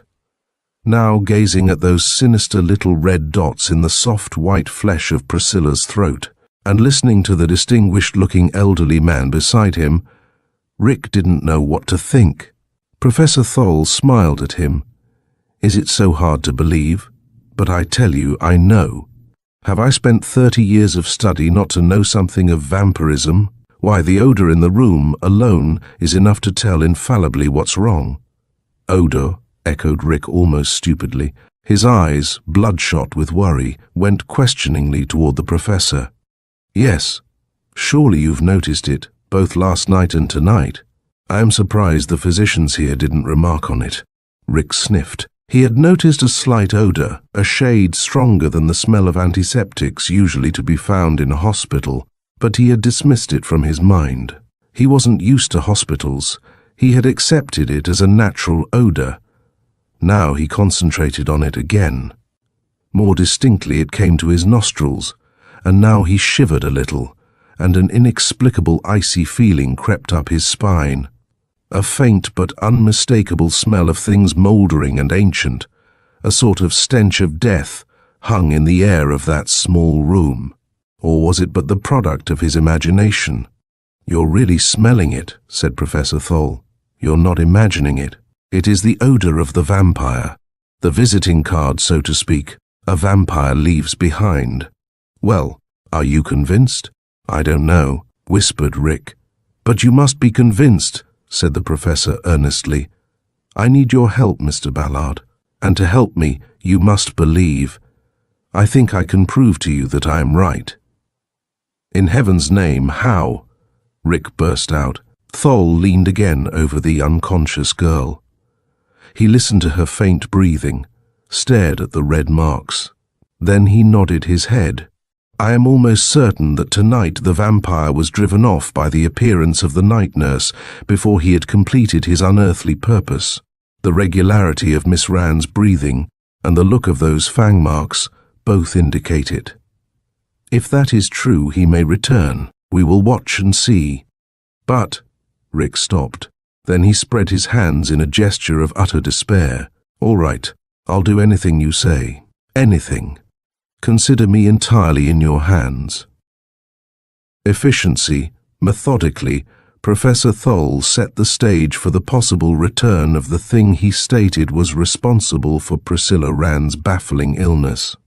He turned out the lights, save for a dim night light. He opened the window deliberately, a foot or more, and closed the transom. Then he called the night nurse and informed her that he would be in attendance on Miss Rand all night, and that she needn't come to her room unless specifically summoned. After that, calling an intern, he arranged for Rick and himself to spend the rest of the night in the room directly across the hall. At 1:05 they went to this room to wait. Thole closed the door. "But assuming there really is truth in what you've told me," expostulated Rick, "how will you know when the thing has attacked her if you keep the door closed?" "My boy," said Professor Thole, laying his hand for a moment on Rick's shoulder, "a little later, when God willing, we have trapped this creature of darkness, I will tell you something of myself and of the powers I have cultivated. Just now I'll only say, I will know." Rick's lips opened for a bewildered reply, but the professor held up his hand sharply for silence. He motioned to the bed. Rick sat down on it. The professor seated himself on the chair and at once assumed an attitude so intent, so strained, that Rick could only stare at him with increased bewilderment, in which was mingled a vague fear of imminent evil. There settled over them an intense, painful silence. Now and then, soft footsteps sounded in the corridor outside, as the night nurse for the floor answered some number flashed on the frosted glass of the call board. From far away came the chime of a tower clock marking the quarter hours. Save for these sounds, there was no noise. 45 minutes passed, during which Rick felt a mounting premonition grow in his heart, a premonition that some dreadful thing was about to happen. 45 minutes in which the white-haired man beside him sat as motionless and rigid as a block of stone, concentrating in some obscure way on the strange thing he asserted threatened Priscilla Rand in the room across the hall. And now the professor's attitude was broken. He sat up straighter, his hands clenched, his eyes narrowed to flaming grey slits. "It's come," he said tensely. "It's come, and it is he."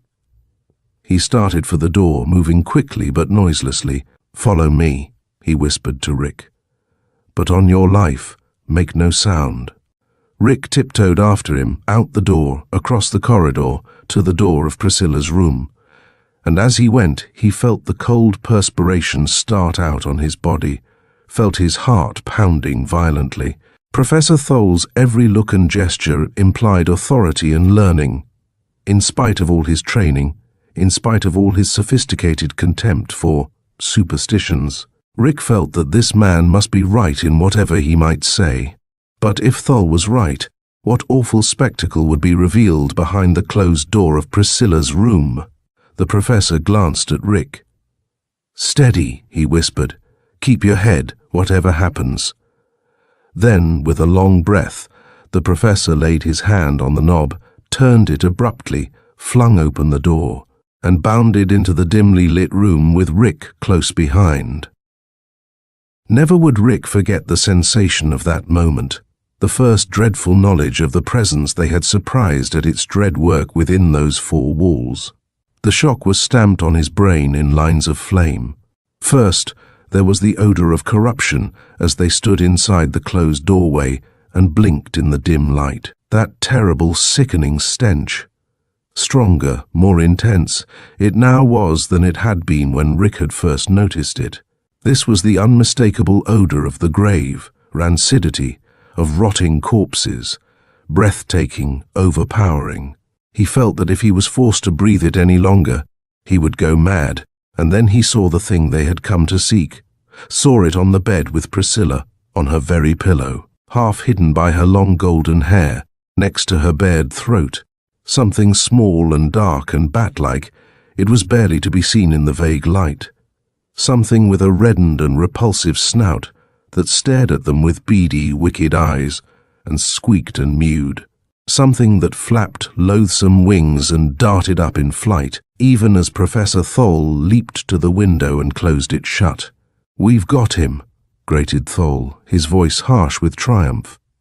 "By heaven, we've got him! My sin is expiated," hoarse despair suddenly cracked his voice. "The transom," he cried. "My God, the transom!" They had left it closed when they left Priscilla's room, but now it was open. Even as he leaped to draw down the sliding transom rod, there was a rapid rustling of the dry wings. A loathsome, soft, furred thing darted up toward the transom. For an instant, it darkened the light shining in from the hall outside. Then, with one final sharp squeak, it was gone. Chapter 2. Dr. Quoy. The professor groaned aloud. His shoulders drooped, his silvery beard swept his broad old chest as his head was bowed at an angle of utter defeat and abasement. "Fool, fool," he muttered. "The chance of my lifetime to exterminate him hadn't been enough to observe that he'd opened the transom to provide a way of escape for himself. May God forgive me."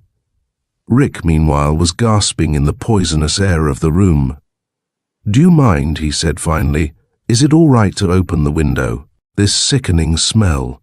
"Yes, yes, open it," said Thole wearily. "It doesn't matter now. Nothing matters. He's escaped, gone." Rick flung the window open, and gradually the odor of corruption and death faded from the room. Then he bent over Priscilla Rand, who still lay motionless on the bed, a marble white figure that might have been mistaken for a statue save for her faint breathing. In Rick's eyes was a new frenzy of fear for her, now that he had seen what he had, and could no longer believe that the impossible, the terrible diagnosis of Professor Thole was incorrect. He turned toward the old man. "And now," he said, "now we'll go across to the room assigned to us, but this time we'll leave the door open. Our enemy is still very near us, I can feel that, sense it." Thole started toward the door, but before he could reach it, it had swung open to reveal a figure. It was an ordinary figure, a body of average height, clad in the plain dark garments of the professional man. But the face atop the conventionally draped shoulders was far from average.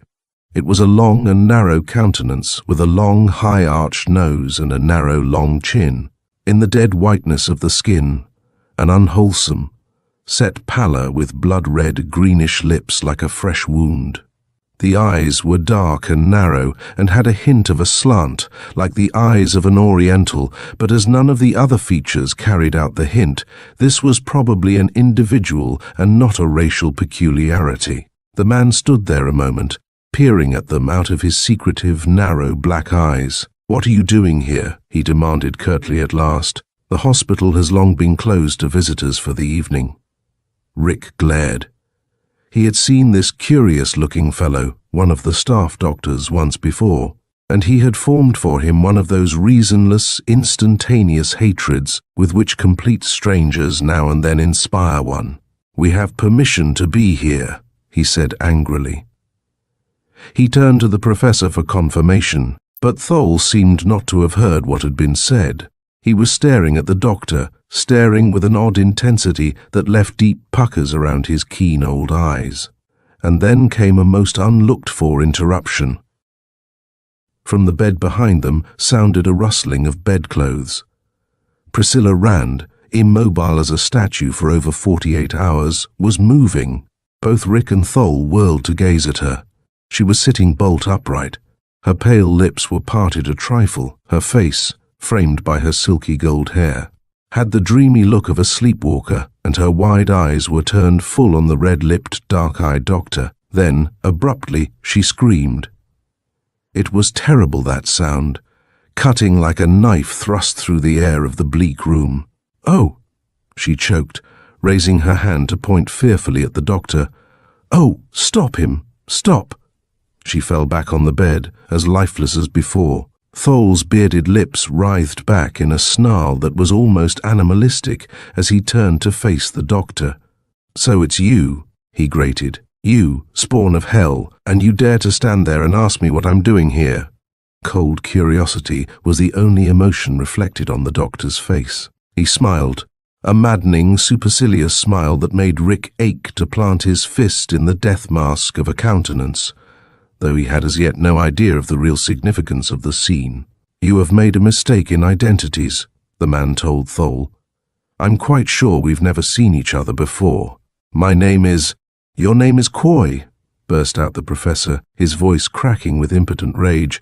"And you saw me just 3 minutes ago in this room." "You must be insane," replied the doctor. "Come, will you leave here peaceably, or shall I have you thrown out?" Thole was so enraged he could not reply. For a moment, Rick feared he might be about to have a seizure, but after a time, the professor regained control of himself. "We shall leave for the present, Dr. Coy, but we shall spend the rest of the night across the corridor from this room, with both doors open, so we can see this girl, and be able to rush to her side at a moment's notice if necessary. And we shall not leave you for long. Your career is nearly done. You understand?" A mocking glint appeared in the doctor's beady black eyes, but he only said, "I understand nothing save that you must be mad." He stood aside in a manner so compelling that there was nothing for Rick and the professor to do but walk out of the room. They crossed the corridor to the room given them earlier in the evening. The man, Dr. Coy, watched them closely, his narrow eyes glittering in the corridor light. "Good night, Professor," he said suavely when they had reached their door and stood pointedly holding it open so they could gaze across and see the sleeping girl. Thole glared at him, his shoulders erect and defiant. But when the doctor had turned and walked away, when the chalk-white red-lipped countenance was no longer in sight, the professor's attitude changed. All the defiance went out of it. "Who is he?" demanded Rick. Thole gazed at him with somber eyes. "Can you ask? Didn't you notice his lips?" "Yes, but you didn't notice anything peculiar about them. It struck me they were unusually red, that's all. You didn't see that tiny drop of blood at their corners?" Rick felt the hair on his scalp crawl. "You mean—" He whispered at last, though now, of course, he knew. "I mean that he is our antagonist, that smooth-spoken, snaky-eyed creature that just ordered us out of Miss Rand's room." Rick started twice to speak before he could get his incoherent thoughts into words. "Professor, I can't quite. I think you'd better explain as well as you can what this is all about. You have, I hope, a fairly reasonable explanation to make." "I'm not feeling at all sure of my sanity right now." "You're sane enough, my son," sighed Thole, "though perhaps, when you've heard the explanation you ask for, you'll wish for the forgetfulness of madness. But I'll tell you as simply as I can the events leading up to this scene you just witnessed in Miss Rand's room." Chapter 3. The Black Arts. "The things I am about to tell you," said Professor Thole, pacing back and forth across the floor as he talked, "are things which, in this so-called civilized age, are held to be unbelievable. Nevertheless, I think you will believe them. You've seen the results of one of their manifestations. 30 years ago, I was fortunate enough, or so I thought then, to receive an inheritance from an uncle that let me resign my chair at a Western college and devote my time to a hobby that had fascinated me since childhood. That hobby was the supernatural control of natural phenomena. In a word, what used to be called black magic. It was always a conviction of mine that there was some real basis for the old superstitions, that certain beings were able to do miraculous things as a result of their mastery of occult powers. That, centuries ago, there really existed such persons as wizards, witches, and magicians. With this inheritance, I was able to go into the subject with perfect freedom and to give it my utmost powers of concentration. I devoted to the task the large amount of money I now had at my disposal and a brain trained to think along logical, constructive lines. As a first step, I accumulated a library such as never before in history had been collected under one roof. Every tattered old parchment on demonology and witchcraft that I could find, I bought and studied. In my library, I had over 4,000 works of this sort, the majority of them being the only existing copies of their kind and, I am sure, unknown to any other collectors. In addition, I equipped a chemical laboratory in my house and set out with the latest and most modern apparatus to test the ancient magic formulae listed in my dusty books to see if they would work. Some of them did. I won't go into details. I'll only say that some of the experiments I brought to successful conclusions there in my lonely laboratory should have driven any mortal into giving up the subject in terror and burning the whole gruesome library of formulae and incantations. I did burn it later, too late. Rashly, I went on and on with the work, and 5 years ago, after 25 years of intensive study that will certainly earn me an eternity in hell, I learned something that I considered my crowning discovery. I learned that there existed a certain hitherto unheard of chapter of the works of Cagliostro, the great Italian necromancer, which contained texts more revolutionary, more staggering to the imagination in the power they gave their possessor than all the works of all my library combined. I determined to get this fragment of Cagliostro's book of rituals. As I was getting old and knew there would be a long period of searching needed to uncover this rare document, I decided to hire an assistant to help me. Naturally, I picked an assistant with a great deal of care. Such work as mine was dangerous, not only because of the risk involved in dealing with supernatural things, but also because of the attitude the majority of the public has in regard to such matters. Most people haven't got out of the old witch-burning attitude.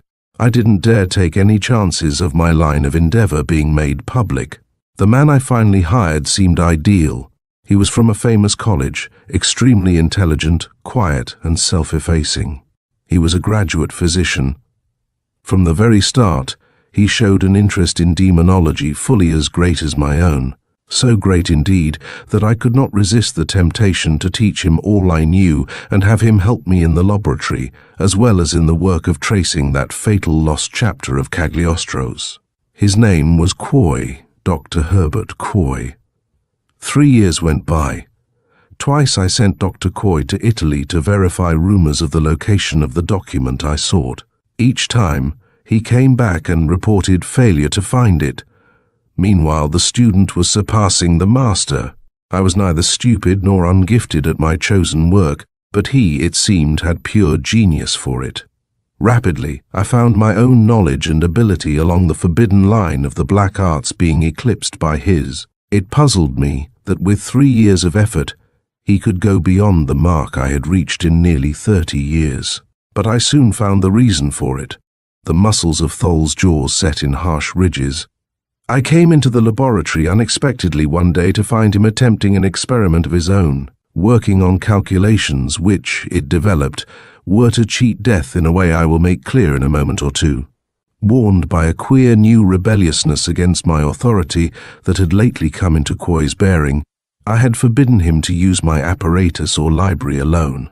When I saw him now, I was angry, and I tiptoed toward him, intending to administer a punishment. with a simple occult formula I know, that should teach him manners in the future. So, moving softly, I got near enough to see over his shoulder and to observe that he was reading a discolored old parchment written in Latin. I saw at a glance that it was not a parchment I was familiar with, so I looked closer, and as he turned a page, I saw a heading, a name, that sent the lust of murder to my heart. The document was the lost chapter of Cagliostro. He had actually unearthed it on one of his trips to Italy and had returned to lie about its discovery and keep it for himself. Wonderful, dreadful storehouse of supernatural power. That was why he had progressed so swiftly in our experiments. That was why his 3 short years of experience had made him more adept at the dark arts than my 30 years had made me. At this point, he became aware of my presence. He jumped up, with the look of a fiend in his eyes, and his hands began to weave rapidly before my face in a way that would presently call down on me one of the deadliest spells, described in my secret library. More quickly than I had thought I could force my old body to move, I leaped at him and knocked him down. In the fall, his head struck the corner of a workbench. The professor's hands moved spasmodically at his sides. I went a little insane during the next few moments. I believe now he was dead from the force of the blow against the workbench, but I didn't think of that then. I caught up a heavy stool, and my arms were tired before I stopped bringing it down, with all my strength on his head. Minutes had passed before I regained my self-control, to find myself gazing down at a man whom, in the eyes of our civilized laws, I had murdered. I had no remorse for that murder. I knew I had rid the world of a great potential menace, for I knew now that this man was all evil, an evil intelligence, linked with all the hellish knowledge contained in Cagliostro's document. What chaos the combination might not accomplish.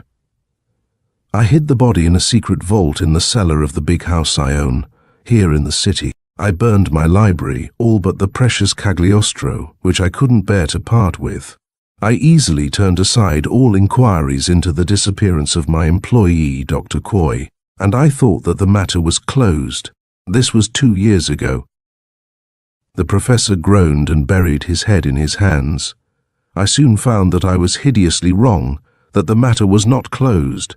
I discovered it because I came home late one evening from a visit with a friend to find my Cagliostro gone. The library, now furnished with ordinary books, had been double-locked when I went out, and when I came in was still double-locked.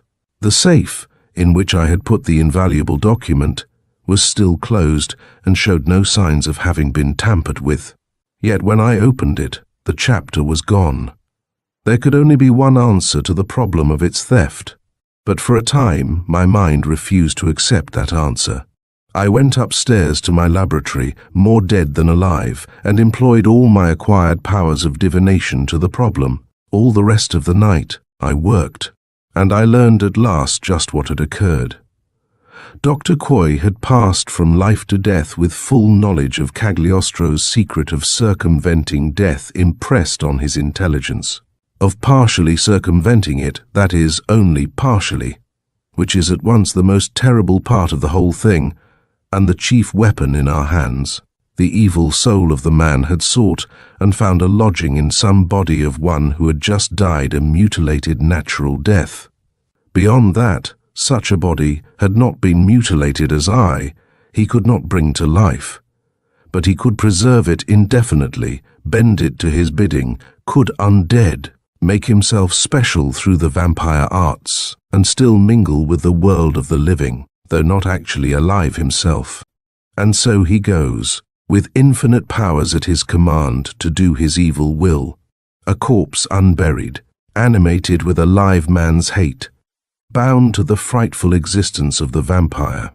And that, my friend, is the thing that now confronts us. Rick drew a long breath. Then he sprang to his feet and started hastily toward the door. "Stop," commanded the professor. "Where are you going?" "To turn this monster over to the police," exclaimed Rick, but Thol slowly shook his head. "I thought so, but really it won't do. Can't you guess what would happen to you if you went to the police with any such tale as this?" in spite of the proof offered by the fang marks on Priscilla's throat. Rick stopped in his tracks. He could guess. Easily, he would land in a madhouse. Then he started on again, red glints in his eyes. But again, the professor stopped him as he read his thoughts. It will do you no good to seek out this Dr. Quoy personally either. In the first place, you would be as helpless as a child in his hands. In the second place, he won't be here any longer. Why won't he? Professor Thole pointed to the window. The first red streaks of dawn were showing. As a vampire, he is chained to darkness. From sundown to sunrise, he moves and has consciousness. During the daylight hours, he must lie in his vampire's trance, in whatever dark hiding place he has found for himself. Rick was unsatisfied with this. Incredulously, he went on out into the corridor. He returned in a moment, biting his lips. "Well," said Thole, "the night nurse says Dr. Quoy has gone. She says he is never to be found in the hospital after 4 in the morning." During all the professor's bizarre account, Rick had wavered between credulity and unbelief. Naturally enough, all his training, the training of all normal people, argued against the possibility of such things. Now he burst out with one of his doubts. "You say this man, Dr. Quoy, worked with you for 3 years. Yet you didn't recognize him in Priscilla's bedroom for several minutes. How was that?" "Because the body he now inhabits is not the body I was familiar with," Thole pointed out. "You remember, I said his spirit soul, intelligence, call it what you please, took possession of another man, one of whom I'd never seen, when I clubbed his own body into such a state that he couldn't use it anymore. That was why I could recognize the essential Quoy only by the agitation of Priscilla Rand, and by that little drop of fresh blood my old eyes finally distinguished on his lips." "How did you happen to be here so opportunely in the first place?" demanded Rick bluntly. "For the last 2 years," replied Thole, "ever since my discovery that this evil genius was still abroad, I have haunted every hospital, every hotel and rooming house, every place in the city where people sleep in large numbers, on the chance that some poor unfortunate would turn up with those significant fang marks on his throat. When I heard of such a case here at Grace Hospital, I rushed over at once to see if at last I was on the track of Quoy. The rest you know." A long, uneven sigh came from Rick's lips. "Yes, the rest I know, and I believe now. There's nothing else for it but to believe. But, Professor, now that you have succeeded in locating this menace, what's to be done about it?" A grim look came over Thole's venerable old face. "As I said, in Dr. Quoy's vampirism lies his vulnerability and our chief weapon. We cannot attack him with much hope of success when he is fully conscious, or when he is clothed in man's form. But if we could locate the hiding place where he lies in a coma every day, or if we could trap him in his helpless bat shape, as we nearly succeeded in doing just a few hours ago." The gleam that came into his fanatic old eyes completed the meaning of his sentence. "Why," said Rick gloomily, "did this horrible thing have to smash into the lives of Priscilla and myself? Why was Priscilla picked out as one of the victims?" "That was pure fate," said Thole. "Out of the hundreds of thousands of women in the city, Priscilla was happened on by Quoy. It might have been any other, but as long as it was Priscilla, and as long as you are so directly involved, you will help me exterminate this fiend." "With my life," said Rick. "Give me whatever orders you please, and I'll see that they're carried out." The broad, firm hand of the young man met the slightly unsteady hand of the old one in a tight clasp. And there, in the chill hospital room, only a few feet away from the beautiful, unconscious victim of the monster, armed so terribly with Cagliostro's dark knowledge, they formed their allegiance. Then they went to Professor Thole's huge old house to get what rest they could during the balance of the forenoon. Chapter 4. The enemy retreats. It was early afternoon. The two had slept fitfully all morning, and now, with little appetite, they were having an uneasy breakfast. "Shouldn't we have got Quoy's address from the hospital last night and forced our way in there at once?" said Rick. "For what reason?" inquired the professor. to try to catch him there unawares. Thol's heavy eyebrows went up. I'm afraid you don't understand the nature of our struggle with this exact man, this animated corpse, to be even yet. Do you really think he would stay openly at a known address during the daylight hours when he is powerless? He might. There's little chance of that. Anyway, said Rick doggedly, I think we ought to phone the hospital, find out where he lives, and pay the place a visit just on the chance. The professor shrugged. Well, it won't hurt, I suppose, he decided. I know in advance we won't find Coy there, but we may find some possession of his, some weapon to be turned against him. Rick telephoned the hospital and found that Dr. Coy was listed as residing in a large, well-known apartment building about half a mile from Thol's house. Also, Rick found out something which astonished him, but which the professor had rather expected. Dr. Coy had resigned precipitately from the hospital. He had sent his resignation by messenger immediately after leaving, just before dawn that morning. Hopeful in a way, muttered Thol. It shows he fears us at least a little, only too little probably.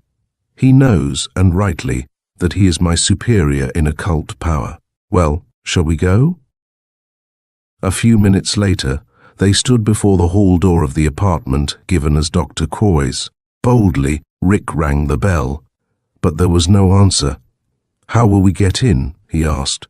Simple as the point was, he hadn't thought of it till now. I suppose we could break the door down, but that would raise a lot of nuisance for us. The professor motioned him to stand aside. Bolts and keys are not the only things that open doors, he said. Whereupon he did a curious thing. Rick couldn't quite see what it was, and was never afterward able exactly to describe it. He only knew that the professor's hand barely touched the doorknob. The extreme tips of his fingers passed lightly over the polished brass just once. Then his hand seemed to tense, and Rick saw his thumb curve inward till the nail was on his palm. Now open it, said Thol calmly, stepping back. Rick turned the knob. The door opened. For the good of society, he exclaimed. I hope you never turn criminal, Professor. And how about the creature whose powers have already made mine look like child's play? Rejoined Thol. Rick was silent at that, while a new conception of precisely what they were up against was born in his mind. The two men entered the apartment. As Thol had been sure it would be, the place was empty. Furthermore, it was stripped of most of its belongings. All Coy's personal effects were gone. Only a few unimportant possessions were left. He had fled. The professor disregarded this evidence of flight, which to Rick was a crushing discovery. With his silvery beard almost touching the floor, he crouched here and there, like a great animal on a scent, searching for something. What are you hunting for? Said Rick. For anything that might give us a clue as to Coy's real quarters, said the professor abstractedly. The secret, hidden place where he sleeps the daily sleep of the vampire, and where we can ferret him out and drive an aspen stake through his heart. That's what we must discover now, for never again, I'm afraid, will we have the opportunity to crush him while he's busy at his vampire feast. For nearly an hour they searched the place, but there was uncovered only one thing out of the ordinary, one clue, a sort of miniature stage set up on an escritoire. Over the top of this box-like little contrivance were draped strings, as though puppets were moved over the stage for some reason or other. A mysterious, seemingly useless device, it seemed to Rick. To the professor, its fiendish meaning was plain enough, but it added nothing to his inadequate store of information. He knew only that Dr. Coy, while mocking him at the hospital the night before, had yet deemed him a worthy enough opponent to hide securely from him. And with a whole city to hide in, we'll never find him, despaired Rick. Meanwhile, what about Priscilla? Perhaps he won't attack her again, said the professor, though his eyes evaded Rick's as he said it. But he'll certainly attack us. You and I are the only two who know his secret. He can never rest till he's destroyed us. It's through attacks he'll probably make on us in the near future that we may be able to trace him. We'll hope so, anyhow. They left the doctor's deserted rooms then and went to the hospital. There they were greeted with good news. Priscilla had finally regained consciousness to tell them, with horror-filled eyes, of vague and terrible dreams that had pursued her during the black hours of her trance. Until nearly midnight, Thol and Rick stayed with her. Then Rick, upon her falling into a normal sleep, decided to go home and get some of his things. No, said Thol. You're safer here. You can't go out at this time of night alone. I just want to go to my digs long enough to get a change of linen and my razor and a few other things, Rick said. But the professor would not hear of this. Send a messenger for them, or wait until tomorrow. What may threaten you away from my poor protection I can't say, but something might. Seeing the old man's perturbation, Rick promised to send for his clothes. But as soon as he had left to go to the desk to phone, he changed his mind. It had suddenly struck him that there was a principle at stake here, a point of honor that was not to be disregarded. "Let that poisonous rat drive me away from my own home?" snapped Rick at last. "I'm damned if I will." He left word at the desk for the professor that he had gone to his apartment but would be right back, and then went out onto the street. In Priscilla's room, Thol shifted his chair nearer the bed while his eyes were almost unblinking in their alertness. Should those tiny, ominous marks appear once more on the girl's throat, should the vampire visit her once again, it was probable she would sink into an unconsciousness from which she would never wake. Chapter 5. Minions of Death. Afterward, in the light of the sinister things he came to learn, Rick could hardly conceive of the foolhardiness that had led him to go alone, in the dead of night, to his apartment. At the time, however, he thought little of the risk because of his ignorance of the sort of thing that might happen. At most, he imagined Dr. Quoy might force his way in and attack him personally, an attack he welcomed rather than feared.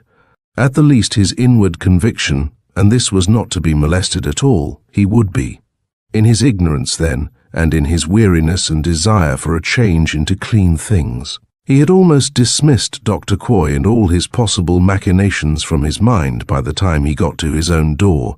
Mechanically, his thoughts mainly occupied by Priscilla, he fumbled for his key, opened the outer vestibule door and started up the stairs to his rooms. Almost stumbling in his fatigue, he let himself in and switched on the lights. Retaining only enough sense of caution to lock and double-lock the door behind him, he went to the bedroom and began packing his suitcase. When it was that he first noticed the odor, he could not afterward determine. It was very faint at first, so faint that it probably had begun to seep into the room almost with the moment of his entrance. But he had packed his things and had half undressed for a shower bath before he threw back his head and sniffed in a startled, puzzled way. Even then, for a second or two, he wasn't quite sure. Funny, he mumbled aloud, that first unconscious recognition of danger when a person talks aloud to bolster up his courage.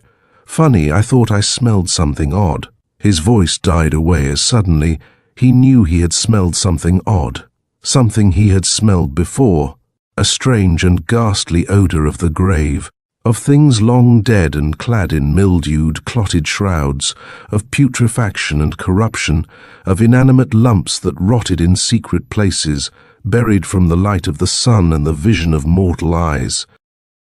Rick froze into immobility. Every nerve in his body seemed to jump and twitch.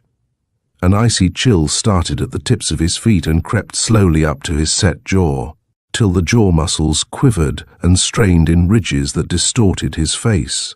The stench of death, the visiting card of the vampire, more particularly of the deadly Dr. Quoy. It was filling the place now till he gasped for breath, till he felt as if he must surely suffocate in the foul atmosphere.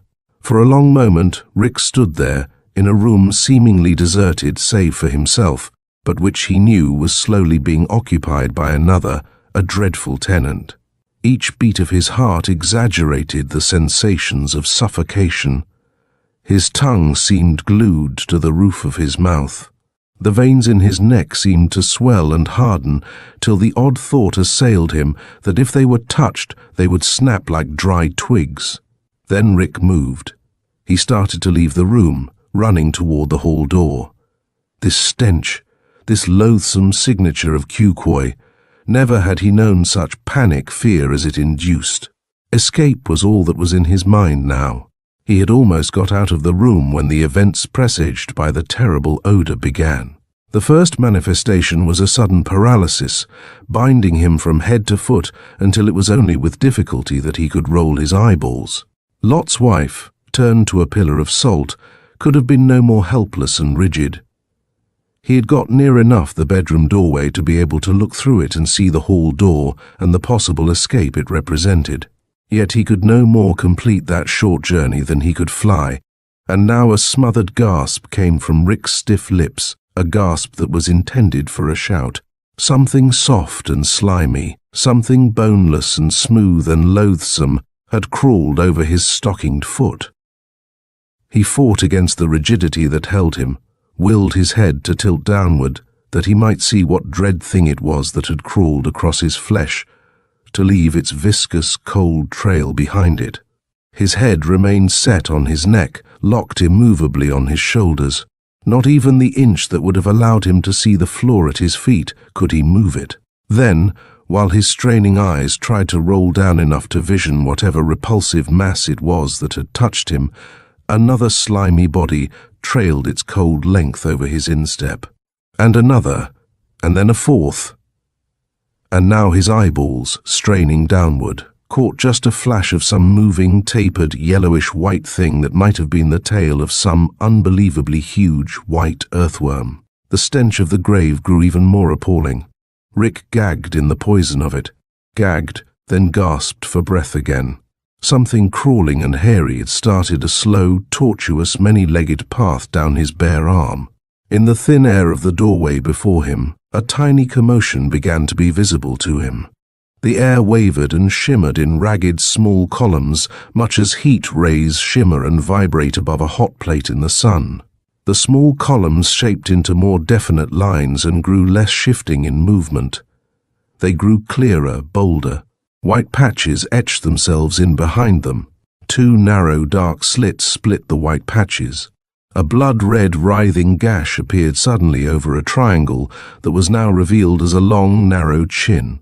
Stunned, reeling with horror, Rick found himself gazing at the pallid face of Dr. Coy. Bodiless, motionless, it hung there in the doorway, revealed in every detail by the bright electric lights. And Rick stared at it with glazing eyes, his hypnotized gaze going from the blood-red, repulsive lips to the drab, somehow dead-looking hair that sprouted from greyish skin, drawn parchment-tight over a veritable death's head. The crimson lips, so terribly suggestive of fresh blood, moved slightly. Words came to Rick's consciousness, for daring to interfere. "My existence. You shall die. Damn you! Damn you! Get back to whatever hell it is you come from." In a gasping whisper these words came to Rick's ears. He tottered a little. The whisper had seemed to be his, but he had willed the words to be screamed aloud defiantly. "Shall die." The reply tolled out like two notes of a discordant bell. At their conclusion, Rick saw the ghastly head fade slowly into nothingness. Slowly, it reduced itself to the shimmering small columns, like heat waves, so slowly that his eyes continued for seconds to see what was no longer really there. The face disappeared, and the doorway was an empty space. Swaying on his feet, his outraged nervous system almost ready to break down and plunge him into oblivion, he suddenly heard a noise in the other room. Around the corner of the doorframe it came from something as yet hidden from his sight by the partition. It was a dry, whispering, rustling rattle, that sound. With his mind tottering on the borderline of insanity, Rick tried to define it. The whispering rattle of scales, of giant reptilian scales, moving scratchily with the progress of a mighty serpentine body. No, not exactly. The rustle of stiff silks? That was more like it, but not the precise sound. And then the horrible simile came to his mind. And so exactly did it fit that, in the next instant, Rick knew it was no simile, but the hideous truth. That dry, loathsome sound was the noise of bones, bones loosely articulated, insecurely held together by withered tendons and shreds of muscle, bones rubbing dryly against each other, muted only partially by some clinging, muffling fabric. Hardly had the stunning realization come to him when he saw something grope slowly around the doorframe and reach out in his direction. That something was a hand, but it was not a hand. It was a thing composed of 5 jointed bones of different lengths, like a loose spread bundle of sticks only vaguely resembling fingers, held together by cords which were frayed and dabbled with brownish red clots. And on the middle stick, the longest stick, was something that looked like a fingernail, long and jagged, seeming ready to fall off at a touch. The hand crept farther, and now Rick saw that it was attached to a wrist that was, in patches, only bare bones, and in places was padded with bits of spongy, gruesome substance that might once have been flesh. Over this, as the ghastly arm came more into view, he saw draped a fold of greyish-white fabric to which bits of earth still clung. "Let me die," prayed Rick, "or faint, or go mad." And then the thing itself stepped slowly into the doorway till it was fully revealed, framed by the door sills like a grisly picture, a picture of death in its final form. Eyeless sockets glared emptily at Rick. Jaws that were on the verge of falling apart moved slightly. With a dry, whispering rattle, the thing, clad in fold on fold of rotted shroud, advanced toward him. And then part of his prayer came true. He fainted. But just before, with a last gasp of terror, he let go, just before his knees sagged under his weight. One final impression his darkening eyes conveyed to his mind. The awful shrouded thing was still moving, machine-like, toward him, that it was almost near enough to touch him with its clawing talons. Chapter 6. Puppets of Doom. Back at the hospital, Professor Thole remained in ignorance of Rick's departure for some little time. When the younger man did not come back, he assumed Rick was waiting till the messenger came for orders and the keys to the apartment. Knowing so much better than Rick did the peril that stalked them, he didn't dream that Rick might have been so reckless as to go alone into the night. Absently, the professor stared at the sleeping girl. Poor, harassed little thing. Only one bright ray pierced the fog of disaster that hung over her. She would not, if she won through her awful experience, be condemned to the usual fate of the vampire's victim, that of becoming a vampire herself after her death. Dr. Coy's vampirism was not a natural one to be transmitted like a foul disease from one person to the next. It was an artificially acquired thing that would die when he died. Thole sighed, looked at his watch, and saw that Rick had been gone over half an hour. His heavy eyebrows drew together. He glanced at Priscilla, decided he did not dare leave her even for a few moments to go and see if Rick was downstairs in the lobby, and picked up the telephone. In a low voice, he talked to the girl at the desk, and was told that Rick had gone to his flat himself. Thole sprang to his feet. He was in a quandary. Rick, rashly alone in his apartment, might be in deadly danger. But if he went to Rick's side, he must leave the girl alone here. Which needed him most? Over which was the black wing of Coy's power hovering nearest? At this instant, the breathing of the slumbering girl lost some of its regularity. Her lips parted. "Rick," she moaned, though she was struggling to wake. "Rick, dear." That was all. But it was enough to decide Thole. All his studies had tended to confirm him in the belief that every dream of every person had a meaning. In Priscilla's dream, she had called out in accents of fear to Rick. Did that mean that she herself was afraid, or that the young man was in some sort of peril? He believed the latter was true. He pressed the button for the night nurse. He looked at her thoughtfully. A tall, quiet girl with intelligent dark eyes. She appeared to be the sort of person one could tell things to. Almost the professor decided to confide in her. Then he changed his mind. Better to test the credulity of no one by naming the actual bizarre danger that hung over Priscilla Rand. "I must leave here for an hour or so," he told her at last. "As you know, it is thought necessary to have someone with Miss Rand every moment of the night. You have been told why." The nurse shook her head. "It is because she has a queer horror of bats," said Thole smoothly. "A delusion, if you want to call it that.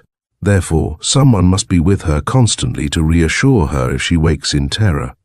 Could you arrange to take my place for, say, an hour and a half?" The nurse glanced at the watch on her wrist. "Yes," she said. "I go off duty in 5 minutes. Then my time will be my own. I'll sit in here till you return." "Good," said Thole. "And, by the way, if at the window or the transom, for heaven's sake drive it out before Miss Rand can wake and see it." "A bat," echoed the nurse, staring. "In the heart of the city? Impossible." "Improbable, at least," the professor agreed. "I just thought I'd mention it." The nurse went out to report, while Thole fretted at each second of delay. In less than the stated 5 minutes she was back, and Thole raced down to the lobby and into the street. His mind outraced his feet. Speed was essential now. His house was nearer than Rick's apartment, and in his house was his laboratory and a miniature stage, a puppet show arrangement, much similar to the one they had seen on the escritoire in Coy's deserted rooms. With that, he could set a guard of projected, multiple Professor Tholes about Rick that would be as effective a protection as his own presence, and a quicker one. He turned toward his home, then changed his mind in mid-stride and hastened toward Coy's old rooms. They were nearer yet, and he knew how to use the puppet stage Coy had left behind him, as well as the doctor himself. To the deserted apartment of Dr. Coy he hastened with all possible speed, and ever as he went, he prayed that Coy had not already struck, that he might not be too late in his projected rescue. In the professor's specially trained mind, as he let himself in through the outer doors of the building where Coy had lived, a sort of occult bell of warning sounded a muffled peal, but he paid scant attention to it, engrossed as he was in getting to that small stage at once. That Coy might have returned, might be at this moment in the room behind the final locked door, where Thole paused an instant. Never occurred to the venerable professor, although he confessed honestly later it certainly should have. Else why should that odd note of warning have sounded dimly in his mind, and a queer, uncanny, prickling sensation have momentarily burned all over his body as he opened the door and walked in? But if he was too preoccupied to know that Dr. Coy was there before he opened the door, he became aware of it the second after he stepped inside. He was made aware of it by the fact that all the lights in the ostensibly vacant place were turned on, and an instant later by finding himself gazing directly at the tense, bent back of Coy himself. Dr. Coy was seated in front of the escritoire. Over his shoulder, Thole could see enough to know that the thing which was claiming his attention was the tiny stage. Also, the professor could see Coy's hand move above the contraption, and knew that the man's fingers were manipulating the puppet strings, now duly attached to whatever tiny figures they had been designed to animate. What dark purpose was being served by that lonely puppet show? Thole silently edged nearer to find out. Had Dr. Coy not been so lost in sinister concentration, so certain that his two enemies would never think of looking for him in this place from which surely he might be supposed to have fled forever? It is certain that Thole could not have got so close to him without his having known of it. As it was, the professor found himself stealing nearer, inch by inch, with his hated antagonist still unaware that anyone was in the room with him. At last he was close enough to see that tiny stage and the tiny figures that were moved jerkily upon it. He saw that the stage was partitioned into 2 spaces, designating rooms. He saw that one of these little rooms, which occupied the major portion of the stage, was supposed to be a bedroom. Then he stared at the puppets. One of these, even in miniature, was a blood-curdling thing, a sort of skeleton, done in wax, the professor judged, and draped in some rotted white fabric. The other figure, at the sight of the other figure, Thole gasped aloud, a horrified exclamation at the sound of which Dr. Coy instantly dropped his puppets and whirled about with a snarl. But for a second or two, deadly as his danger now was, the professor could not move from the spot or tear his eyes away from that ominous small figure. For the puppet, with a skill that was diabolical in its perfection, had been shaped to resemble Rick Ballard, and at the moment Thol's gasp had warned Coy. The ghastly little wax skeleton had just touched the throat of Rick's image with its tiny claws of hands. With another strangled exclamation, the old professor wrenched his eyes from the deadly stage and glared into the hate-filled eyes of Coy. "You thing of the grave," he grated. "Move away from that death trap while I smash it." The fires in the dark, oblique eyes died down and were replaced by glints of cold mockery. "The excellent professor forgets," murmured Dr. Coy, "that I am no longer his underling. I am the master now. There will be no orders given, save those I choose to give myself." "Will you leave that thing before I kill you?" blazed the professor. Forgotten were his years. His old shoulders had straightened under their weight, and his keen grey eyes shone with a fire almost of youth. "How can you kill that which you yourself admit is already without life?" mocked Dr. Coy. "If I can't kill it, that walking corpse that clothes your spirit, I can at least hold it till dawn. And with the dawn I can drive a stake through that unclean heart." Dr. Coy's eyes burned like bits of jet in a strong light.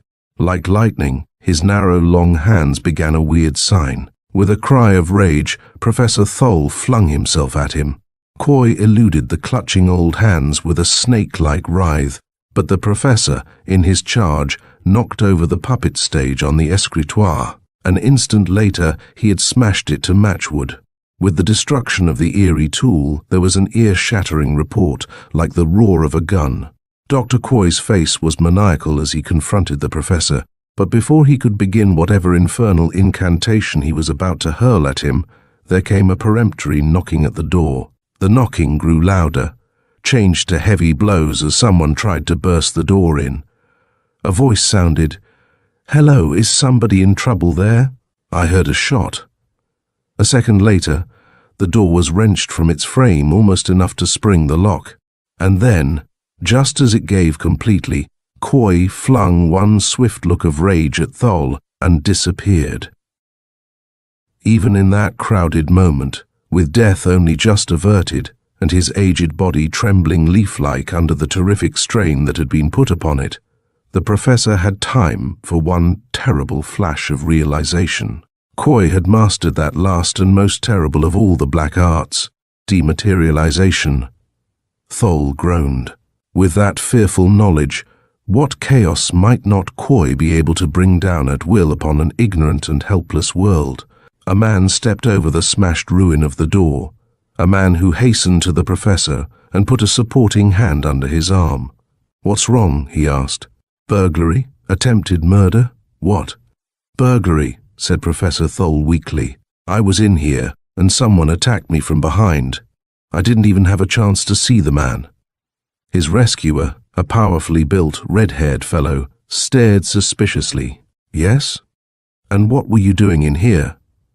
"I live in the apartment next door, and now I come to think of it, this place is supposed to be vacant. I think maybe the police." He stopped. His mouth opened foolishly, his eyes half closed as though overpowering slumber were descending on him. Which, as a matter of fact, was the case. The professor completed with a few passes of his hands the simple hypnotic process he had started. He eased the man gently down on the floor. "In 5 minutes you will awake," he commanded, touching the closed eyelids gently. Whereupon he left the room and raced to Rick Ballard's apartment. Behind him, a sleeping man breathed heavily, to wake up precisely 5 minutes later and for the rest of his life to tell a tale that was sometimes heard with interest and sometimes laughed at, but never by any chance believed. Chapter 7. Of Another World. Rick Ballard slowly came back to consciousness. For an instant, he lay in a daze, his eyes still closed, unable to recall anything. He had been unconscious for an unguessable length of time. His eyes flew open as memory came to him, and he threw up his arms with a hoarse cry to defend himself from the grisly horror that had been advancing on him. But the horror was there no longer. In its place was Professor Thol, bending over him, bathing his forehead with cold water, talking to him in soothing, reassuring tones. Rick relaxed with a long sigh, content in the realization that he was in some unexplained way safe from further attack.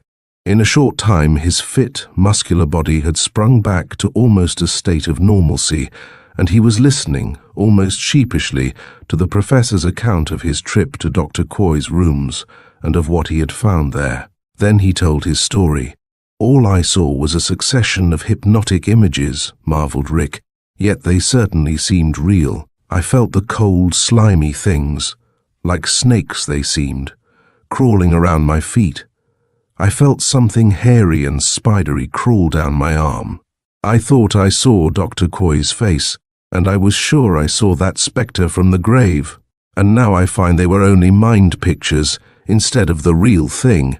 "Don't be so sure they weren't the real thing," said Thole quietly. "Real bulk and substance materializing from thin air," said Rick with a little smile.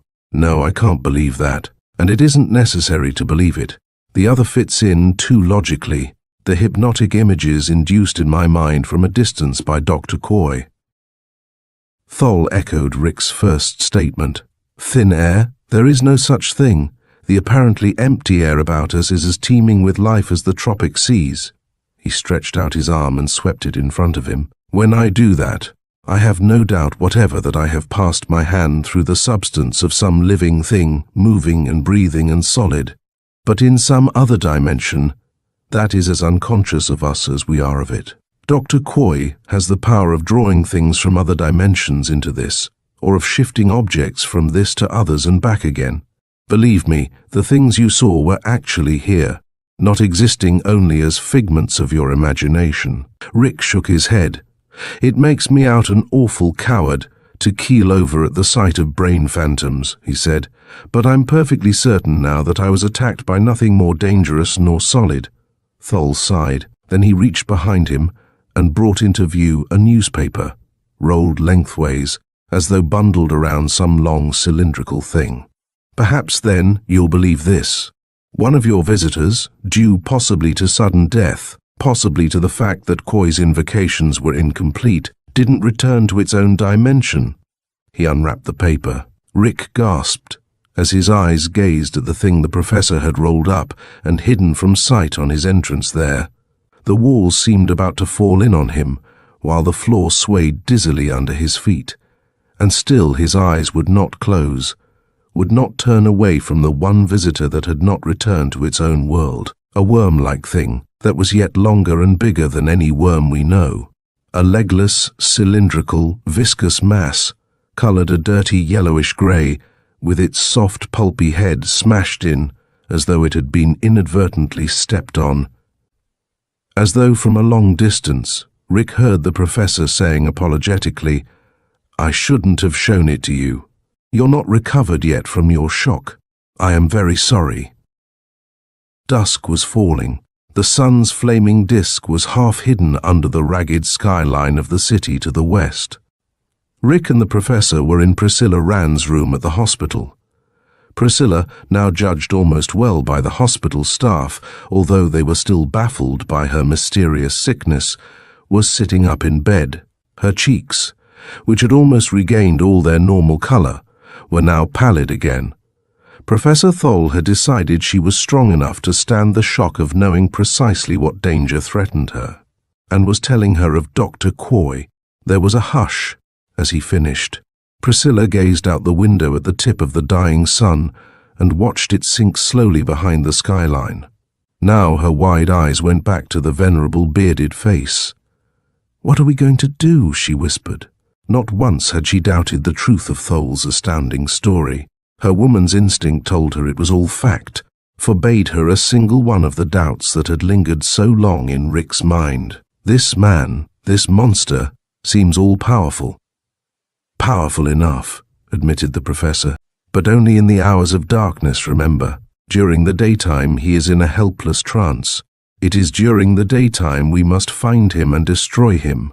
But during the daytime, my only method of locating him is not effective." Priscilla gazed quickly, hopefully at him. "You have a method of finding him then?"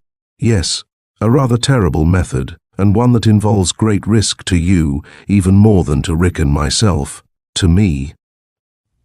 Yes, I have said my method is not effective during the daylight hours, when Dr. Coy is in his vampire's trance, because then he gives off no psychic aura of activity for me to work on.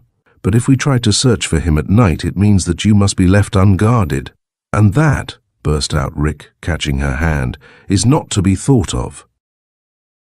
Priscilla stared at the window, which was now a slowly darkening oblong as dusk deepened to night. From the street outside came a shrill shout as a newsboy, disregarding the hospital zone of quiet, cried an extra. The words drifted up to them, only half registering on their preoccupied minds. Extra, extra, girl kidnapped, police combing the city. Girl kidnapped. Priscilla shuddered as the words finally penetrated her full consciousness. Girl kidnapped. And what might be her fate if she were left alone during the period of Dr. Coy's greatest activity? But none of this misgiving showed in her tone as she said, "There's nothing for it but to leave me unguarded. This creature must be trapped, and if he can only be hunted down at night, then you two dare not waste time by staying inactive in this hospital room." "I won't have it," began Rick. "Shh," said Priscilla, squeezing his hand. "There is an alternative," said Professor Thole, avoiding her gaze. "I can go out alone, leaving Rick here with you." Priscilla smiled. There was in that smile the sort of determination that sent women, without a backward glance, rolling in covered wagons into fearsome Indian country with their men 100 years ago. Her eyes compelled Tholes to meet them. "You aren't very young," she said gently. "Yours is the brain and the knowledge, but not the body. You need the muscles of this young husky to back you up. You must both go."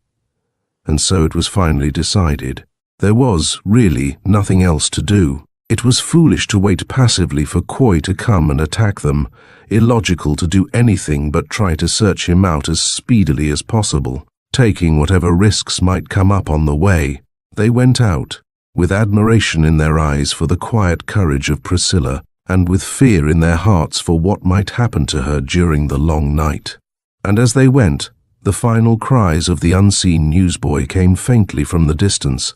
Extra, big kidnapping mystery. Girl disappeared. Chapter 8. Unholy Divination. The two men turned toward the professor's gloomy big house. As they went, Thole's face was grave and troubled, and for a long time he said nothing. Equally silent, Rick walked beside him, uneasily glancing about him now and then into the darkness, thankful for every street light. The evil powers of Dr. Coy might at that very instant be hanging over them like a sword of Damocles, ready to drop and snuff out their lives. "What is this method of yours of finding out where Coy is operating?" he said at last. "You'll soon see," was Thole's somber reply. "We're on our way to your house now for your equipment, or tools, or whatever you call them." "Yes," muttered the old professor, "for my tools." Rick glanced at his face. In the uncertain light it had almost a greenish tinge. "You spoke of risks," he persisted. "What are they, physical or psychical?" "That too you will soon discover for yourself," said the professor. He sighed. "It is a terrible thing to interfere with natural laws. Unexpected, unguessable things may happen." No more was said during the balance of the walk. They turned into the drive leading to the huge old house. It was in pitch darkness. No light showed at any window. The professor had no servants, preferring to live hermit-like in a few of the rooms and let the rest of the house cover itself with dust, rather than have a housekeeper to interfere with his private observations and experiments. Thole turned the key and pushed open the door. Rick almost exclaimed aloud with relief when the professor switched on the lights in the old-fashioned, ill-kept hall. Without pausing, Thole went down the hallway to the door in the rear that led to the steep basement steps. He turned on another switch, illuminating the cavernous cellar. Rick followed him into its depths. As he went, he felt the now familiar icy shiver of something weird and terrible about to happen, an intuitive warning. having nothing to do with reason.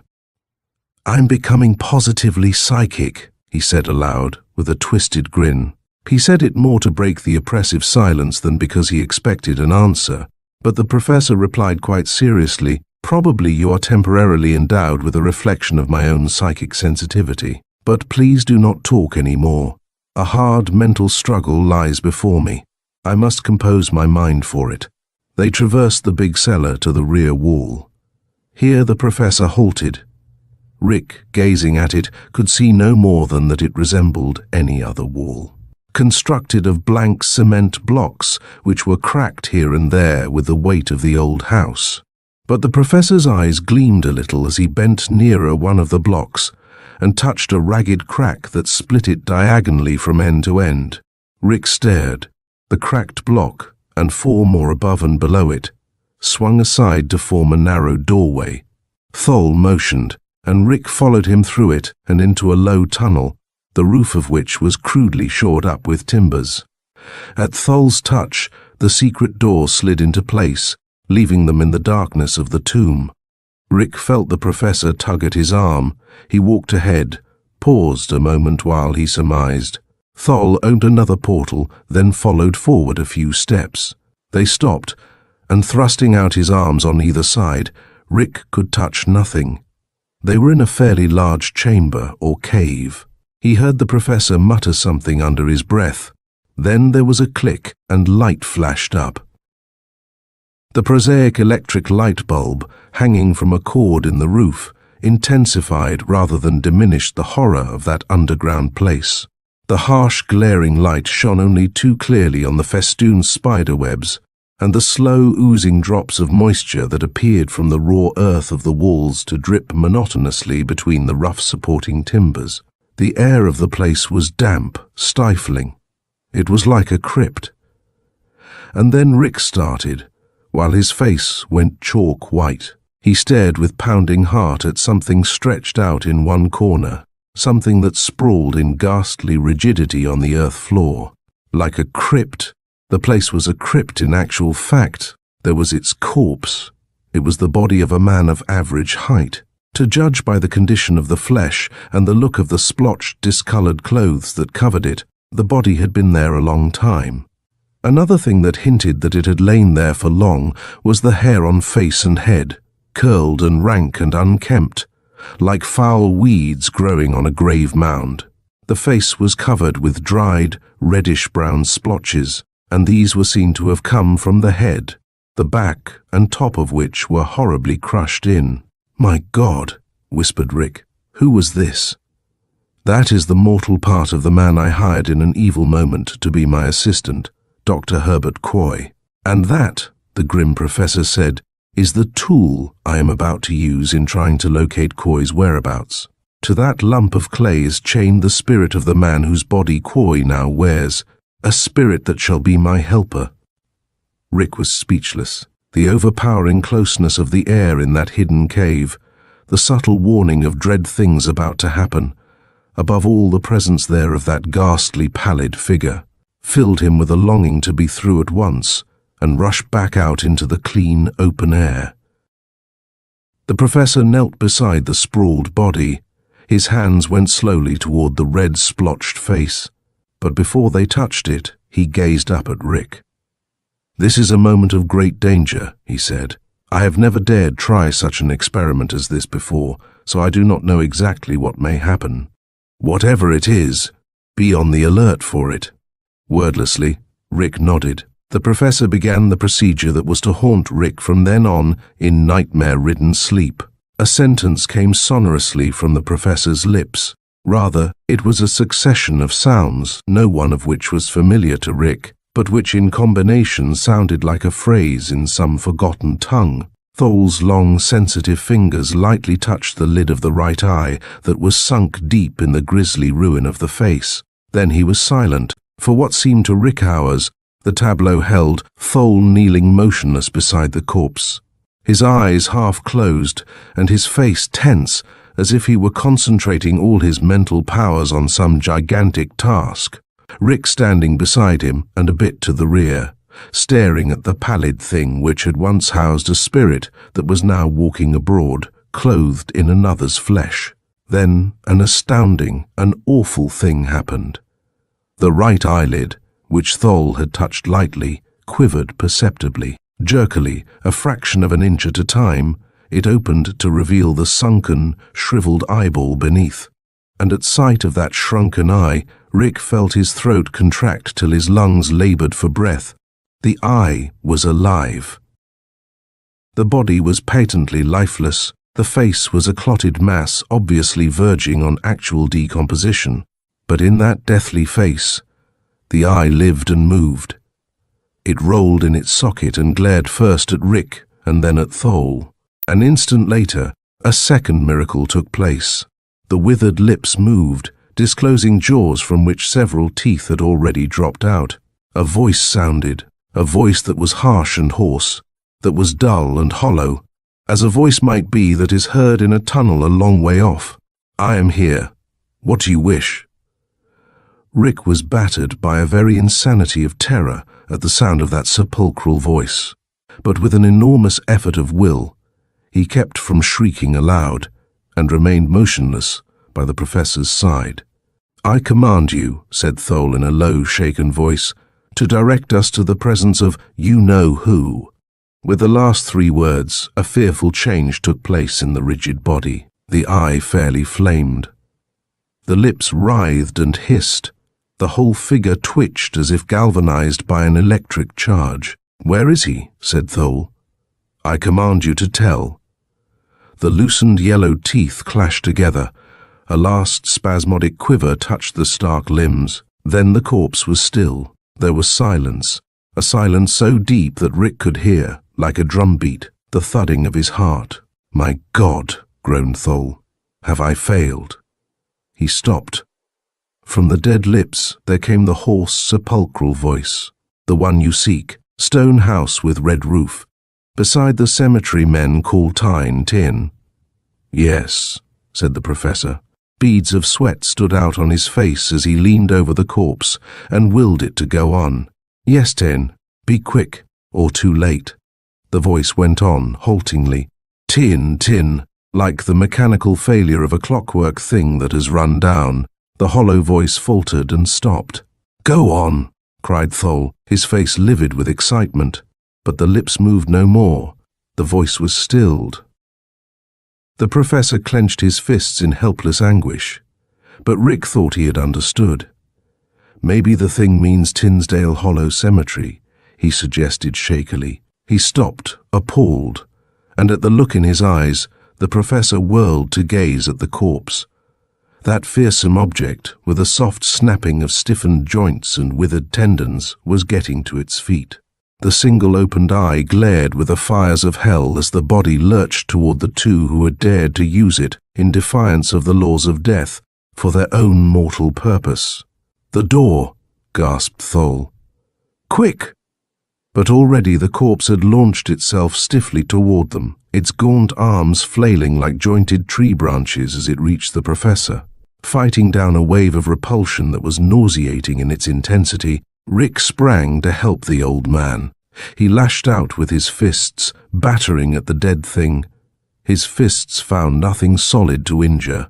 His clawing hands sloughed through clammy substance too insecure to grasp. But he managed to send the awkward figure tottering back for a second. It was enough. He dragged the professor to the entrance and slammed the wooden barrier just as the awful thing in the cave thudded against it.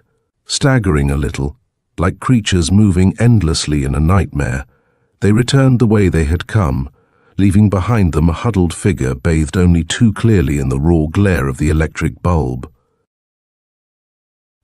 Chapter 9. Under the Red Roof. "Tinsdale Hollow Cemetery," said Professor Thol, looking up from a list of cemeteries in and near the city. "That must be the one. There are no others with a first syllable remotely like that. Come, we'll hurry there at once and see if there's a house with a red roof." Out along the river's edge they sped, in a hired motor that broke all speed laws under the guidance of a well-paid driver. They came to Tinsdale Hollow Cemetery, and as they drove by, Thol exclaimed aloud with grim triumph.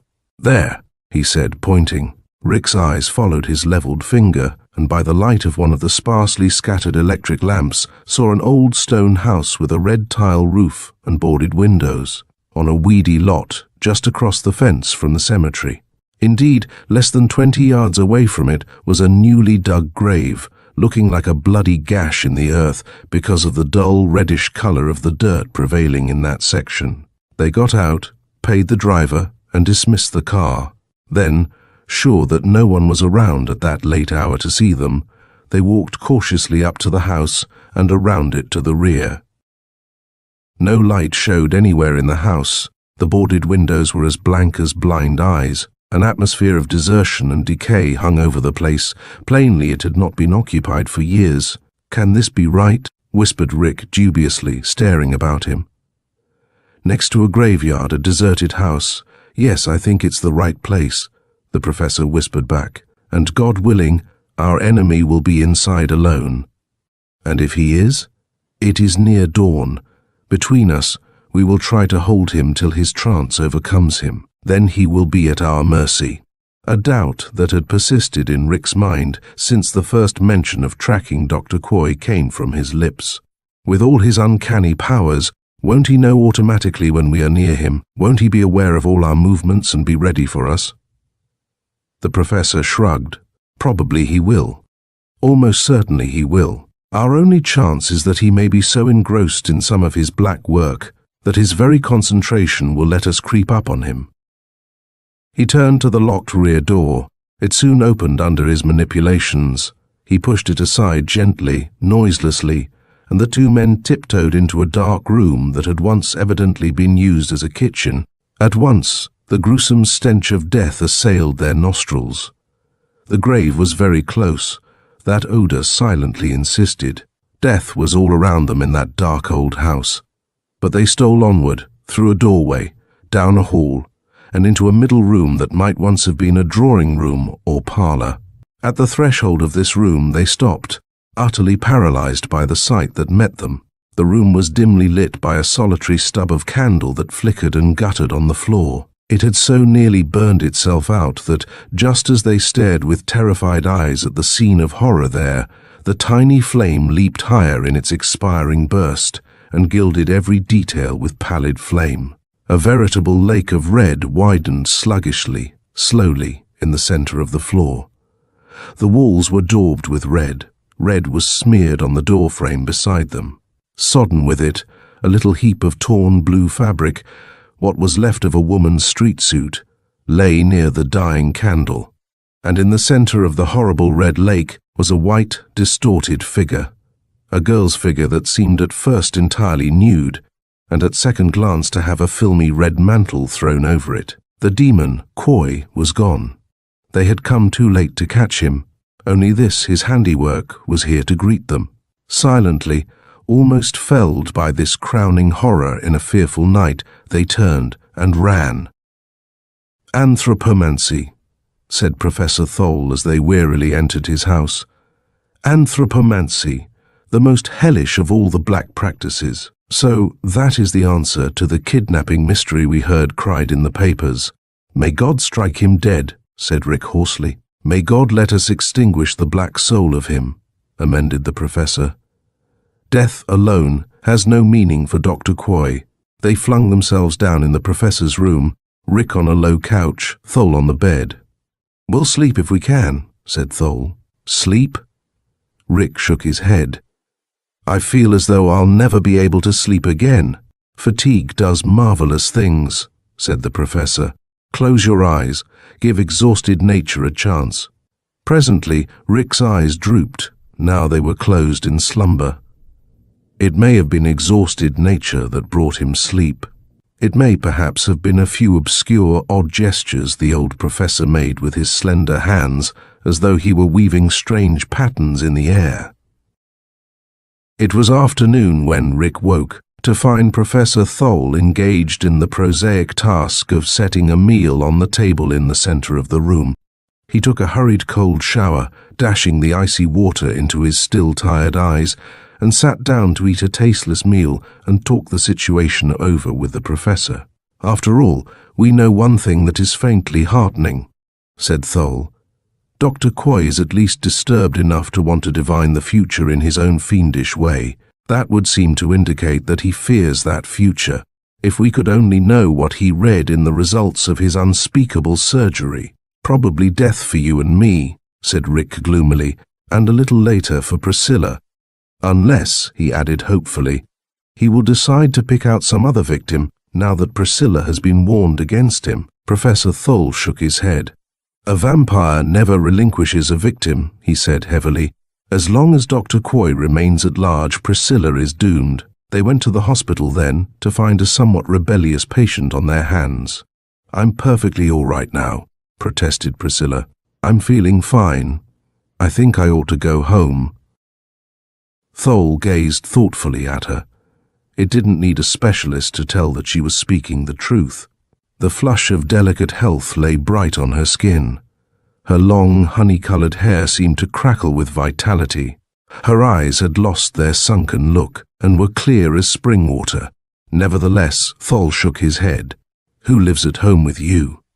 "My aunt," said Priscilla, "and our old servant Kemp. Kemp is devoted to me. I really think she'd die for me." "But she is old and a woman," Thole broke in. "Certainly not a very stalwart protector. No, you'd better stay on here, where there is a night and day staff, and where Dr. Quoy's attempts against you would be offered at least a little resistance." "Then you failed in your move against him last night?" "Yes," said Thole, "we failed." He told her a little of what had happened. A very little. Mercifully, he spared her the real story of Quoy's dark activities in the deserted house, and mercifully, he said nothing of the true nature of his own work in the secret cellar of his home. "Then the situation remains unchanged," faltered Priscilla. "Yes, there is only one ray of hope.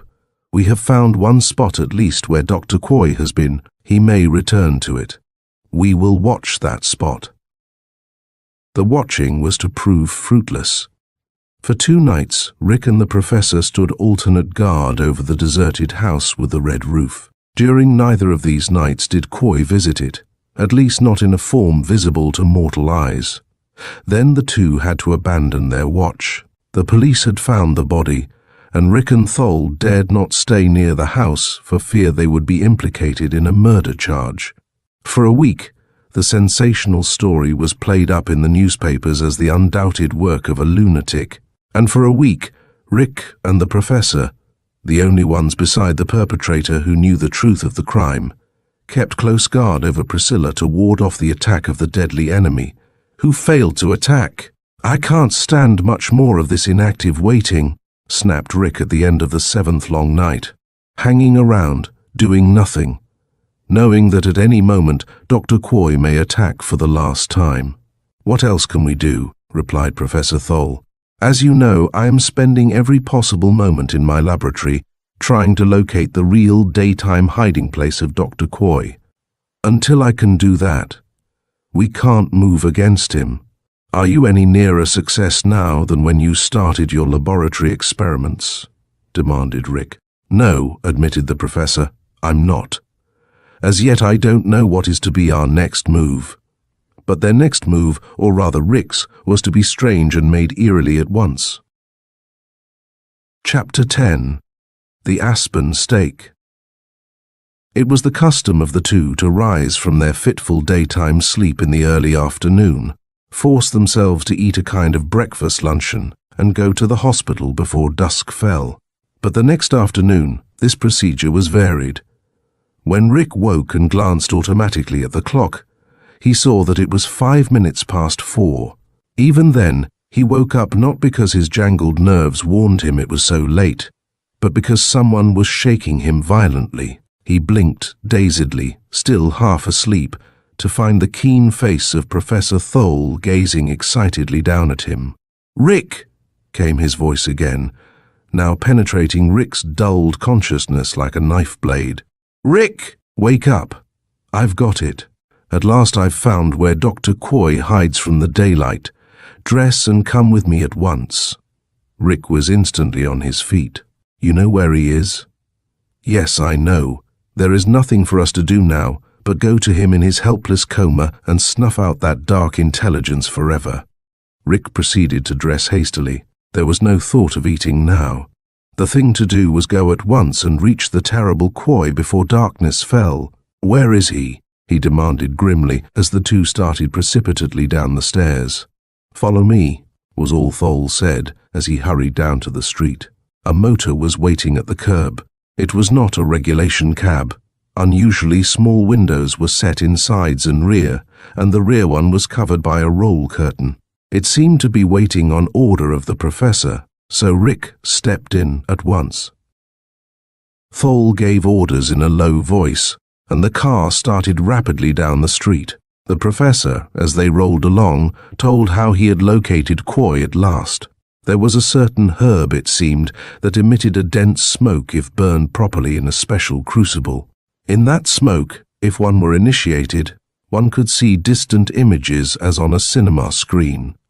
For days, Thole had been trying to wrench the secret of Quoy's hiding place from the smoke. This afternoon he had succeeded, and we are now on our way at last to end the career of this infernal being, marveled Rick, who had listened, absorbed to the account. "Not quite yet," replied the old professor, "but in a very short while. Now we are going to pick up the actual instrument that will destroy him, special tools specially prepared in his surroundings. When we have got that, we shall go to Quoy." At that moment, the car stopped. Thole ordered the driver to wait, then turned and hastened away. Rick, stumbling after him, had only an instant of time to realize that they were crossing a weedy, open field. Then they were in an impossibly narrow underground passage of some sort, which extended for a long distance to widen into a subterranean room. In this room was apparatus of a kind for which Rick had no adequate words of description. There were oddly curved rods and earthen retorts. A pile of dried weeds took up one corner. In another corner was a long, narrow box that must certainly be a coffin. In the center of the room was a low workbench, and on this bench was a curious thing. It was a sharpened piece of wood about 3 feet long and several inches thick. The sharpened end tapered to a fine, almost needle-like point, and its blackened surface indicated that it had been hardened in fire. "The stake," breathed the old professor. "The aspen stake that shall be plunged into his breast." He clutched it, and they hurried back through the passage to the weedy open space and to the waiting motor.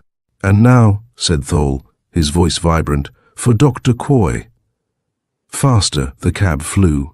It was like a dream ride. Then Rick, glancing out the small windows, began to see familiar street sights. Here he recognized a building, there an electric sign. "Why?" he ejaculated at last. "We're going directly back toward your house. Quoy is hidden near there." "Yes." Professor Thole fingered the sharp point of the aspen stake. His eyes were glittering. "You see the ingenuity of his choice? We would never dream of searching near home, but we've got him now." Rick closed his eyes while a wave of exultation passed through him. With wide, unseeing gaze, he followed the professor as the cab stopped, up a walk and into an old doorway. The professor held up his finger for silence and began to tiptoe up a curving staircase. Cautiously, Rick followed, taking infinite pains to make no noise. They entered a room, an ordinary room outfitted as a bedroom, and there on the bed, Rick saw lying a straight, still figure. Even at that tense moment, Rick found time to be surprised and a little taken back. He had visioned the sinister Dr. Quoy as passing his vampire's sleep in some hideous, buried place, not in an ordinary bedroom in an ordinary residence. But the thought passed immediately from his mind. The important thing was that Quoy was here, actually in the same room with him, lying helpless in slumber. Almost holding his breath lest he wake the sleeper, though the professor had told him that the coma of vampirism is almost that of death, Rick moved toward that still figure on the bed. Beside him tiptoed the professor. Nearer they came, nearer, till they were bending over the sleeping figure and gazing directly down at that face which was an incarnation of evil. Fascinated, Rick stared at it.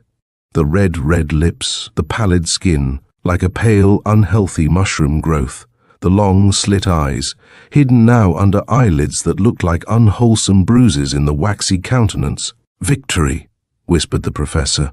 His right arm, with the stake held in his hand like a short spear, was raised high. Victory. Like a splendid statue of an old warrior, he stood there, the stake poised for its deadly downstroke. Then, slowly, with trembling arm, he lowered it. His eyes closed.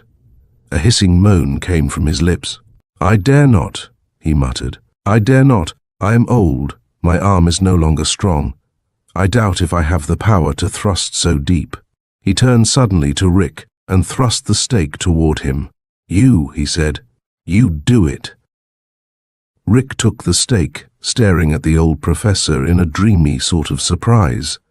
With that fearfully sharpened point, it seemed even a child could find the monster's heart, but he thought he could divine the true reason for the professor's hesitancy. This unnatural creature stretched before them was, in a sense, Thol's own creation. He had given him, unwittingly, the opportunity to steal and use for his own purposes the awful secrets in Cagliostro's lost document. This chance to undo with a single stroke the evil he had done was too much for him. It had unstrung him. "Well," thought Rick, "I have no such self-doubt. I'll send this stake through chest and heart and back and into the bed beneath." Grasping the lance-like thing, he raised it even as Thol had done, and poised it over the immobile figure. But there he, too, halted for an instant. The training of everyday, prosaic life is hard to break. Thol had told him, and heaven knew he believed sincerely, that the body before him was not alive, was simply undead, an animated corpse kept up only by its vampire diet. Nevertheless, to his eyes and instinct, the thing looked like the living body of any other man, and the plunging of that aspen stake into the heart was no less than murder.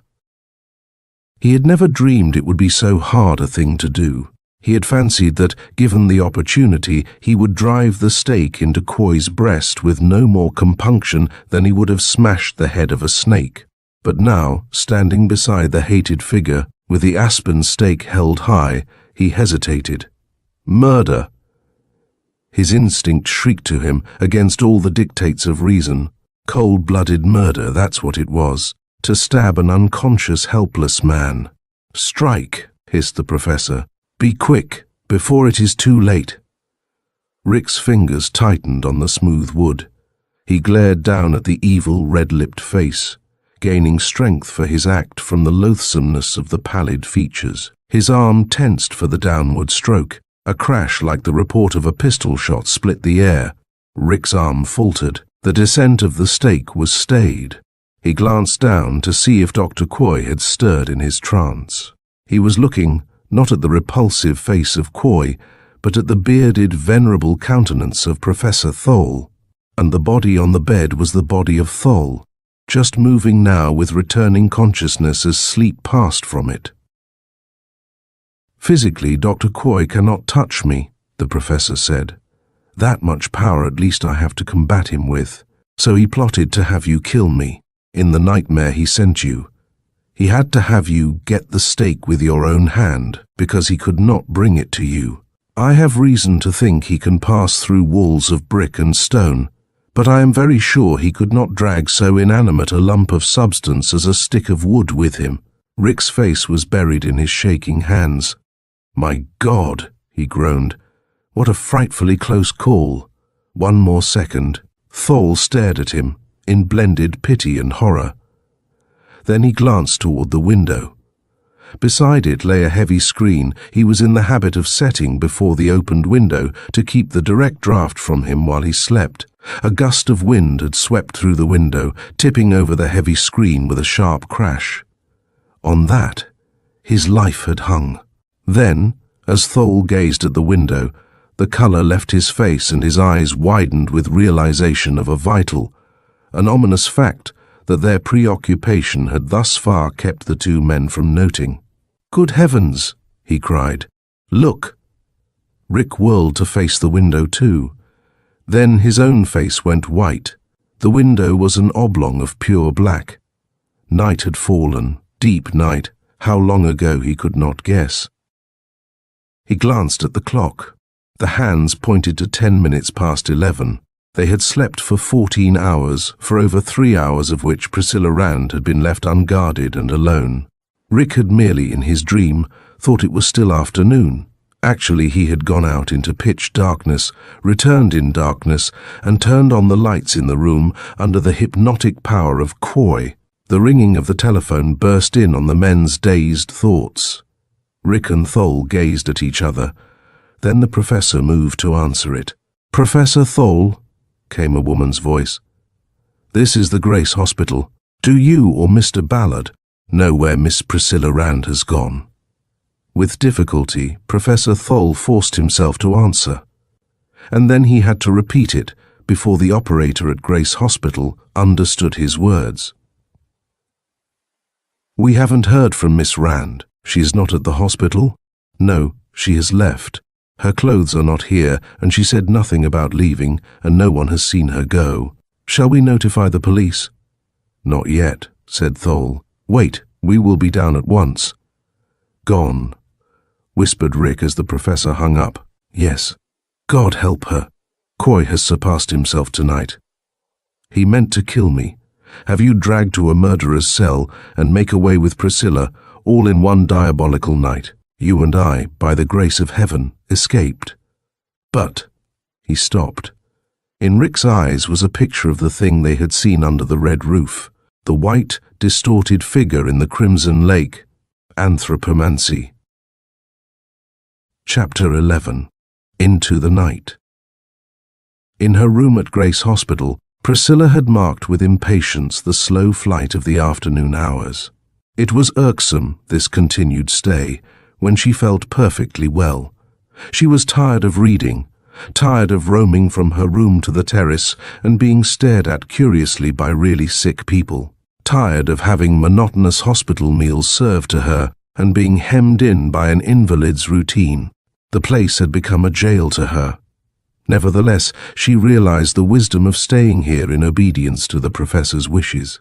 Involuntarily, her hand went to her throat, where 2 sets of small red marks had barely healed. Restlessly, she walked to the window, which faced west, and watched the lowering sun. 6:30. Rick and the professor were usually here by now. She wished they would come. As the sun sank lower and lower, she began to feel a growing unease. Again, her hand strayed to her throat. If they were forced to leave her alone another night, she would face it with all the courage she could muster. But the thought of that eventuality, of staying awake hour after hour through the long night, waiting to fight off a possible attack by the malignant Koi, as she had done a week ago, turned her pale. She called the nurse. "Has Mr. Ballard or Professor Thole telephoned the hospital?" she asked anxiously. "No, Miss Rand." "Oh, I thought one of them might have called you with instructions for the night." The nurse left. Priscilla tried to interest herself in a book. It was a dismal failure. Her eyes kept straying toward the window, where the last dim red of sunset barely showed. Night fell. An odd drowsiness stole over her. She was a little surprised at it. Having no outlet for her energies, she'd been finding it hard to sleep at night. And now, at only a little after 8, and worried as she was by the failure of Rick and Thole to appear, she was sleepy, and found it more and more difficult to keep her eyes open. Determinedly, she fought against her drowsiness. Then she began to yield to it. Rick and the professor would surely be along soon. Why not take a nap until they arrived? Almost with the thought, sleep dropped on her, deep, thick sleep, that yet left her dimly conscious of her surroundings. A queer sleep which, despite her will, she could not shake off, but a sleep which left her 5 senses open to vague and far-off impressions. She knew, for instance, when the hands of the clock beside her pointed to 9:45. She heard the nurse tiptoe in and out again after glancing at her and turning on the dim night light, and she was fully conscious of a curious odor that began to permeate the air. It was a revolting odor, a stench that nauseated her. She moved uneasily but was still unable to break the chains of the strange, numbing sleep that bound her. And now she became aware of two eyes staring at her. Her own eyes were closed, but still she could see those staring orbs, as though they were etched flamingly on the insides of her eyelids. Long, narrow, and black as jet, they glared unblinkingly at her. And soon she was rising slowly from the bed and mechanically dressing. A small part of her was aware that she didn't want to do this, that above all things she must resist the unspoken command to be read in those narrow black eyes. But she couldn't resist. Plastic as wax to the will behind the glittering eyes, she walked to the door of her room. Down the corridor she went, seeming to float more than to walk. There was no one in the corridor. No one was near the window leading to the fire escape ladder. Afterward, the nurse on duty in that wing was to recall that she had been summoned to a far room, only to find the patient there asleep, still only mistily conscious of what was happening. As though groping blindly at the bottom of a sea of horror, Priscilla descended the steep iron steps of the fire escape to find herself on the ground. Helplessly obedient to the inexorable will flaming in the evil black eyes, she started off through the starless night, seeing only as wavering phantoms the few passers-by on the back streets along which her path lay. The hospital was seething with activity when Rick and Thol got there. Nurses and interns hurried quietly through the corridors and in and out of rooms. Rick and the professor were met by the head physician of the staff, who had chanced to be awake and dressed when called at his home. "This is most mysterious, most distressing," he said. "The only thing we can believe is that Miss Rand walked down the corridor and out the fire escape window in her sleep or something." He glanced at them intently. "There has been some mention of mental unbalance in connection with her case, I believe." Rick started hotly to reply, but the professor spoke first. "Yes, she had occasional mild delusions." "Ah," said the doctor quickly. This was the first time such a thing had happened at Grace Hospital. He grasped at a chance to absolve the institution from accusations of carelessness. "I hardly credited the sleepwalking theory. Yet for an adult person to crawl so secretively down a fire escape at this time of night." He ended the sentence with a shrug, and did not mention something that had been persistently puzzling him, a lingering remnant of some curious odor that had greeted his nostrils when he stepped into the room of the missing girl. "What have you done to locate her?" asked Thol. "Nothing. We understood you to say over the phone that nothing definite was to be done until you got here. But you have searched the building thoroughly. She is not in it." "Don't be too alarmed by this," said Thol. "I have little doubt we'll find her at home when we go there to look for her." His voice and face expressed only mild concern. He turned and walked toward the door. Rick clutched frantically at his arm. "For God's sake, Professor," he began. "Shh," hissed Thol. "You don't want the police in this, do you?" Rick stopped. "Vampires, dead bodies that talked, aspen stakes and the black arts." No, he did not want the police in this. "The affair must be reported to the proper authorities if Miss Rand is not found at once," the doctor called after them. "Of course," said Thol. "We will phone you if we don't find her at home. Come, Rick." For a moment the two stood in front of the hospital entrance in frozen indecision. In what festering dark spot in the great city was Priscilla hidden, and how could they move to find and help her? Thol's eyes were nearly closed with the concentration of his keen old mind. "I think," he said at last, "there may be a chance, just a chance, that through your dream came a clue. From your description of the spot where you got that aspen stake, it sounds as though it might be Koi's secret hiding place. Could you possibly find your way there again?" "I doubt it," despaired Rick. "I visited it only in a hypnotic trance. Hardly once did I glance out the window of the car I went in. The only clue I have is," he pointed to his knees, "this brownish-red dirt I picked up while there." Thol glanced down. Adhering to the dark fabric of Rick's suit were two damp, discolored areas that could only have been caused by his kneeling somewhere in a muddy spot. "That is all," said Thol. Think hard. Is there nothing you remember that might help us guess where this dream place is? Rick gnawed at his upper lip. Then a gleam came to his eyes. Yes, I remember now. There was something. At the very end of our trip, we turned in through high iron gates, and on the gates, worked in iron, were the letters THC. THC, repeated the professor. It carries a memory of some sort. Seems as though we should know those letters, what they stand for. He stared at the drying patches of damp earth on Rick's knees, and the curious color of that dirt. Brownish red. That strikes a chord too. He stopped. Then, with a strangled cry, he turned and began running toward a cab that was parked down the street. Where are you going? Rick called. What's up? I'm going for Dr. Quoy, cried the professor. The color of that dirt. Don't you know? Can't you guess? Rick's head snapped back, as he too caught the significance of the two clues. Tinsdale Hollow Cemetery. Yes, we should have guessed it immediately, panted the professor. The place for death, and Quoy is but death walking abroad, is in a graveyard, and what more likely one than that beside the house with the red roof where we saw?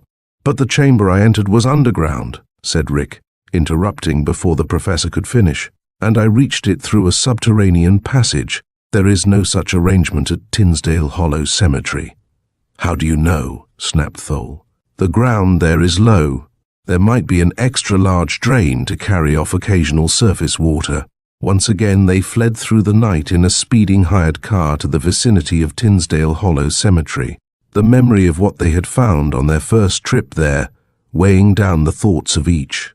Once more they passed the graveyard to conceal their true destination from the driver. Quickly they went to the big iron gate after the car had passed out of sight. It was closed now, that gate.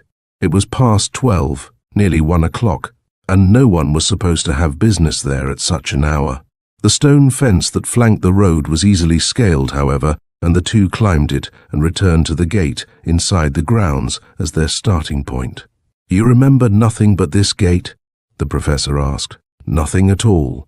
Try to recall every move you made. Furrows appeared in Rick's forehead as he tried desperately to remember the exact course of his nightmare. We came in through here. We turned right and then left. That must have been following this lane, snapped Thole, pointing to a side road that curved right along the fence from the gate and then straightened out to parallel the center road. We'll go down it. They did slowly while Rick strove to remember. I seem to recall hearing a heavy ring of metal on masonry. Might have been the sound of a manhole lid lifted from a concrete inset. Enough, breathed Thole. It was that.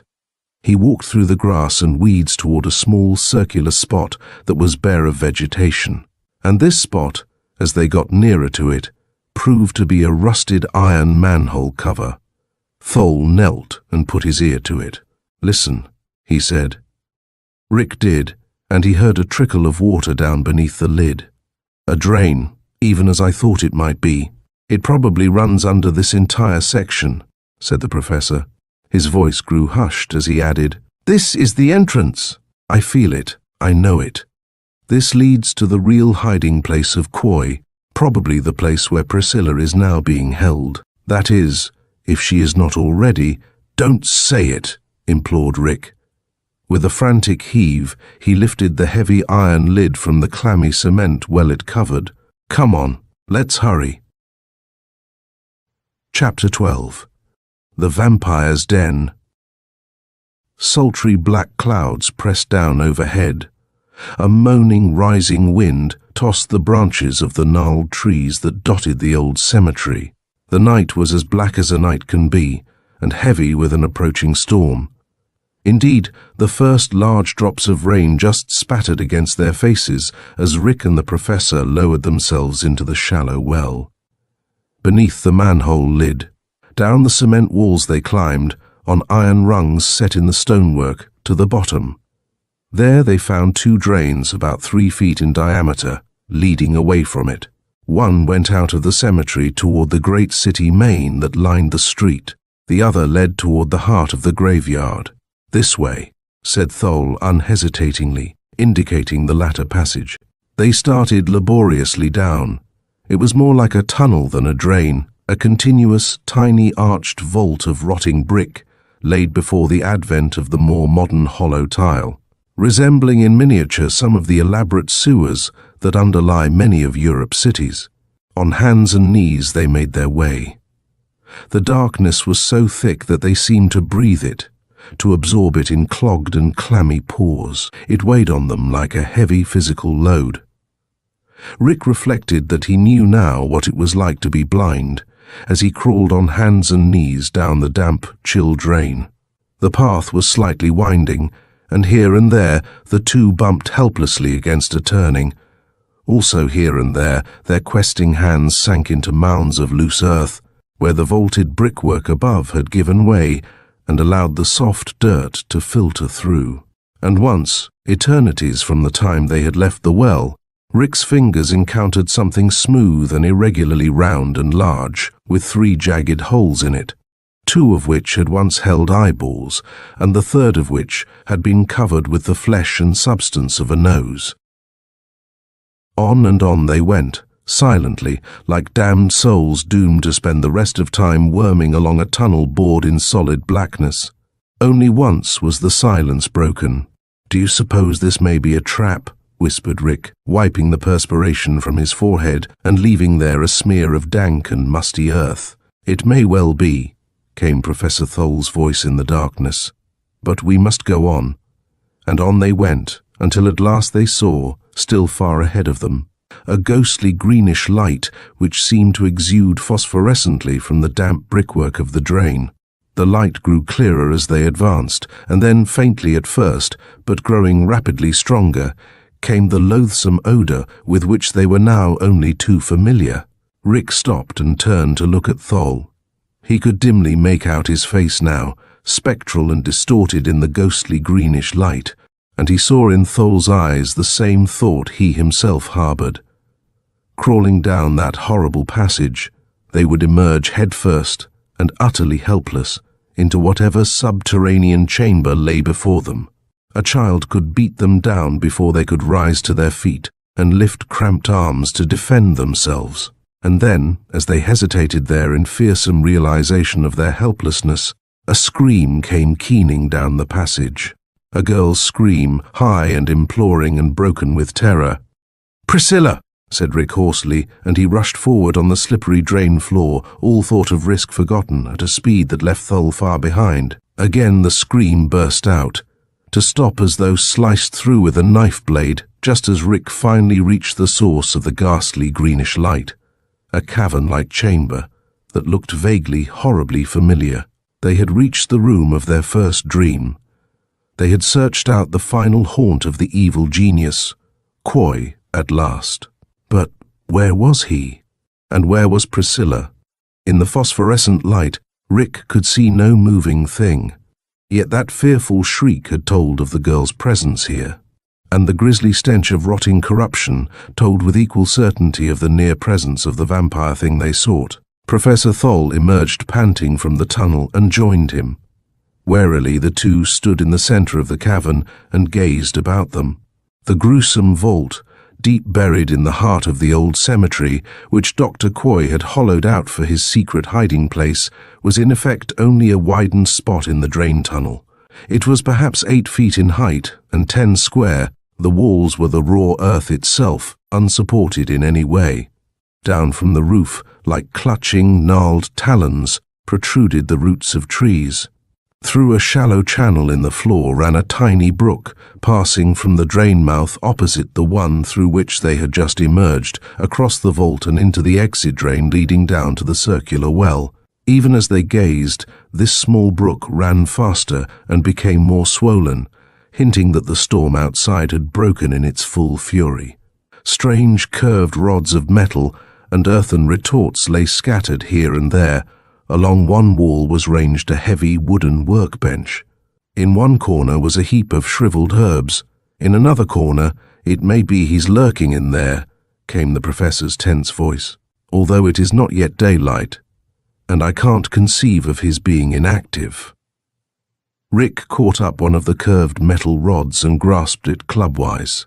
Then he sprang for the thing in the corner, with the lid set in place, but not screwed down. His fingers clutched the edge of the lid.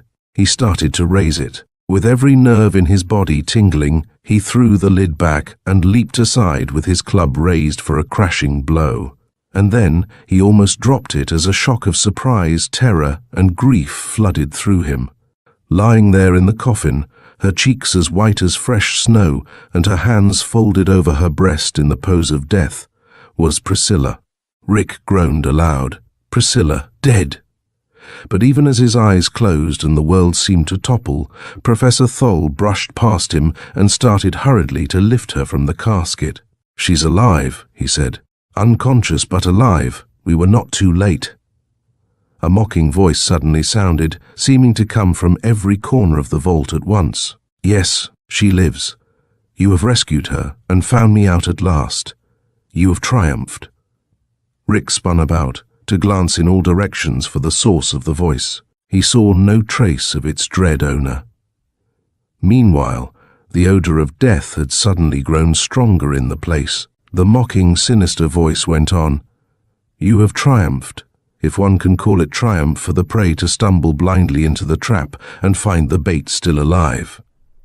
As the words were concluded, there was a dull crash. Rick and Thole whirled around to see that a heavy iron plate had thudded down to form a tight barrier over the mouth of the drain into which the surface rainwater had been pouring at an ever-increasing rate, and from which they had just entered. The entrance to the trap, now that they were securely inside it, had been duly closed. "The omniscient Professor Thole and his lovelorn assistant," the voice gibed on. "What chance has the humble Dr. Coy against two such foes?" The voice had gradually centralized. Until now, Rick thought it came from the drain entrance out of which the water was flowing, opposite the entrance that had been blocked by the iron plate. Grimly, swinging the curved metal rod in his hand, he started toward the spot. But before his third step had been completed, he found himself rooted to the floor, as though the air had hardened into transparent stone around him. Near the open drain mouth, a shadow suddenly fell. And before Rick could decide whether it was shadow or substance, whether it had come from the drain mouth or had just materialized out of the air, he found himself staring into Dr. Coy's jet-black eyes and shuddering at the twisted smile on his blood-red lips. "And so the struggle ends between us, Professor Thole," Coy went on. "And in at the death, a purely literal phrase on this occasion, are your stalwart young assistant and the doll-faced girl he sprang so gallantly to rescue. I congratulate you on your victory." The lips of Thole moved desperately in incantations designed to paralyze his antagonist, just as that antagonist had paralyzed Rick. The incantations failed before Coy's power. "It will yet be victory," he panted at last. "Thief and murderer." "Thief," Dr. Coy broke in suavely, "you are still bitter about my acquisition of the lost Cagliostro, I see. But I am utilizing it properly, whereas you would have played with it as a mere dilettante. Murderer, what would you? You know as well as I how I must derive my sustenance, and you know as well as I that the most effective way of divining the future is by reading the signs to be obtained only with human sacrifice." "You fiend from hell," grated Thole. Dr. Coy bowed ironically, giving never a glance in the direction of Rick, who was straining to break loose from whatever power it was that held him motionless. "The compliment is treasured for the sincerity with which it is delivered. And now, if you will pardon me, I will leave the three of you to the pleasant finis which lies before you."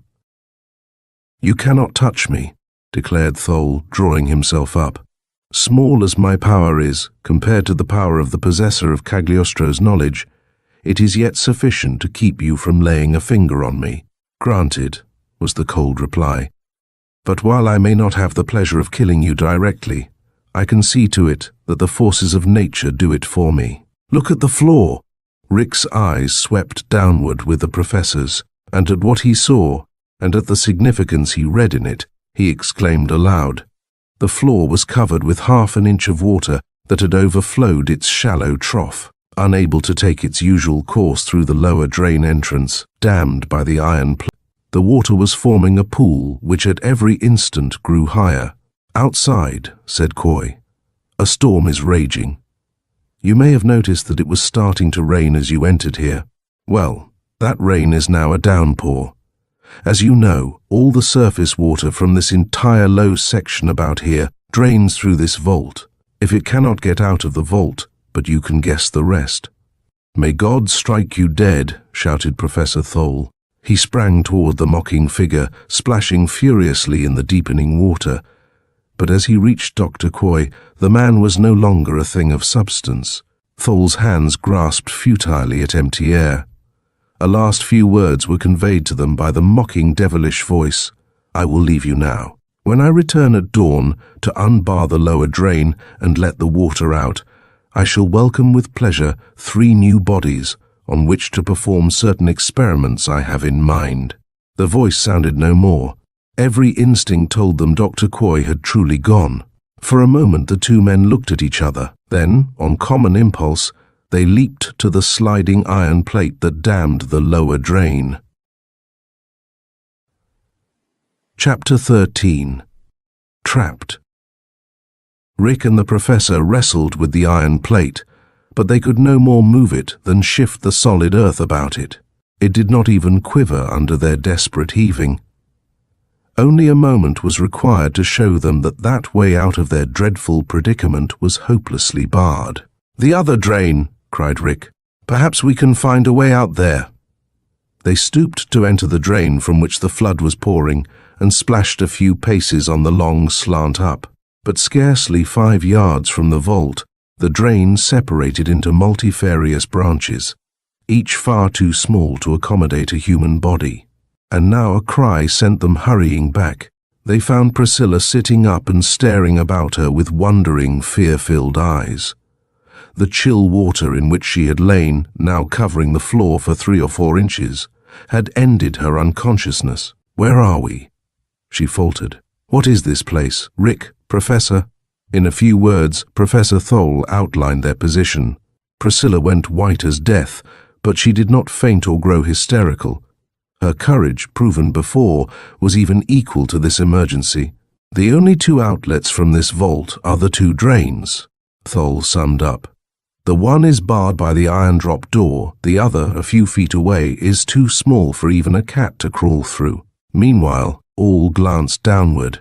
The water had risen until it was halfway between their ankles and their knees. It seemed to increase in the rapidity of rising too, which was only natural.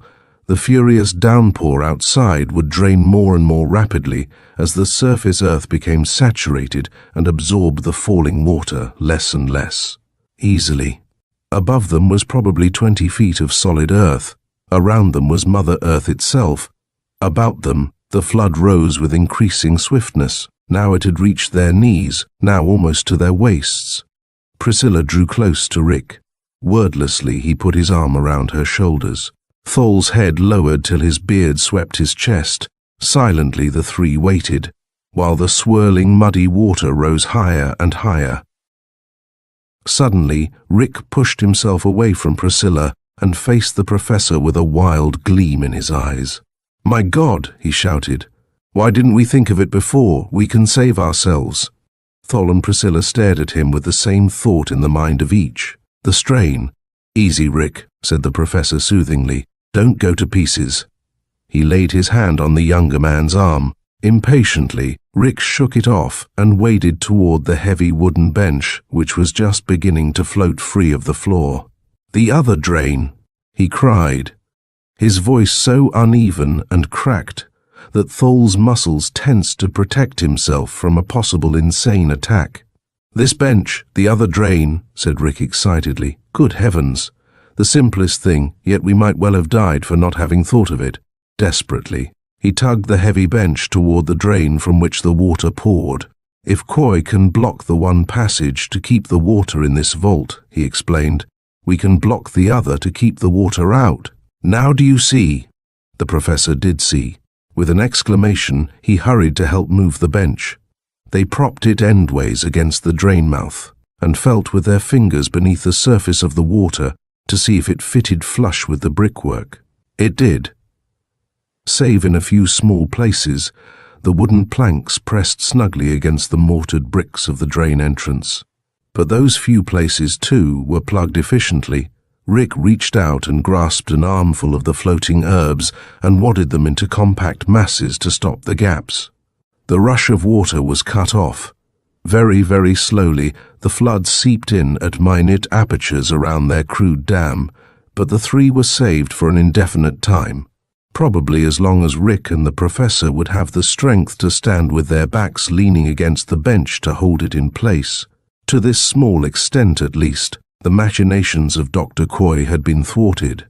But how were they ever to get out of their ghastly tomb? Priscilla voiced the thought of all. It seems to me we have only put off dying a little longer. We'll never be able to leave this place unless a miracle happens. She looked with faint hope at the professor, but he shook his head. No, my child. I am not able to work miracles.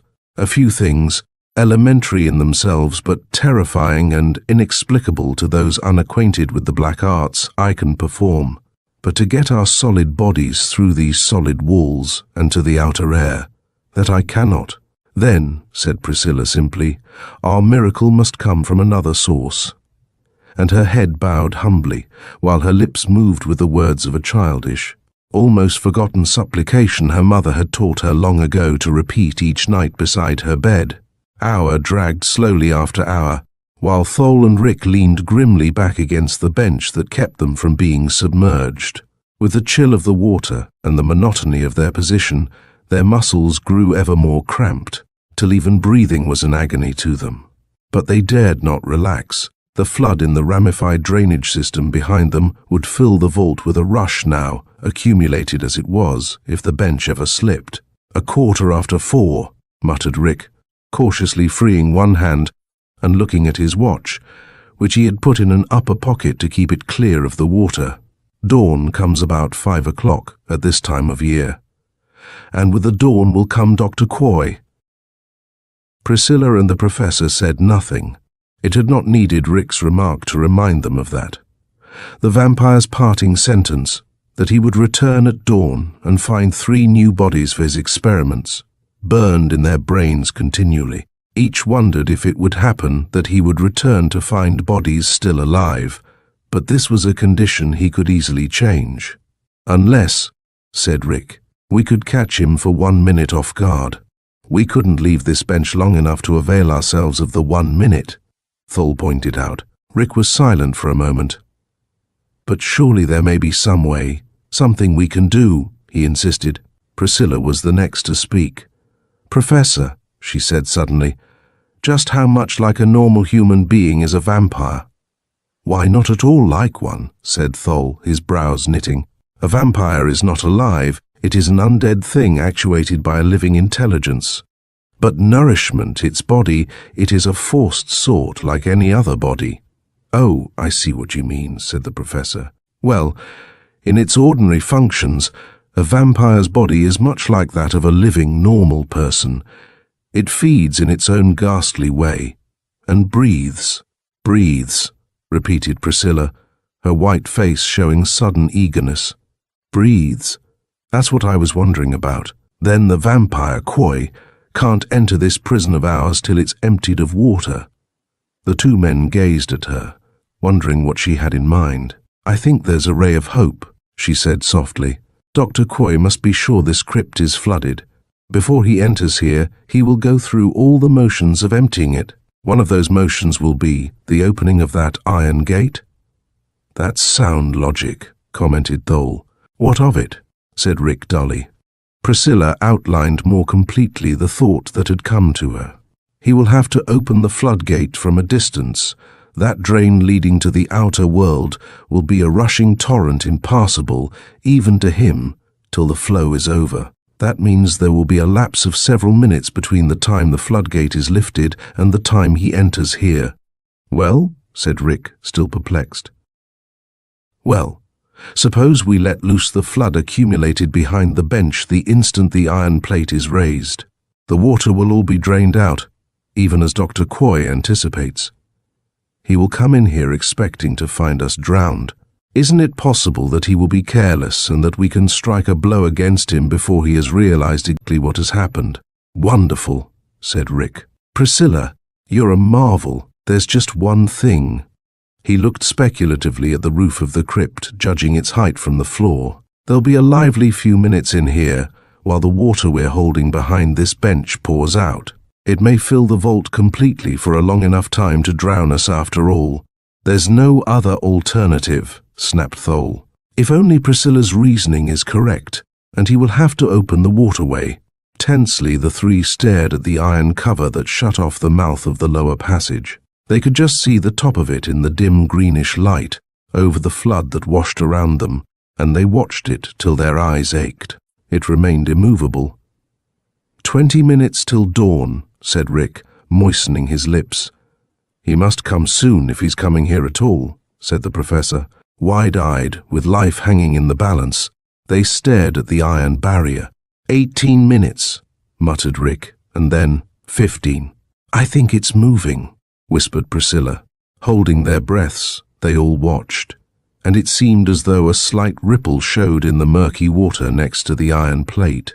The next instant, it was confirmed. All felt a tugging at their ankles and legs as the flood in the vault began to sweep down the lower drain, and the next moment after that, they saw the blackness of the passage mouth as the iron plate swung soundlessly up to leave the entrance clear. In a few moments, the water in the vault had swirled noisily down the tunnel, leaving only shallow pools on the floor under their feet. Rick glanced at the professor, who nodded. "Now," said Thole, "find something to hang on to. Anyone who is sucked down into the passage with the flood." Simultaneously, the two men leaped away from the propped-up bench. It went down with a crash as the surging water behind it jammed forward. In an instant, the crypt was a boiling whirlpool, with the three being tossed this way and that as if they were straws. "The roots!" shouted Rick. He had one arm around Priscilla, holding her desperately against the deadly pull of the current. With his free hand, he was clutching at one of the largest of the gnarled tree roots that protruded down through the earth of the ceiling. The professor, who had been swept halfway to the tunnel mouth in the first rush of the water, reached up at Rick's call and caught a root. There, the three clung, dangling and swaying in the rapid current, like three streamers of paper suspended before the gale of an electric fan. The flood reached up to within a foot of the roof in its first wild rush. Then gradually, it lowered its level till the three could drop from the holds of the roots into only a foot or so of water. Finally, the crypt was emptied, as was the system of mains behind it. The roaring in the big drain that led to the outside world diminished to a sullen muttering and then was stilled altogether. Once more, the water splashed in a decorous small brook through the groove cut for it in the floor of the vault. The crypt was ready for the occupation of the monster who had so painstakingly hollowed it out for a secret retreat from a more normal world. Chapter 14. Coy returns. "We'll lie on the floor," said the professor. As though Coy's plan had succeeded, simulate death. The three stretched themselves out in sprawled, limp attitudes on the moist floor to wait the arrival of the evil genius that had imprisoned them there. And as they lay there, with eyes closed and the greenish glow shining on faces pinched and pallid with the chill of the place, they looked indeed like the lifeless corpses. It was so imperative that they resemble. The ordeal of lying helplessly on the floor, waiting for the coming of the dread Coy, was almost unbearable. Rick felt that each succeeding second of time must see the end of his endurance, that any instant he must spring to his feet and yell like a maniac to end the suspense. Lying there, just lying there, painfully repressing the shudders of terror and exhaustion and pure chill, with the entire weight of the weedy old cemetery above seeming to press down on him. And with Dr. Coy somewhere near and creeping closer every moment was torture far more refined than that of red-hot pincers and rack. And then a positive note crept into the unendurable passivity of their suspense, as from the mouth of the passageway came a faint, horrible stench. For some seconds before Rick could hear anything, his nostrils caught that odor of death, ever growing stronger and more loathsome. Then, from down the dripping passage, came a faint, dragging sound. Rick reached out and pressed the arm of Priscilla, who lay like a limp flower beside him. Then he let his arm fall in a lax, dead way to the floor while he watched, through the fringe of his eyelashes, the entrance of the passage. The dragging sound grew louder. It puzzled Rick. It sounded as though some sick or wounded thing were dragging itself painfully down the small tunnel. Then Coy appeared, and at the look and actions of him, Rick could hardly repress a start. Dr. Coy was moving slowly, but in a way that showed he was hastening as rapidly as he could. He moved as though partially paralyzed, hitching arms and legs along as if they weighed him down like lead. On his pale, evil face was a dull, perplexed look, and his eyes had a glazed expression. With a wild thrill of hope, Rick divined the meaning of Coy's lethargic movements and his anxious, though tortuous haste. His one point of vulnerability, the inevitable limitation of the vampire, was clamping down on him. Dr. Coy had almost been overtaken by dawn, and the near death of his day, before returning to his underground haunt. Breathlessly, Rick watched the movements of the crippled enemy, and as he watched, the thrill of hope grew wilder. Dr. Coy sighed heavily as he dragged himself to his feet. With an immense effort, he stood almost upright. Then, scarcely glancing at the three sprawled bodies on the drenched floor, he stumbled toward the spot where the subsiding flood had stranded the wooden coffin. What occurred then was simple in itself, but ghastly beyond description in the foul and hideous things it connoted. Dr. Coy lifted the coffin lid, sighed heavily again, and lay down in the coffin as if it had been a bed. Slowly, the lid sank over him, till with a soft thud it had closed him in. Coy the malignant, Coy the fiendishly powerful, was in his deathly trance and delivered into their hands.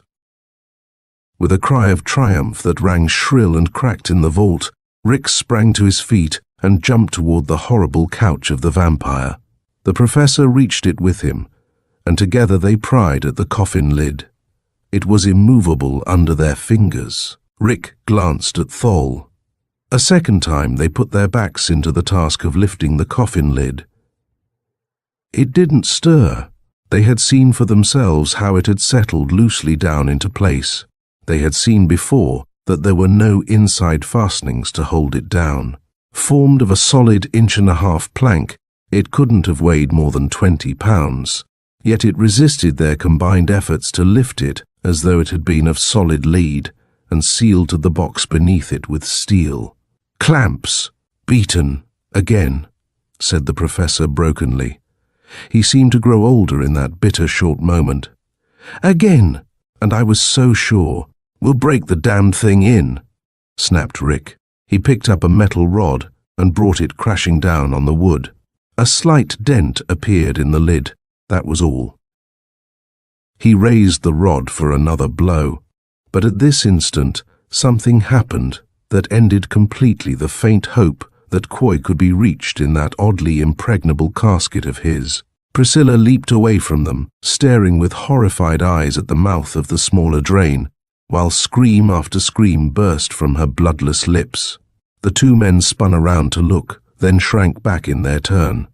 Whether driven out of the rain-soaked earth by the surplus of fallen water, or called in regimental formation by some ghastly, horrible power, a wriggling mass of life filled the smaller tunnel, a writhing mass of earthworms.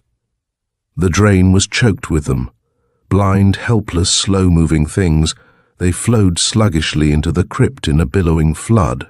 In a moment, they had surrounded the coffin and were rolling and crawling about the feet of the girl and the two men. "Good heavens," Rick gasped. "Look at the things pour out." The same vision assailed the brain of each. A second flood, more horrible by far than any tide of water, slowly rising to trap and submerge them in the crypt. Silently, with their eyes almost starting from their heads, The three plunged into the lower tunnel entrance and began clawing away toward the outer world. And as they slipped and fought their way along the dripping passage, it seemed to them that the soft, helpless things down upon them from the rotting archway above, and started up between the very bricks under their recoiling fingers. Chapter 15. The Golden Noose. Downstairs, in the professor's library, the two men sat gazing unseeingly at the wall, each lost in his thoughts. They had brought Priscilla here to the professor's house, feeling she would be safer here than anywhere else. She was lying upstairs now, sunk in the sleep of utter exhaustion and nervous shock, with a nurse in attendance. Thole had phoned the hospital immediately on their arrival in the early morning, to stop any police investigations they might have started. Then he had got the nurse for her, and he and Rick had fallen log-like into bed to get some rest. With the first relief of their great fatigue, they had waked again, too tense for normal slumber. That had been at 2 in the afternoon. It was now 9 in the evening, with full night blanketing the city. In those 7 endless hours, they had stood guard over Priscilla, and had tried to compose themselves to face whatever might next be their lot to endure from the infamous Coy. At the moment they were in the library for a few minutes of relaxation and talk, they couldn't converse in Priscilla's room for fear of waking her. The nurse, a grim-faced woman who was almost too efficient at her duties, could see that the girl was undisturbed for a little while. "Coy will strike tonight," the professor insisted. "When dawn comes tomorrow, either he will be destroyed, or all 3 of us will be dead. Tonight decides all." "How do you know?" demanded Rick, puffing nervously at a cigarette. "I don't see how you can be so certain." "It can't be otherwise," interrupted Thole impatiently. "Consider, we 3 of all the world know Dr. Coy's true character and all his identity, and we now know where he hides in daylight, his last secret den. Don't you see? If he's to continue to exist, he's got to strike. What do you think will be Coy's method of attack tonight? Have you any idea?" "Yes, I have a pretty definite idea, versed as I am along similar lines. I think he will try to get something from this house, some intimate, personal thing belonging to one of the 3 of us. Using that as a focal point, he can destroy us from a distance. We might, perhaps, be able to trap him if he tries to steal into this house for some such thing." Rick got abruptly to his feet. "I think we'd better get back to Priscilla's room," he said with a shiver. The 2 left the library and walked up the stairs. At the head of them they met the nurse, just leaving the girls' room. "Is she still sleeping?" asked Rick in a low tone. At this question, the nurse seemed oddly surprised. "Why, yes, sir," she said. "She's as sound asleep as she was a moment ago when you were in her room." A moment ago," repeated Rick in amazement. "It's been a half-hour since I was in there." "I don't understand," faltered the nurse, looking at him as though she doubted his sanity. But here the professor spoke, clutching Rick's arm convulsively. "You saw Mr. Ballard come into this room only a moment ago?" he rapped out. "Yes, sir. It was less than 3 minutes." "What did he do in there?" demanded Thole. He tiptoed to Miss Rand's side and snipped off a lock of her hair. "I thought it was such a sweet little touch of sentiment." In utter dismay, Rick and Thole faced each other. Thole! And he's gone, and has accomplished his purpose, while I sat stupidly inactive within 40 feet of him. May heaven protect us now. Heavily, he instructed the astonished nurse to go to her own home for the night. And, still gazing doubtfully at Rick, as though convinced he was not quite sane, she donned her mannish blue coat and left. "There's nothing more she can do here," said the professor dully to Rick. "Why endanger her life needlessly? You think some general catastrophe may come now, something that would destroy the house and everybody in it?" Professor Thole shrugged. "Who can tell? With that fatal lock of hair in his possession, Dr. Coy can do many things. Which he will attempt, I have no way of divining, but they were soon to know." Slowly, the minutes passed, while the two men sat in Priscilla's room and waited for the final thrust of the evil genius. Coy, rigid they sat, as condemned men sit in their hopeless cells, keyed up to the breaking point, while the girl breathed deeply and regularly, still locked in heavy sleep. The room was dimly lit by a single light bulb. Rick had moved to snap on the overhead lights, but the professor had stopped him with a gesture. Why wake her with a glare of light to go through these last few moments of suspense, he had whispered. Let her sleep as long as she can, poor girl. So they sat and watched her, listening to her deep, regular breathing. Rick's quick ears were the first to catch a slight difference in that rhythmic breathing. His eyes were the first to see the alarming change that came over her face, and to discover the dreadful reason for it. Priscilla's lips parted, and she moved a little in her sleep. Her breathing had changed tempo. It became quicker, uneven, with a harsh, stertorous sound, and her face, pale and worn, was suddenly suffused with crimson.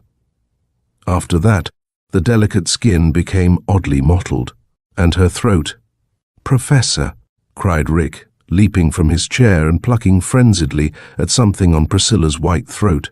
"Look!" Around the girl's neck, biting more deeply every second into her soft flesh, was a single strand of her long golden hair. It was loose, not in any way connected with the tresses that swept her